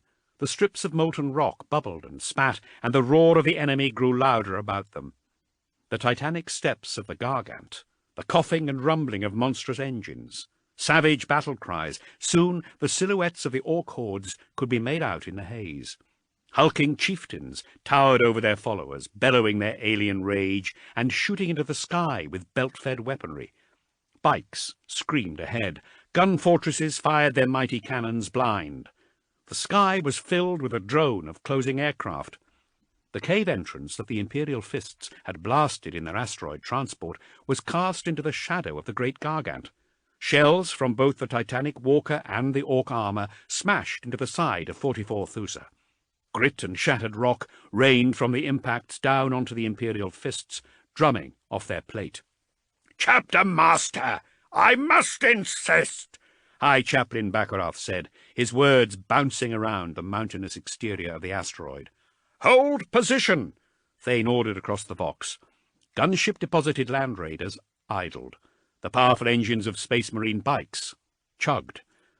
Storm Talon gunships swooped in, the launchers of their missiles aimed over the ranks of Imperial fists. Company by company, they held position about the broad cave entrance, their bolt guns, pistols, and heavy weapons aimed at the oncoming storm of green flesh and carnage. "My lord, that gargant!" Tykor said, but Thane ignored the standard-bearer. He could hear the flap of the chapter battle standard in the backwash of the gunship engines. "Drop ships and conveyors on final approach," Epistolary Zolt reported. Above, beyond the drone of approaching bombers and the roar of his own gunships, the chapter master could hear the descent engines of the gigantic dropships, each carrying Astra Militarum regiments and the macroclades of Skitarii soldiers. Beyond them he could make out the even deeper rumble of mass conveyors bringing down the god machines of the Adeptus Titanicus. "We must attack!" High Chaplain Baccarat insisted, with a growl of his automotive engines. "Hold!" Thane said. He licked his lips. The enemy were everywhere. He could hear the roars of monsters astride war bikes and the crash of gunfire coming into range. The ground before the Imperial Fist's ranks erupted in sparks, showering stone and the splatter of molten rock. "My lord," Emmerich Berengard said. Even the grizzled Templar stirred to question his chapter master's orders and sanity. Thane nodded. He had drawn the enemy in. It was time to deliver the killing strike. "Lady Brasanas," Thane said, "our foe is in range and in great number. Now is the time, sister. Do what our bolts and blades cannot." Thane looked back grimly at Tykor and Berengard, while the High Chaplain's autoloaders primed with a sequence of clunks that seemed to underscore his doubts. Brasanas led her Sisters of Silence out from under the shadow of the asteroid. Picking their path carefully through the channels of molten rock, they heaved along the monstrous orc psyker until they were clear of the Imperial Fists. At Brasanas's sign, the sisters backed from the creature in a crescent. Letting the chains run to their full length, they secured the creature to a mangled girder. The monster became the nexus of a blaze of ethereal power. Bolts of psychic rage snapped between it and the rocky floor, searing with growing intensity. As the silent sisters moved away, back to the safety of the waiting Imperial Fists, the psyker became a dazzling nova of otherworldly energy, spidery arcs sizzling about it. It tried to lunge free of its restraints, to no avail. Thane looked back and forth between the blinding light of the orc psyker and the rabid advance of the alien hordes. His plate's systems registered the first slugs of the orc vanguard plucking at his Terminator armor. Dathan Tykor held the chapter standard high and took his position with the honor guard around his chapter master. The barrels of High Chaplain Baccarat's assault cannons whirred to life in readiness for the storm to come.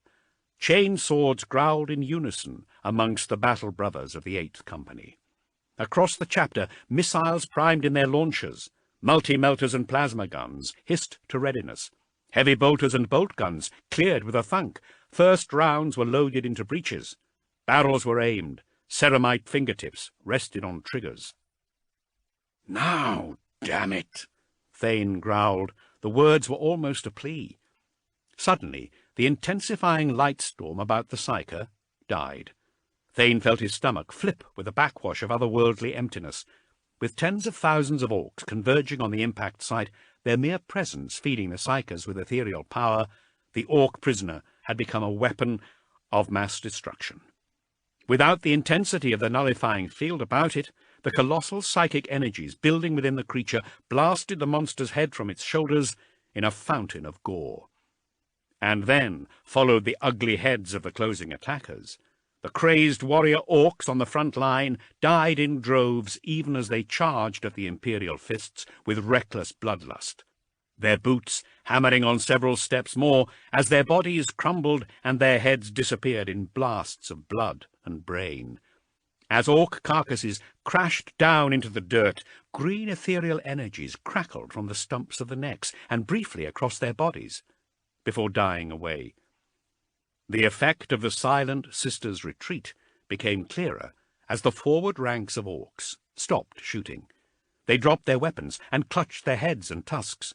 A bestial shriek arose from each before their heads started exploding, shooting gore into the skies of Ullanor. As a red mist descended upon the greenskin hordes, the forward ranks collapsed.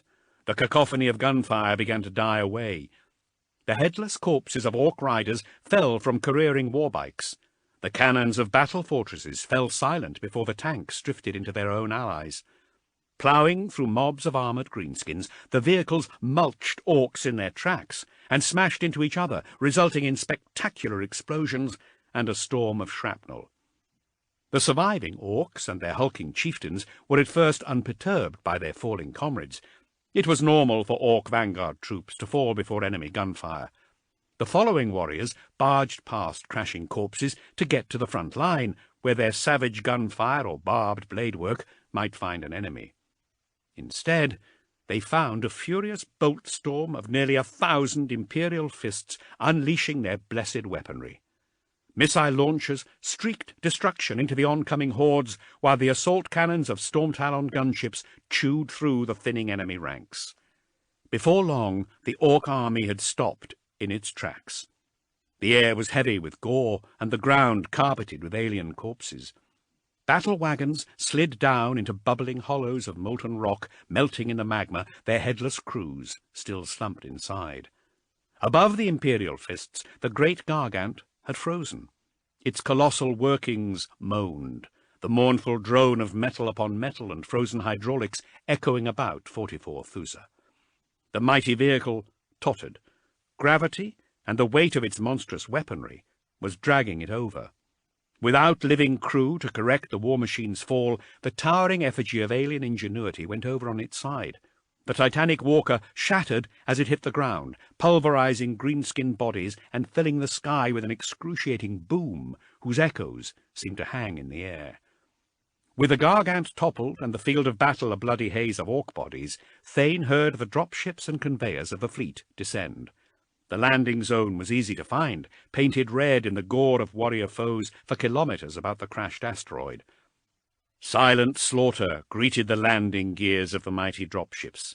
Wreathed in steam and venting gases, the colossal Astra Militarum and Skitarii transports sat upon the bloody ground as following craft, including the huge orbital conveyors of the Adeptus Titanicus, made their final approach. Moments later, Navy strike fighters screamed across the sky, banking and circling the carnage surrounding 44 Thusa. The Imperial fists stood there amongst the death and destruction, their guns heavy with bolts unfired and their plate pristine. As the noble yellow of their armour and idling vehicles misted red with the drifting blood of the battlefield, the remaining Sisters of Silence left the asteroid with the 2 surviving orc psychers chained between them. Stepping forward through the ranks of his honour guard and from beneath the standard, Chapter Master Thane stood next to High Chaplain Bakarath. Beyond, through the thinning dust and the blood-stained skies, he could see the distant fortress palace of the Beast.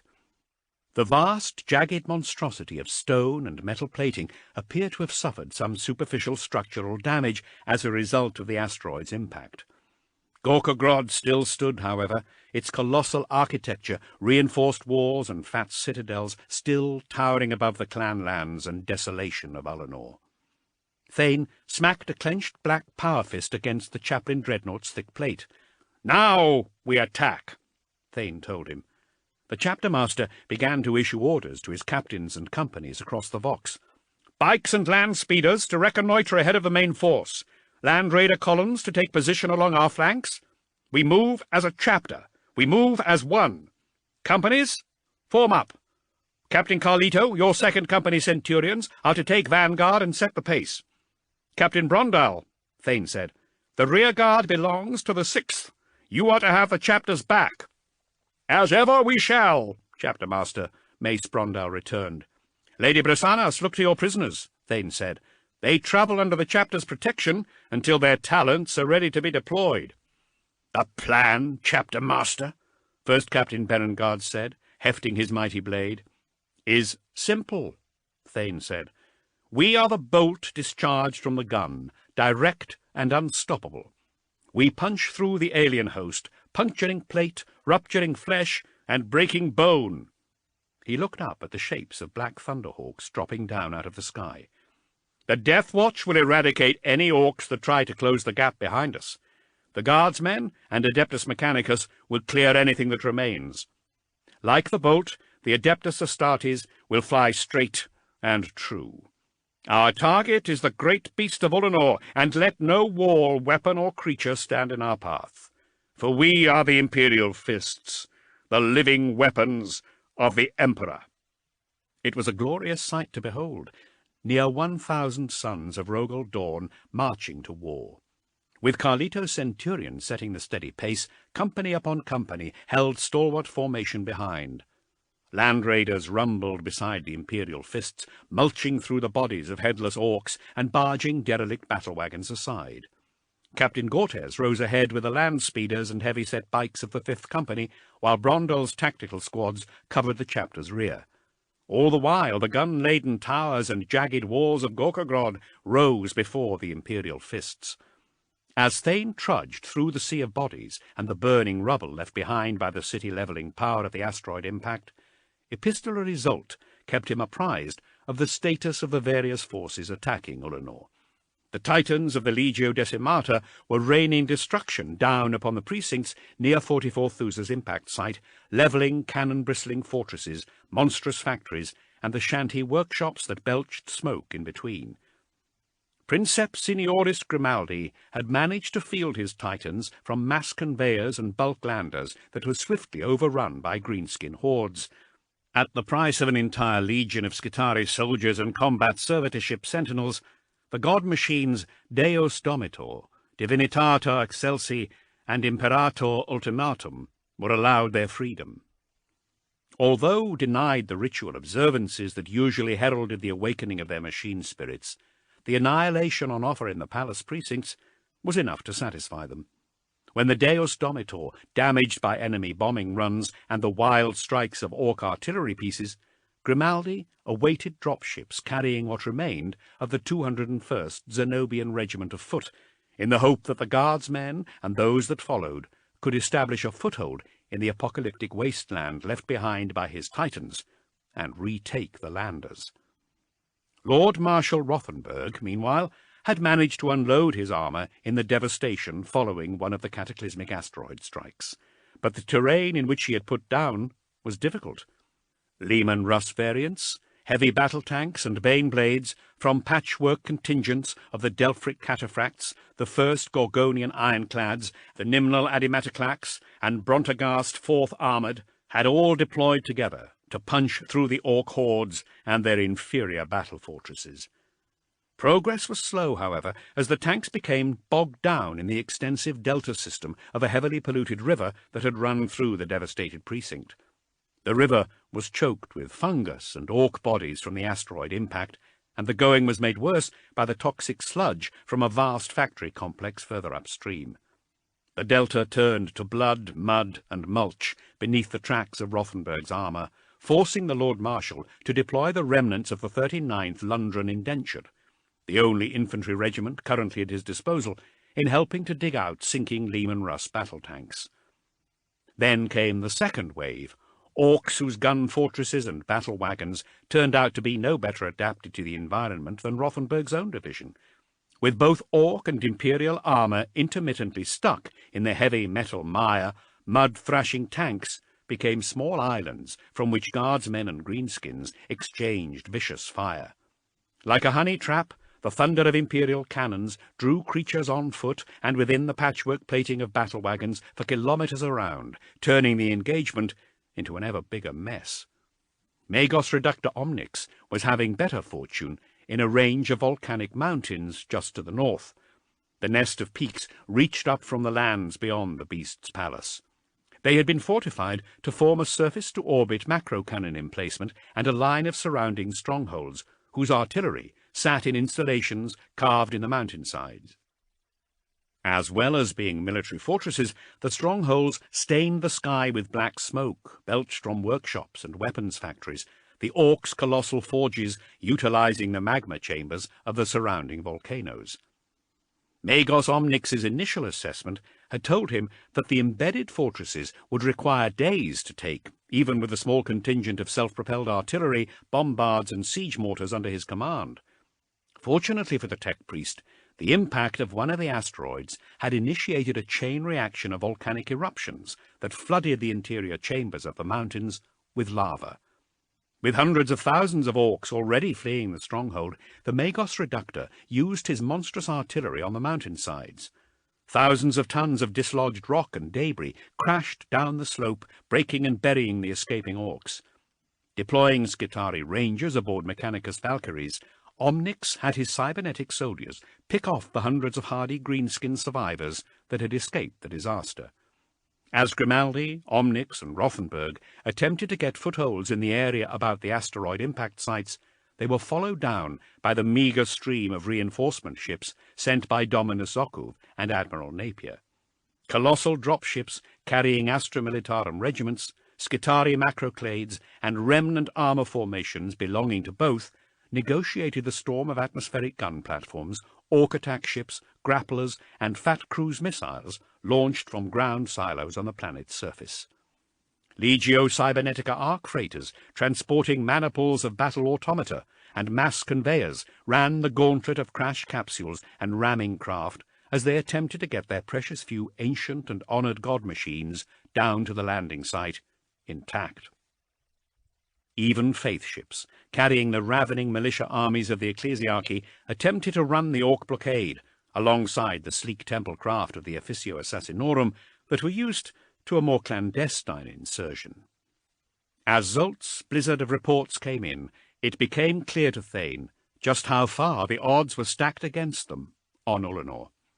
Dropships carrying surviving regiments of guardsmen were being blasted out of the sky by rocket silos. Hastily refitted Imperial battlecruisers were tumbling from orbit aflame. The attack groups had managed to carve out landing sites in the swarming multitudes of the beast's continental hordes, but an entire planet was coming down on them. While the remaining carriers and arc freighters continued to send dropships and landers with small regiments and Skitarii half-legions, they could not match the reinforcements summoned by the beast on his own world. Tribes of nomadic orc warriors mounted on bikes and war tracks, cavalcades of tanks and battle fortresses under the command of the beast's most monstrous chieftains, millions upon millions of orc warriors summoned from every fetid corner of Ullanor, drawn to the battle and their beast by the apocalyptic arrival of humanity on their soil. As the sun lowered on the horizon, a hazy orb that smeared the sky with blood and dust, the central stronghold of the beast's palace could be made out. It was a towering, ugly silhouette of jagged irregularity, serrated battlements, armoured towers, the barrels of vast superguns and alien architectural bombast. Its construction was both martial and monstrous, boasting exotic surface-to-orbit weaponry, massive Gargant assembly workshops, and tribal sub-citadels. As the sunlight disappeared, the flashes of the space battle above became clear. The darkening firmament became a rune bank, blinking with alerts and warning lamps. However bad it was on the surface, it would be worse in the void. The system was choked with attack ships, crash capsules, and hulks. Orc boarders filled derelict craft to the rivets and orbited Ullanor, waiting for the call to war. While the Imperial fists were the sword thrusting for the beast's alien heart, the Navy battlecruisers and Mechanicus arc ships were the shield, with a mighty phalanx weathering the worst of the punishment. As Navy lightnings shrieked overhead and battle-scarred marauder aircraft tore through the sky in dogfights with enemy flyers, flaming orc attack ships tumbled out of the benighted heavens. Blasted to wrecks in the disciplined broadsides of grand cruisers and smashed aside by the fortress monastery, vessels plummeted, broken-backed and glowing with the heat of re-entry. They struck the blasted lands of Ullanor, creating fountains of rock and wreckage that rocketed skyward. A colossal derelict plunged spectacularly down through the heavens, breaking in half after some kind of brutal ramming action. Zolt informed his chapter master with heavy heart that the wreck was the venerable Mars-class battlecruiser Tyrant's Light. Hitting the surface of Ullanor, the flaming remains of the majestic vessel rolled across the path of the chapter, forcing Captain Gortez to recall bikes and land speeders that had streaked ahead of the advancing column of Imperial fists. The battle brothers of the second company trudged on in their centurion suits, followed by veterans in tactical dreadnought armor. The companies of the Imperial Fists marched to war, flanked by rumbling land raiders. Before them, the palace fortress grew, a jagged monstrosity of a fortification, all towers, ugly stone, and thick armor plating. The stronghold was an architectural abomination, smothered in overlapping energy shielding and protective fields. In some places, the monstrous fortification was unshielded and open to the sky. In others, it benefited from triple shielding, able to resist the most determined of attacks. While the broken corpses and shattered structures, smouldering beneath their boots, were testament to the destructive power of the asteroid's impact, the beast's fortress seemed to have weathered the worst of the devastation. "Captain Cortez, Chapter Master," the Vox chirped. "Proceed, Captain. Third wave enemy forces," the former Crimson Fist reported. "Leaving the palace." "Form up," Thane ordered, waving the tank column on. It did not take Thane long to see the reinforcements. A coordinated attack. It made sense. The beast would rather his forces face the Imperial Fists outside of Gorkagrod's walls than within them, and indeed he had designed his palace this way, so that the progress of any invaders might be frustrated by enormous barriers cutting the continental palace into numerous kill zones. War bikes and gun-mounting buggies leapt the fortress's jagged walls in a constant stream of outriders, no doubt intended to flank the approaching Imperial Fists. Orc aircraft borne on sets of serrated rotor blades took to the air from the palace compounds, the chug of their engines and beat of their blades echoing across the desolation. Each carried beneath it a huge piece of ordnance, almost too heavy for the craft to get off the ground. Meanwhile, on the smoking wasteland about them, hatches set within rocky bunkers began to open, pushing aside smouldering wreckage and baked earth. Hulking orcs, dressed in heavy armor and bearing brute cybernetics and monstrous weaponry, began to pour from the hatches. "Artillery!" Captain Berengard called out to his first company veterans as big guns and mortars within the fortress walls began hurling explosive shells into the air. Thane frowned. The orcs knew where the Imperial Fists were heading. As he had drawn the Xenos in to kill them earlier, now the orcs were doing the same, inviting the Space Marines along the path of least resistance, straight into annihilation. He had not brought the Imperial Fists this far to be caught in the jaws of an alien trap. He wasn't going to be outflanked and blasted to oblivion within striking distance of the palace walls. The beast was attempting to hit the Space Marines from both sides and from above. Thane thought on the jumping bikes, the rotor-bladed junkers, the orcs flooding the wasteland from the subterranean tunnels running out from the palace. There was something else. The enemy had further doom to visit upon the Imperial Fists. "Fifth Company, hold!" Thane roared across the Vox. "Cortez, halt your advance!" It was too late. The first of the captain's bikers had been storming towards the palace walls, intent on reconnoitring the fortifications before the arrival of the chapter. Several Imperial Fists' bikes and their riders rocketed up into the air in an explosion of grit and flame. "Bright skies!" Thane swore, the Idolican oath rising unbidden to his lips. The mines had not even been particularly well hidden, as Cortez had confirmed moments later. Spiked like fat sea urchins, they had been buried in shallow earth, waiting for an enemy to wander into the field. Perhaps they had been put in place after the initial attacks on the palace. Perhaps entire precincts were booby-trapped. Thane had no way to know if the entire palace was surrounded by minefields. But he did not have time to test such a theory. He needed to get his Imperial Fists inside to do the job they had come to Ullanor to do. Slay the beast. As artillery landed indiscriminately across the plain, emerging orcs were thrown into the air in blossoming balls of flame. They seemed not to care how many of their own they lost, as long as their fire found Space Marines. A shell dropped among Captain Uzziah's fourth company, blasting 4 Space Marines to bloody pieces and knocking the rest of the company to the ground in a storm of shrapnel. "Zolt!" Thane called angrily. "Get me Captain Decarion, now!" "Yes, Chapter Master."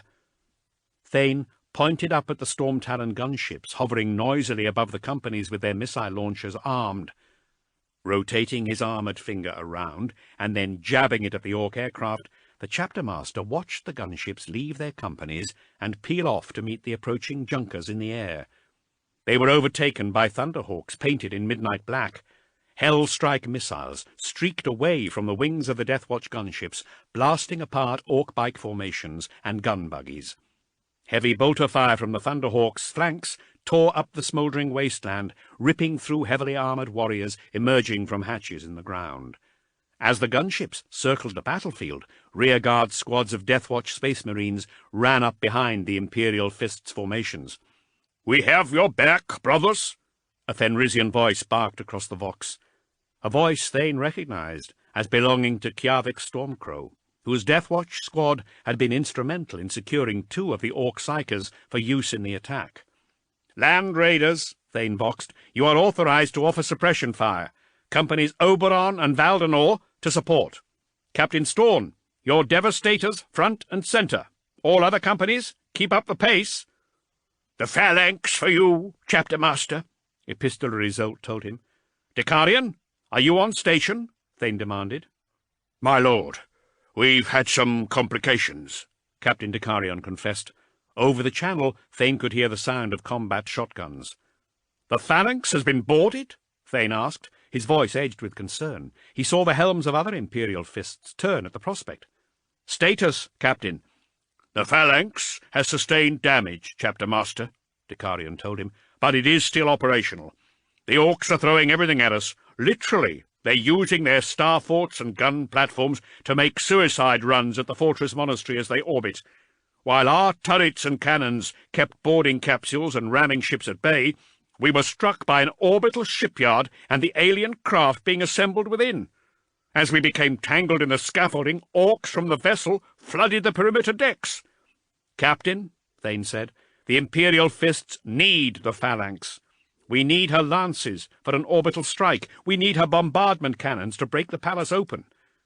Do whatever you must, but we need the phalanx back on station, and we need it now." "Understood, my lord," Captain Dicarion voxed back. Above the advancing Imperial Fists, the gunships strafed left and right, their assault cannons blazing. Enemy aircraft, laden with fat ordnance, banked this way and that, their own blasting weaponry raining empty shells down on the desolation below. Cutting through the light armour of the flyers with their forward guns, the Space Marine gunships finished the craft with precision marksmanship. Rockets tore away from the Storm Talons as they expertly flew through serrated rotor blades and heavy gunfire. Several aircraft detonated, a larger fireball following almost immediately afterwards as their ordnance exploded also. Others peeled off, streaming black smoke from their workings and compartments before plummeting into the ground to create flaming craters. As the chapter advanced towards Gorkogrod, Thane knew that they were running out of room to manoeuvre. With Orc artillery dropping from the sky and the minefields before them, it would only be a matter of time before the Orc forces moved up behind to cut them off from the rest of the advancing Deathwatch under Watch Commander Warfist and the surviving portions of Attack Group Thusa.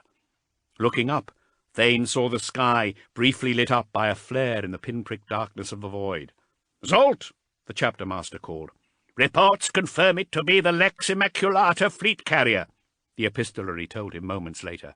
"A hit upon her engine column at point-blank range." Thane thought about the swarming havoc of the space battle raging above their heads. With vessels all but smashing into one another in the confines of orbit, he doubted whether much of the gunnery was anything other than point-blank. A wild round ricocheted off his pauldron from a mob of armoured Orcs throwing their monstrous forms at the chapter flanks. Imperial Fists from the 3rd and 7th Companies had climbed up onto the Land Raiders to offer a bolt storm in support of the tank's flamestorm cannons.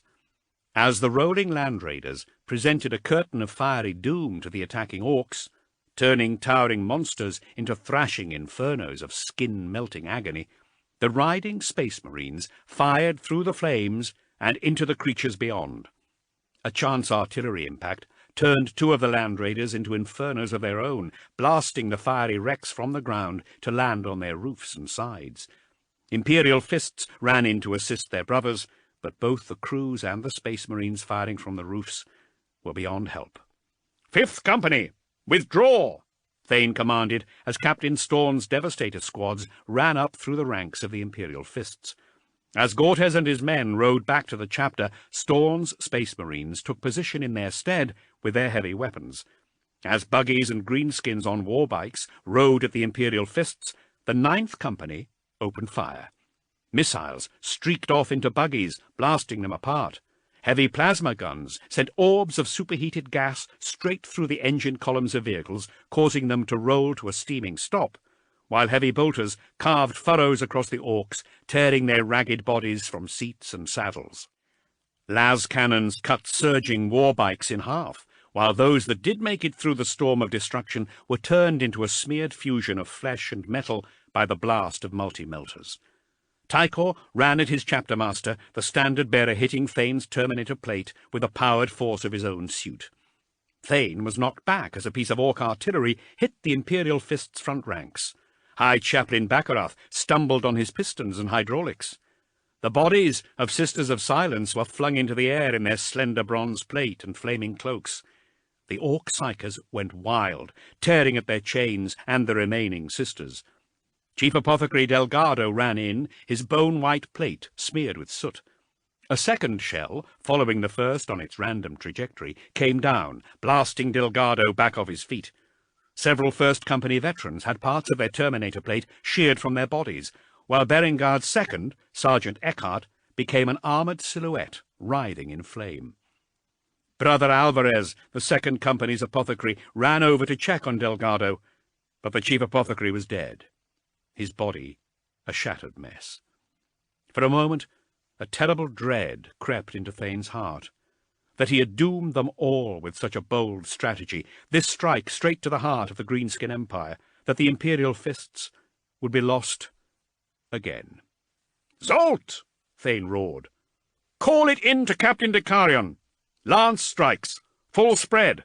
I want a path clear to the target, and then I want every piece of ordnance, every warhead on board the Phalanx, dropped on the outer wall of the palace.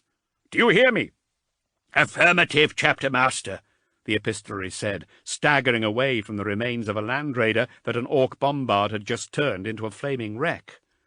"We have reached the edge of a minefield, Chapter Master," Captain Storn reported as his heavy-weapon Space Marines jogged to a halt. "All stop and close in," Thane ordered, prompting their perimeter of land raiders to crunch to a standstill. Track to track, the tanks put a wall of armour between their brothers on foot and the orcs pouring from dusty hatches situated in the desolation around the minefield. "Brother Stormcrow," Thane called across the Vox. "How can the Death Watch aid you, Chapter Master?" Garvik Stormcrow called back. "The mighty Phalanx will pound the palace, but the fortifications are triple-shielded in places.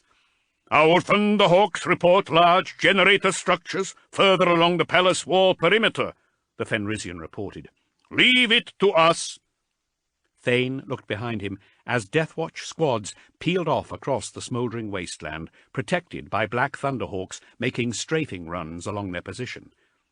About the Imperial Fist's formations, hulking orcs in heavy armour advanced behind shields the size of bulkheads. Behind, more greenskins, drunk on battle and the prospect of tearing Space Marines apart, sprayed the land raiders with a stream of slugs from their outlandish guns. Crude rockets spiraled through the night air, sometimes wheeling off into the sky and sometimes juddering the tanks with their armour-cracking impact. "Captain Uzziah, split the 4th by squads to support the 3rd and 7th on the land raiders," Thane commanded. "Captain Iskarion, have your assault marines cut down anything that gets through our perimeter." Behind him, Thane could hear Gortez and Brondel's companies fiercely ensuring that the chapter wasn't cut from the rest of attack group Thusa. Land raiders nearby suddenly rocked as muscle-bound orcs slammed into them with their shoulders, while the tank's flamestorm cannons turned huge swathes of the foe to ash and charred bone. The orcs' numbers were such that many inevitably got through. Captain Ullanor and his Imperial Fists blasted heads and horned helms from shoulders as the orcs tried to break the perimeter. Space Marines from the 4th Company, running up to join Ullanor on the land raiders, hammered those that got through on their approach, with Chaplain Ishkarion's assault squads carving up what was left with a sweep and thrash of chain blades. Another wild shell landed on the right flank, bouncing several tanks on their tracks. Circled by angry bikes and buggies, the Imperial fists were holding their own against the hulking orcs pouring from the subterranean hatches. Blocked from advancing by the minefield, the Sons of Dawn simply had to suffer the destruction raining down on them from the palace artillery. With Battle Brothers blasted apart, and land raiders turning into storms of shrapnel and flame, Thane peered down the flank of the palace wall. Deathwatch Thunderhawks were being blown out of the sky by Orc macro cannons. Those gunships that did manage to fire off their las cannons and bombardment cannons sent blasts into the giga-generators powering the palace's overlapping fields. "Phalanx!" Thane yelled into his vox as the perimeter fields began to collapse. "I need that!" And everything turned to blinding light. Imperial fists in their armoured suits became scorched silhouettes, and orcs melted away in the stunning blaze. As Thane's eyes and auto-senses adapted, he saw lance beams searing down from the sky and striking the palace wall. Somehow Dicarion had managed to hold off the boarding orcs and get the fortress monastery back on station above the palace of the beast. The world rocked beneath the chapter master's boots. In blasting a breach into the fortified rock and armour plating of the unshielded palace wall, the phalanx's lances had superheated the ground of the perimeter. The field of mines before the wall was detonating in a chain reaction, shattering the wall's foundations and causing sections of it to topple. Vanguard Imperial fists attempted to retreat, but were blasted off their feet by the force of the rippling detonations. Space Marines in Centurion suits were knocked down, while land raiders closest to the minefield were rolled onto their backs by the blasts. Charging orcs were turned to ash on the wind. One moment they were ferocious alien predators, behemoths of fang and muscle. The next they were gone, scoured from existence. Those monsters not caught in the apocalyptic blaze were blasted aside by the shockwave of the lance strikes. They crashed into the sides of the land raiders with bone-shattering force. Space Marine bikes were knocked over, land speeders spun and bobbed in the air, and Imperial fists slid from the roofs of tanks, knocked off by the backwash of heat. Thane felt the quake of explosions beneath his armoured boots. The chapter master steadied Tykor, who was desperately trying to put out flames that were swirling about the battle standard. The air about them was thick with smoke. Space Marines emerged from cover like soot-caked revenants. Thane was about to issue an order when another apocalyptic boom erupted about the Imperial fists. This time it emanated from below the ground. Something had detonated in the tunnels beneath them, those same tunnels the armoured orcs had emerged from to flank their attackers. The palace and surrounding precincts were so bewildering in their architecture and monstrous in function that the rippling explosions could have originated from anything: subterranean Promethean depots, ammunition dumps, or even the trapped gases of an overloaded waste system. But it made no difference either way. With nowhere for the power of the explosion to go, it ripped up through the ground, spouting streams of flame. Thane felt the ground give way beneath him, and then he was falling amongst tons of rubble, everything ablaze with a blinding light of venting flame, deafened by the ear-splitting rumble of the world breaking up about him. Finally, there was stillness, dust, and darkness. Thane lay there for a moment, blinking himself back to his senses. His leg hurt. One of his optic helm displays was alerting him to 100 different problems, while the other was dead. Hooking the thumbs of his power fists under the great piece of rock laying across him, Thane heaved the boulder off him. With an effort, he got himself to his feet, not easy in Terminator plate. A pauldron of his suit had been stove in by falling rock. His helm was cracked, including a shattered lens, and the hydraulics of his leg sparked with damage. As he limped about, he found himself surrounded by ghosts in the dust and haze. Suit lamps picked out groups of Imperial fists heaving stone and vehicle parts off the trapped bodies of their brothers. As his honour guard located and surrounded him, the chapter master saw Captain Berengard and members of the First Company digging High Chaplain Baccaroth out of the rubble. Lady Brisannas and her Sisters of Silence were struggling with one rabid orc-psyker attempting to make an escape. The second was dead, having been crushed beneath huge pieces of shattered masonry. Soot-stained apothecaries moved among the battle brothers, rendering succour to the wounded and removing the gene seed from the dead. Thane crunched through the collapse, helping to right Terminators and Centurions whose thick armour had allowed them to survive the fall. Through the thick dust and darkness, the chapter-master saw Tycho helping a battle brother up a rubble incline, heading towards him. In his gauntlet he clutched the standard, the banner hanging miserably from its broken crossbar. As the two Space Marines got closer, he recognized the second as Epistolary Zolt. Thane shook grit from his plate as the dust settled. He stood in a rock-strewn depression. It looked as if a section of the outer palace grounds and sub-level foundations had collapsed under the force of the underground explosion. Thane and his battle brothers, picking themselves up out of the rubble, found themselves in what remained of a tunnel that ran beneath the palace. Shattered rock and smashed vehicles sat like small islands in a river of filth that had burst its banks. The surface of the fetid liquid had crusted over with dust and the heat of the firestorm that had swirled down the tunnel, but the waters were rising where the rubble had created a dam. He heard his battle brothers calling to each other and their captains across the Vox, whereas much of what remained of the first and second company were down in the pit with him, along with Brisannis's shattered sisters. The one remaining Orcsiker and Chaplain Iskarion's assault squads, Storn's devastators, were above them, gathering about the lip of the crater with Uzziah and Valdenor's men.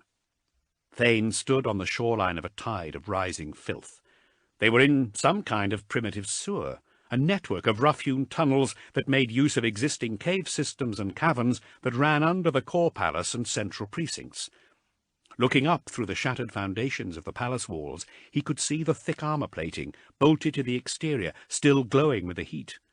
Both the wall and floor of the precinct had suffered from the chain reaction of the lance strike, detonating mines and subterranean explosion. Blackened and blistering stone cracked and crumbled as acrid smoke billowed from the fortifications. Thane marvelled that the palace fortress had sustained so little damage as a result of the lance strike. While it was huge, the stronghold looked like a nightmare of armour plating, jagged accretions and rough masonry, not unlike the mighty space hulks the Orcs used to move from system to system, and, like the hulks, Gorkogrod was a great deal more resilient than it looked. But with a hole blasted into the subterranean tunnel network, Thane and his men now had another way in. "Captain Berengard!" Thane called. Through the dust, the former Black Templar appeared, splashing through the stinking shallows in his Terminator plate. "What is your assessment?" asked Thane, indicating the dark, gaping entrance before them. "These tunnels are oriented towards the palace," the first company captain said, "radiating outwards under the precincts. This could work in our favour. We should take advantage of this good fortune." "Zolt," Thane called, "report." "Captain Dicarion and our fleets have been reinforced, my lord," the epistolary said. "Beaumont," Thane said, looking at Berengard. He gave the first captain a slow nod. "Our Black Templar brothers have arrived." "In orbit and aboard the Phalanx," Zolt said. "Caught between the Sons of Dawn, the enemy boarders have been annihilated." It was the stroke of good fortune they had been hoping for, reinforcement from above and an opening below. "Inform the commanders at the landing site," Thane said, "that we have created a breach. I am ordering all attack group guard regiments, Skitari legions, automata, any fighting man, woman, or construct into the palace. Once unloaded, have the Titans of Legio Intrafex secure both the landing site and the route to the palace. They are to exterminate enemy reinforcements from surrounding precincts and supply convoys bound for the palace hub. Chapter Master, they report Gargant formations closing in from the southern precincts," Zolt said. "Then they're going to have to deal with them as well," Thane answered. "Navy bomber wings to support?" "Yes, Chapter Master." Thane looked up through the clearing fug at the Imperial fists, righting themselves in the rubble and gathering above on the crater lip. He could see Captain Storn, Valdenor, Uzziah, and Gortez looking down at him. "Whether we survive this dreadful day or not, the beast must die," the chapter master told them. "By our fire from the sky or the cold steel of our blades, the beast must die. Brothers, we must be as one mission, one chapter, one empire. the Imperium of mankind. Second company to lead, advance with centurions and armor. The attack group will need an entry point, something we can hold and advance from. Brothers, let us be the adamantium fist that punches straight through these walls behind which our craven enemy hides. Let us drag him into the light and destroy him for all the galaxy to see. We shall take the low road, brothers, and rise up like vengeance from beneath. This beast thinks he is safe behind his walls and shielding.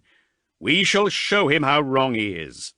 Our mighty guns shall pound this fortress from above, while the sons of dawn shall shake its very foundations with their fury. Beasts rise, and they shall fall, but the Imperium of mankind is forever. Chapter 10. Ullanor, Gorkogrod. Maximus Thane had experienced a lifetime of war. He had lived the blood-splattered insanity of battle, the hum of powered armor, the crash of bolt guns, the ugly sound of enemies coming apart. He had gone toe to chainsword-wielding toe with Esarhaddon, arch-heretic of Praetus Prandia. He had blasted his way through the deviants and piratical raiders of the fallen Eldar at the Ferrospire. He had slaughtered the green-skin invader on the hallowed sands of his own homeworld of Idolica, and on Ullanor's cursed earth. Little could have prepared him for the carnage that took place during the fight to gain entrance to the Orcs' palace. As the Imperial fists made their way along the subterranean tunnels, Thane had initially found the darkness and quietude unsettling. The battle above them was a distant, muffled afterthought. Deathwatch Space Marines and descending Black Templars fought side by side, their shared hatred of the alien like a torch, leading them through the gargantuan architecture of Gorkogrod's inner precincts. Mixed contingents of Astra Militarum from scores of shattered regiments were pushing on through wall-to-wall Orcs. Shock troops took districts, building by building, while stormtroopers and airborne companies rappelled to roofs from hovering Valkyries. Battle automata stomped alongside Skitarii soldiers, who crackled with radioactivity. Sentinels stalked through the carnage, while Lehman Russ tank companies rolled up through the dragways, demolishing Orc junkers and fortifications. Freighter militia mobs swarmed creature after creature, bludgeoning and burning the Xenos, while Vindicare assassins moved across the roofs of grand alien architecture, blasting huge holes through warlords and megabosses with their Exitus rifles. Feral world scouts scalped the aliens with their knives, while the blue-blooded officers of Spire-born regiments directed tracked mortars, bombards, marauder airstrikes, and orbital fire from the sky in an effort to pound the way ahead into cataclysmic ruin before the arrival of vanguard troops. All the while, Thane's bloody and battered companies advanced along the rough tunnels and cave systems of the sewer. Liquid filth moved slowly down excavated channels, carried onward by a downhill incline and great water wheels. It seemed few Orcs were interested in frequenting the sewer system. Those that did were ragged ferals, who, while still hulking in size, fell easily before the chain swords and bolt pistols of Chaplain Iskarion's assault squads. The river of filth was, however, choked with alien fungus and swarming with tiny greenskin runts, whose eyes glinted in the darkness. Terrified of the approaching Space Marines, they fled before them, shrieking in alarm. Little ammunition was wasted on these wretches, but Thane had no doubt that the miserable creatures would quickly carry news of their presence to their larger cousins.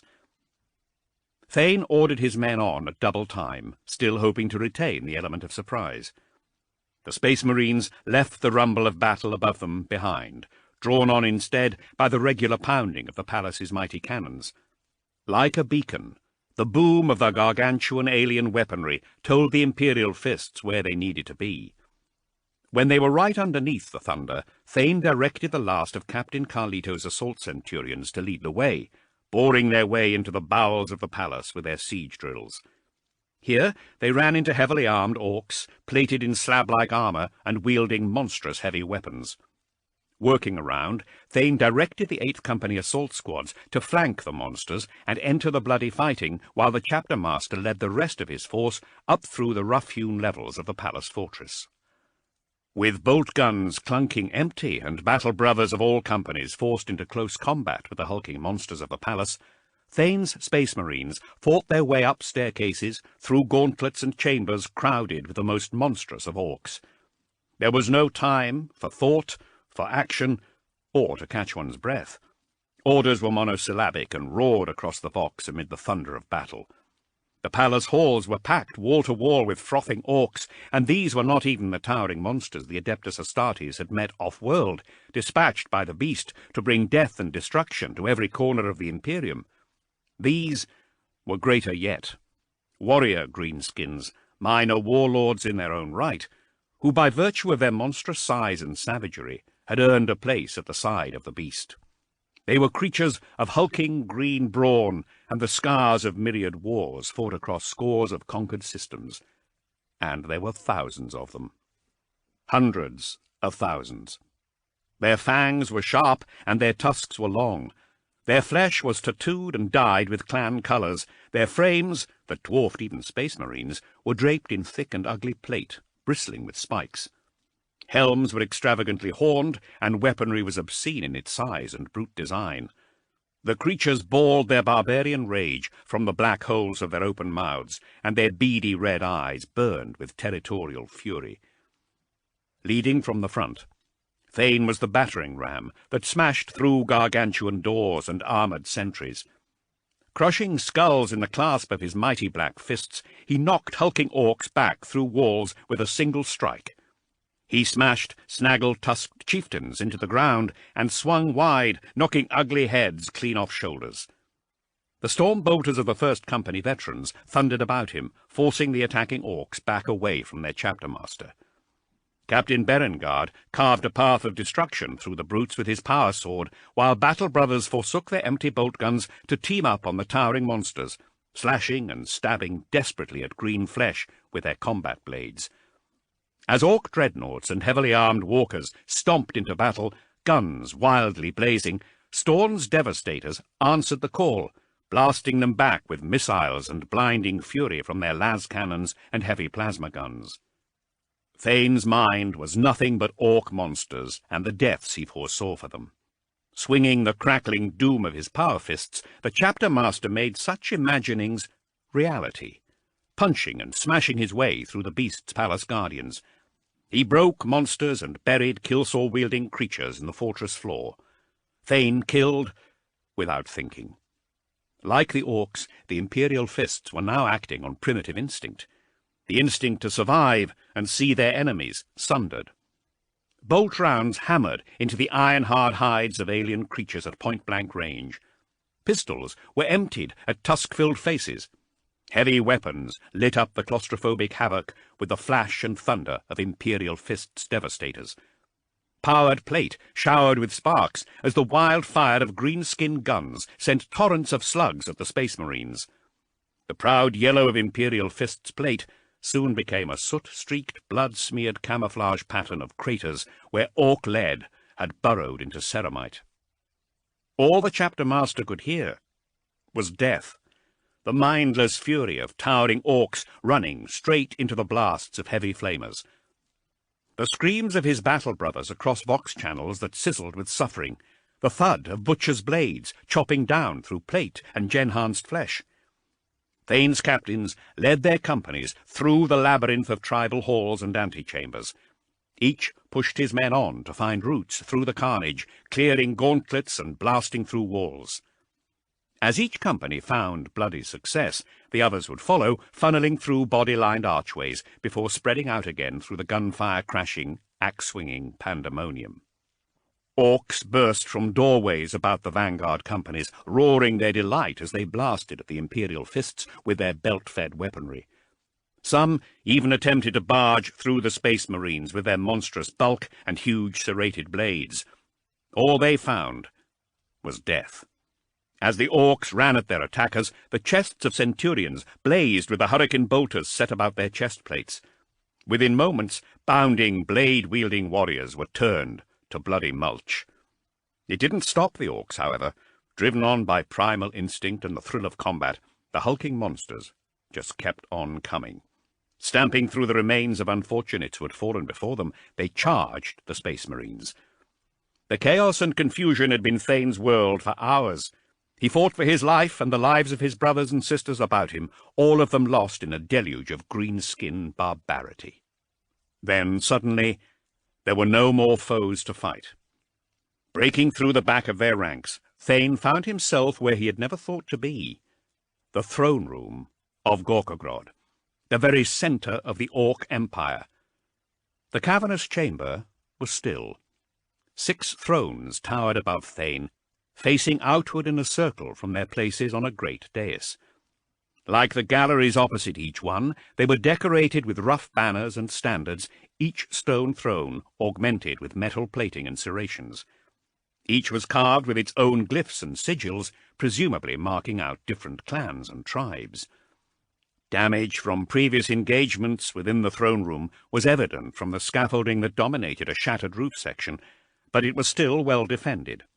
Battle-scarred gargants loomed over the arriving Space Marines, their engines and weaponry roaring to life. Tykor battered his way through the remaining orcs to join his chapter master, the battle standard of the Imperial Fists held high. Zolt was not far behind, with Captain Berengard and his hammer-wielding Terminators stomping up beside them. Lady Brisannas and her remaining sisters struggled to drag the captive Psyker through on its chains, watched over by the brute threat of High Chaplain Bakarath and his whirring assault cannons. As they entered, the Imperial Fists aimed their all-but-empty weaponry up at the Gargants. Even with full magazines and power packs, the Space Marines' weapons could not have hoped to pierce the thick plate of those mighty war machines. Thane looked about the colossal throne room. Its galleries were empty, as were its monstrous thrones. Only the Gargants, towering above the Imperial Fists, seemed to display any evidence of life. "The Sons of Dawn have come for you, beast of Ullanor," the chapter master called about the cavernous chamber. "I have come for you. It is time, beast. It is time to face your doom in the Emperor's Angels of Death, in his Imperial Fists, in me." With the rumble of Gargant engines about him and the clunk of loading Magnabore weaponry, Thane approached the Sisters of Silence and the last Orc Psyker. The alien's eyes wept the brilliance of otherworldly energies and dripped with spidery threads of green power. The chapter master peered into the darkness of the throne room's gargantuan exits. In their depths he saw the movement of monstrous beasts, colossal orc warlords of extravagant tusk and fang. In the galleries above, the shadows solidified into more massive orcs, tribal chieftains and their warriors, wielding chunky weaponry and heavy serrated blades. They pushed forward, but made no move to attack. "Fight me, monster!" Thane called out. "Fight me for Ullanor, for Terra, for the galaxy!" The chapter master turned, and what remained of his glorious chapter turned with him. Thane felt the quake of the alien's step. The monster that had felled Vulcan, and in killing Courland had doomed the Imperial Fists to extinction, was coming to meet him. Dust and debris rained from the chamber's ceiling with each heavy stomp of the gigantic orc's boots. Ducking into the chamber, the beast of Ullanor entered the throne room. The towering orc looked down at the Imperial Fists. It stared at the Space Marines with, Thane thought, a look of amused disdain. It was huge, like a death-world reptile that had grown so large that it had no natural predators. Green muscle, mounds of furs, plates of black and white armor as thick as a Gargant's hull. Like its palace, the beast's brutish form crackled with defense fields and protective shielding. With colossal claws wreathed with green fire, it lifted a great horned helm from its head to reveal the tusked and scar-mangled horror of its face. Eyes that burned with doom, monstrous fangs too large and warped for its massive jaws, green skin cracked with age and scarring. On the balconies above, the watching orcs shouted and howled in adulation of their ultimate champion. Thane glanced over at the last orc psyker, which Lady Brisannas and the remaining few sisters were struggling to control. It was a monstrous brute, covered in the scars and markings of a tribal shaman. It was wreathed in a blinding nimbus of ethereal energies, like a star about to go supernova. It thrashed against its chains, driven into a frenzy by its surroundings and the presence of so many other orcs. "The galaxy totters," Thane told his battle brothers, "but dawn is with us, and the Emperor guides our hand. The beast must die." The throne room became a raging bolt storm of vengeance. Imperial fists squeezed the triggers of bolt guns, heavy bolters, storm bolters, and pistols. Their weapons spoke with the last of their fury. Las cannons and multi-melters sent streams of death at the colossal monster. Nothing fazed the creature, however. Bolts ricocheted harmlessly off its sizzling force fields, and those that did manage to penetrate overloading patches sparked off armor as thick as a frigate's hull. Beams shimmered from the energy field, and the detonations of missiles bloomed uselessly against the beast's shielding. The beast of beasts thundered forward. It seemed monstrously amused, not only at Thane and his words, but at the useless rage of the Imperial Fist's weaponry. With an almighty swing of its hugely muscled arm, it brought a colossal green-wreathed fist down on Thane. "No!" Tykor yelled, running towards his chapter-master. Barging Thane aside, the standard-bearer disappeared, hammered into the floor by the towering monster. The impact of the orc's fist ripped through the chamber like a thunderclap. Gore splattered across the chamber floor. Sickened to his stomach, Thane pointed the finger of his power fist at the beast. "Again!" the chapter-master roared. The half-demolished chamber lit up. Storn and his 9th Company unleashed the devastation of their heavy weapons. Missiles struck the beast, exploding against its shielding, while balls of superheated plasma raged off it. The heavy bolters of 2nd Company Centurions chewed into the crackling force field, while beams of pure energy struck the monster from arm-mounted las cannons. Assault squads of Space Marines ran forth with the thrashing teeth of their chainswords held high, while Imperial fists of other companies emptied their bolt guns and threw grenades at the beast in hatred and fury. Thane watched the monster emerge from the vortex of destruction. Nothing could stop it. Stamping down furiously on the charging Space Marines of the 8th, the beast went wild. With fists of blazing green fire, it smashed squads aside, breaking them within their plate. It back-smacked charging sergeants into the stone of the walls and snatched up battle brothers in its ferocious claws. Some it threw with lethal force into the throne room floor. Others it pulverized, allowing gore to leak down between its green fingers. Space Marines in Centurion warplate were smashed to bloody pieces. Instant death greeted Terminator veterans, who were struck from the ground and across the chamber. Within a handful of furious moments, the green-skinned giant had painted the throne room with the blood of dawn. Smashed plate, body parts, Imperial fists torn in half. It was a slaughter.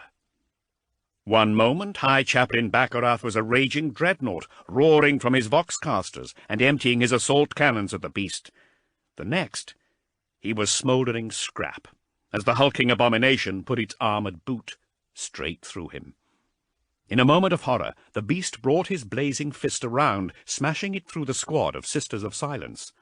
Like broken dolls, their bodies flew across the chamber, leaving only their leader holding on to the alien psyker's chain.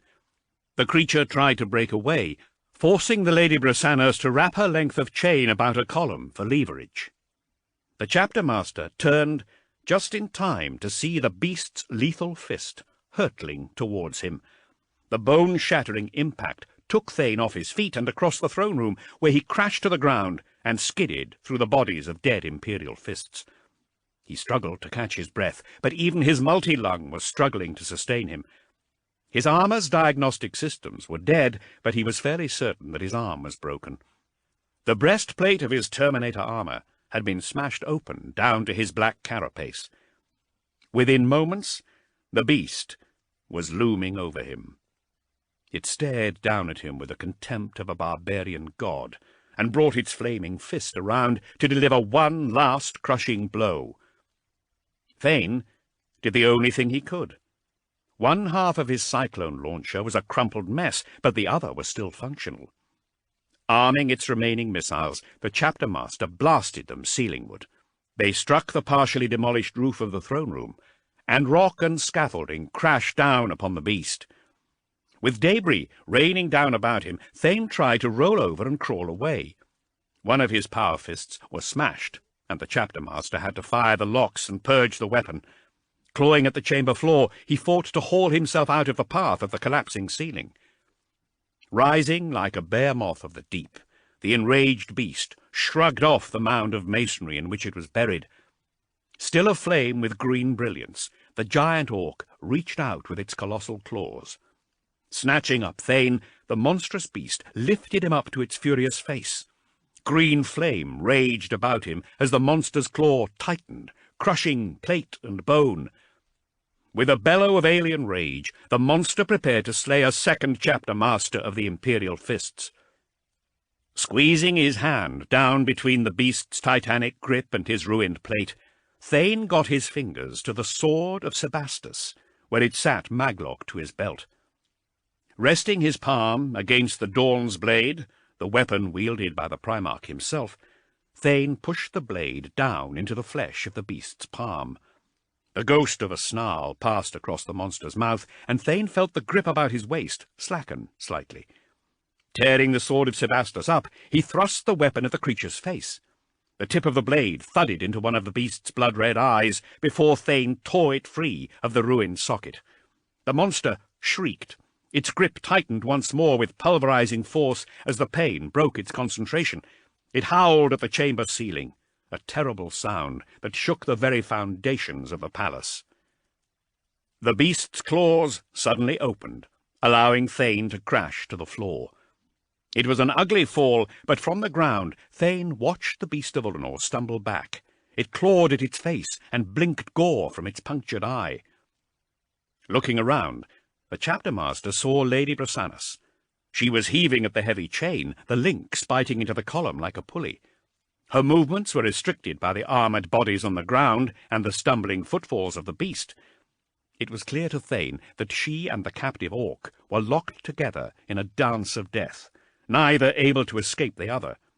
With one final haul of the chain, the lady drew her own glinting blade.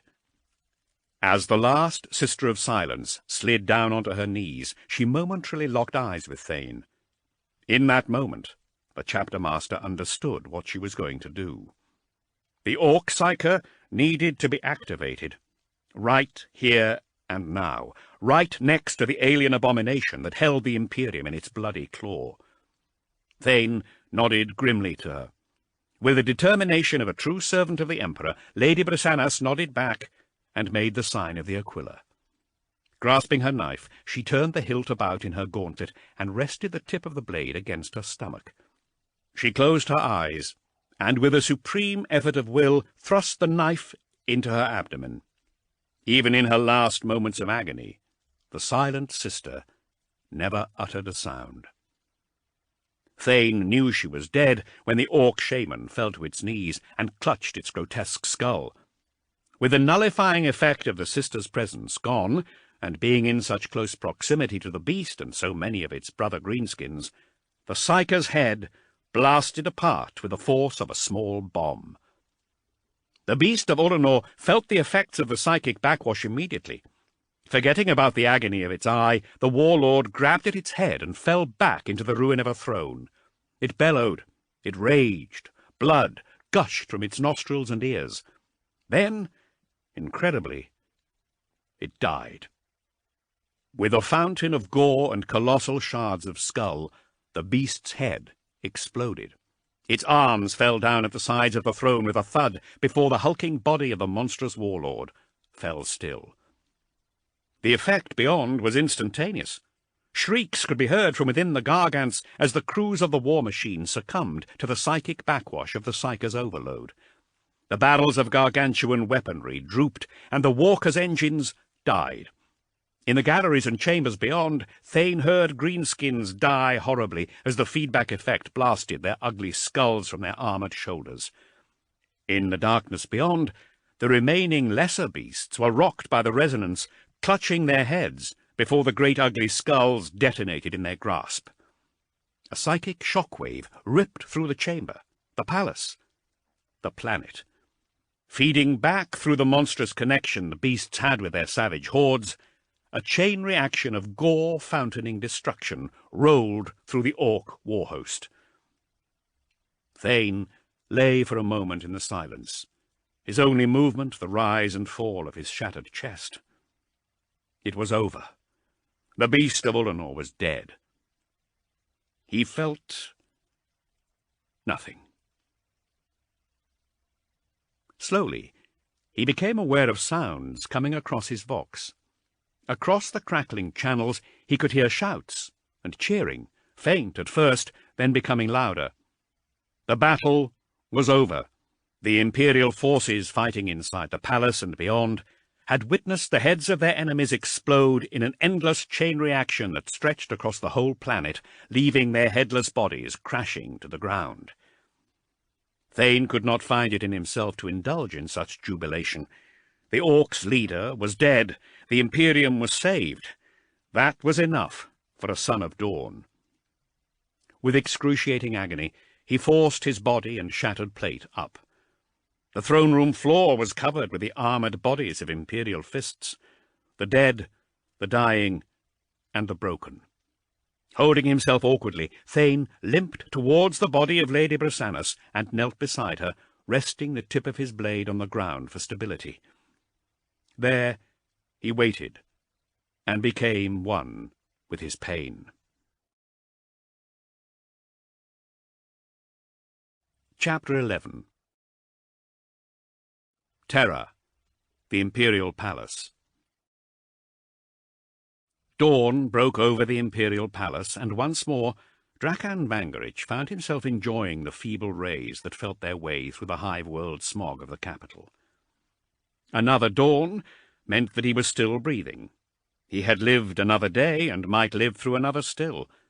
His enemies were either dead, or lived on in frustration and fear. In a life of death, there was a great deal that could be accomplished in a single day.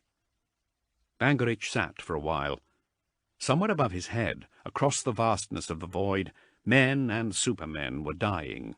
Alien monsters were being fought. The destiny of empires was being decided. And yet, for Vangerich, the beast, the horrific enemy who had brought the Imperium to its knees, had become a necessary evil.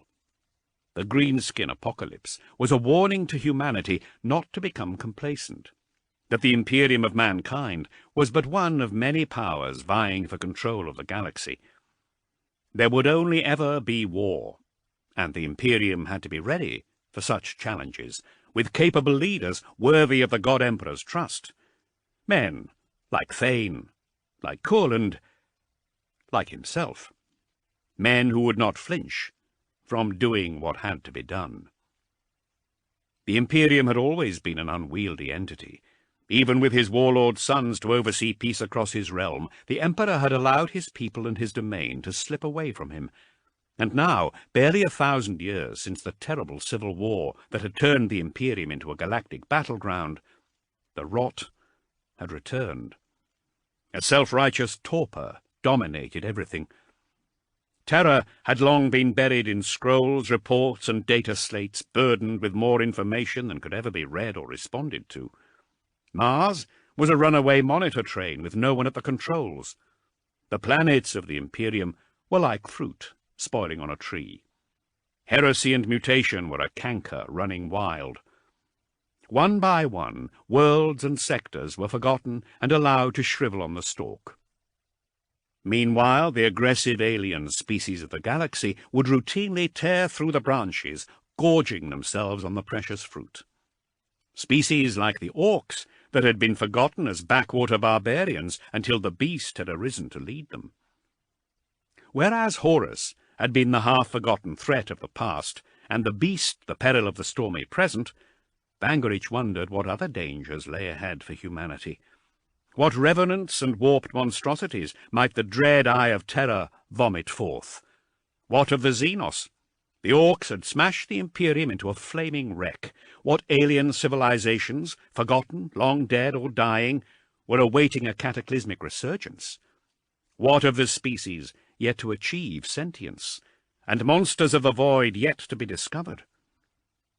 Bangerich suspected that even if humanity survived the beast, a weakened Imperium would embolden other warlords and galactic predators to take their opportunity for glory. Every broken world was a smouldering mountain of rubble in whose shadow the wretched citizens of the Imperium would toil to rebuild their cathedrals, their cities, and their lives. A living advertisement in stone and flesh that humanity was vulnerable to attack. Such disturbing thoughts had led a restless Vangerich to walk the walls of the palace. Finding himself in the inner arcades, he watched the bleary sun break the horizon from the investuary. Here the mighty Primarchs had been immortalized in stone. Mighty no more, they were now but memories. Their statues stood on towering plinths, bearing stone weapons and sculpted in poses of action and agency. It was the way the Imperium chose to remember them, the communal lie. The feeble-minded had little time for uncomfortable truths.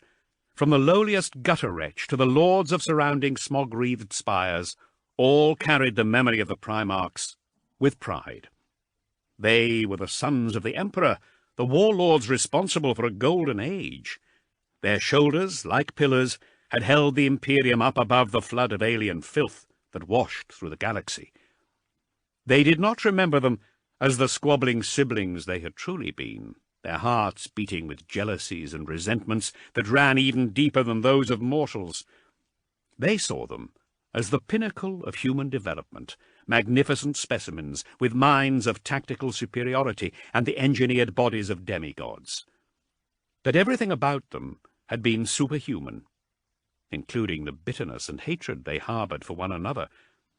It amused Vangerich somewhat that the ancient architects had positioned the Primarch's plinths in a ring about the circular arcade, so that they might regard one another stony-faced in an eternal standoff. Their choices and their inability to act until it was too late had been the doom of men 1,000 years before.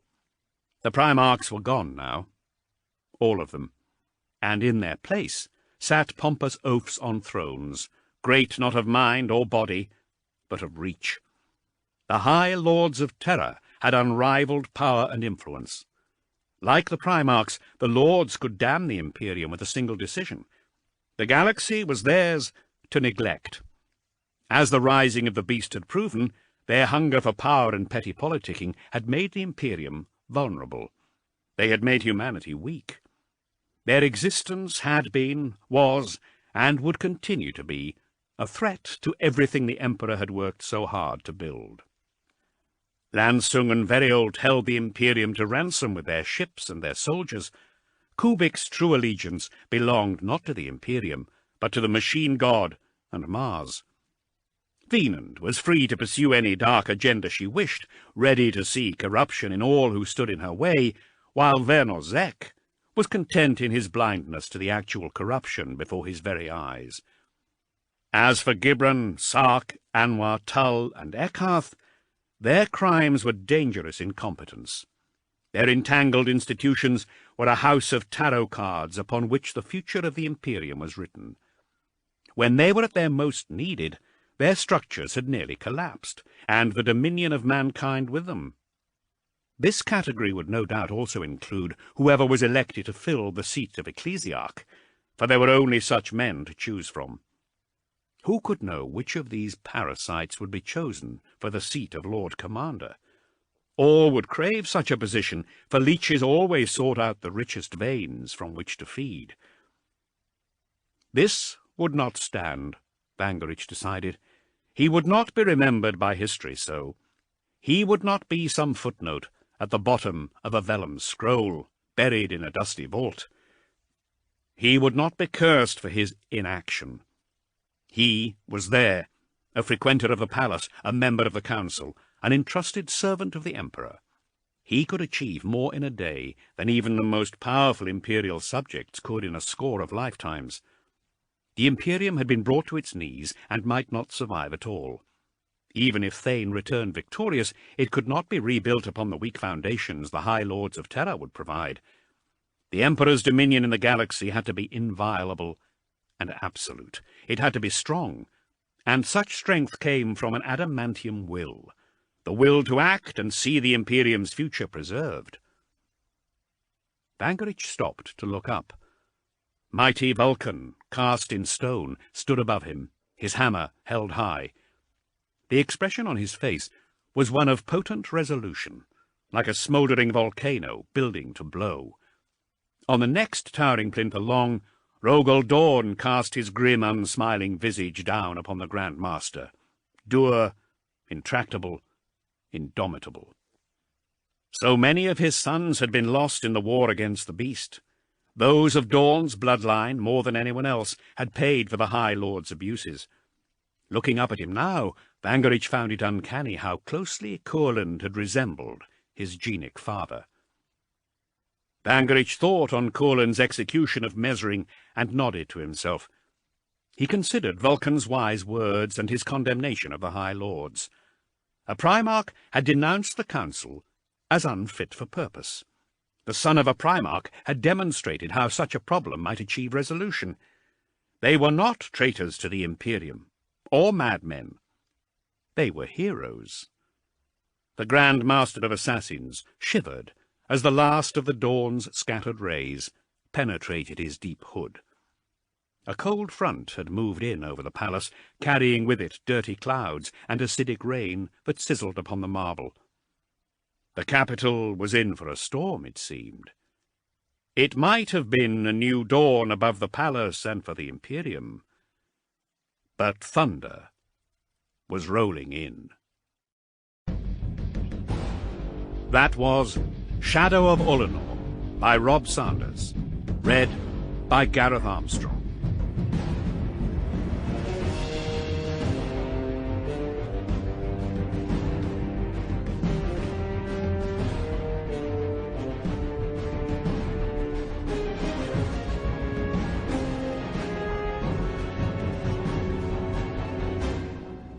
This recording is copyrighted to Games Workshop 2016.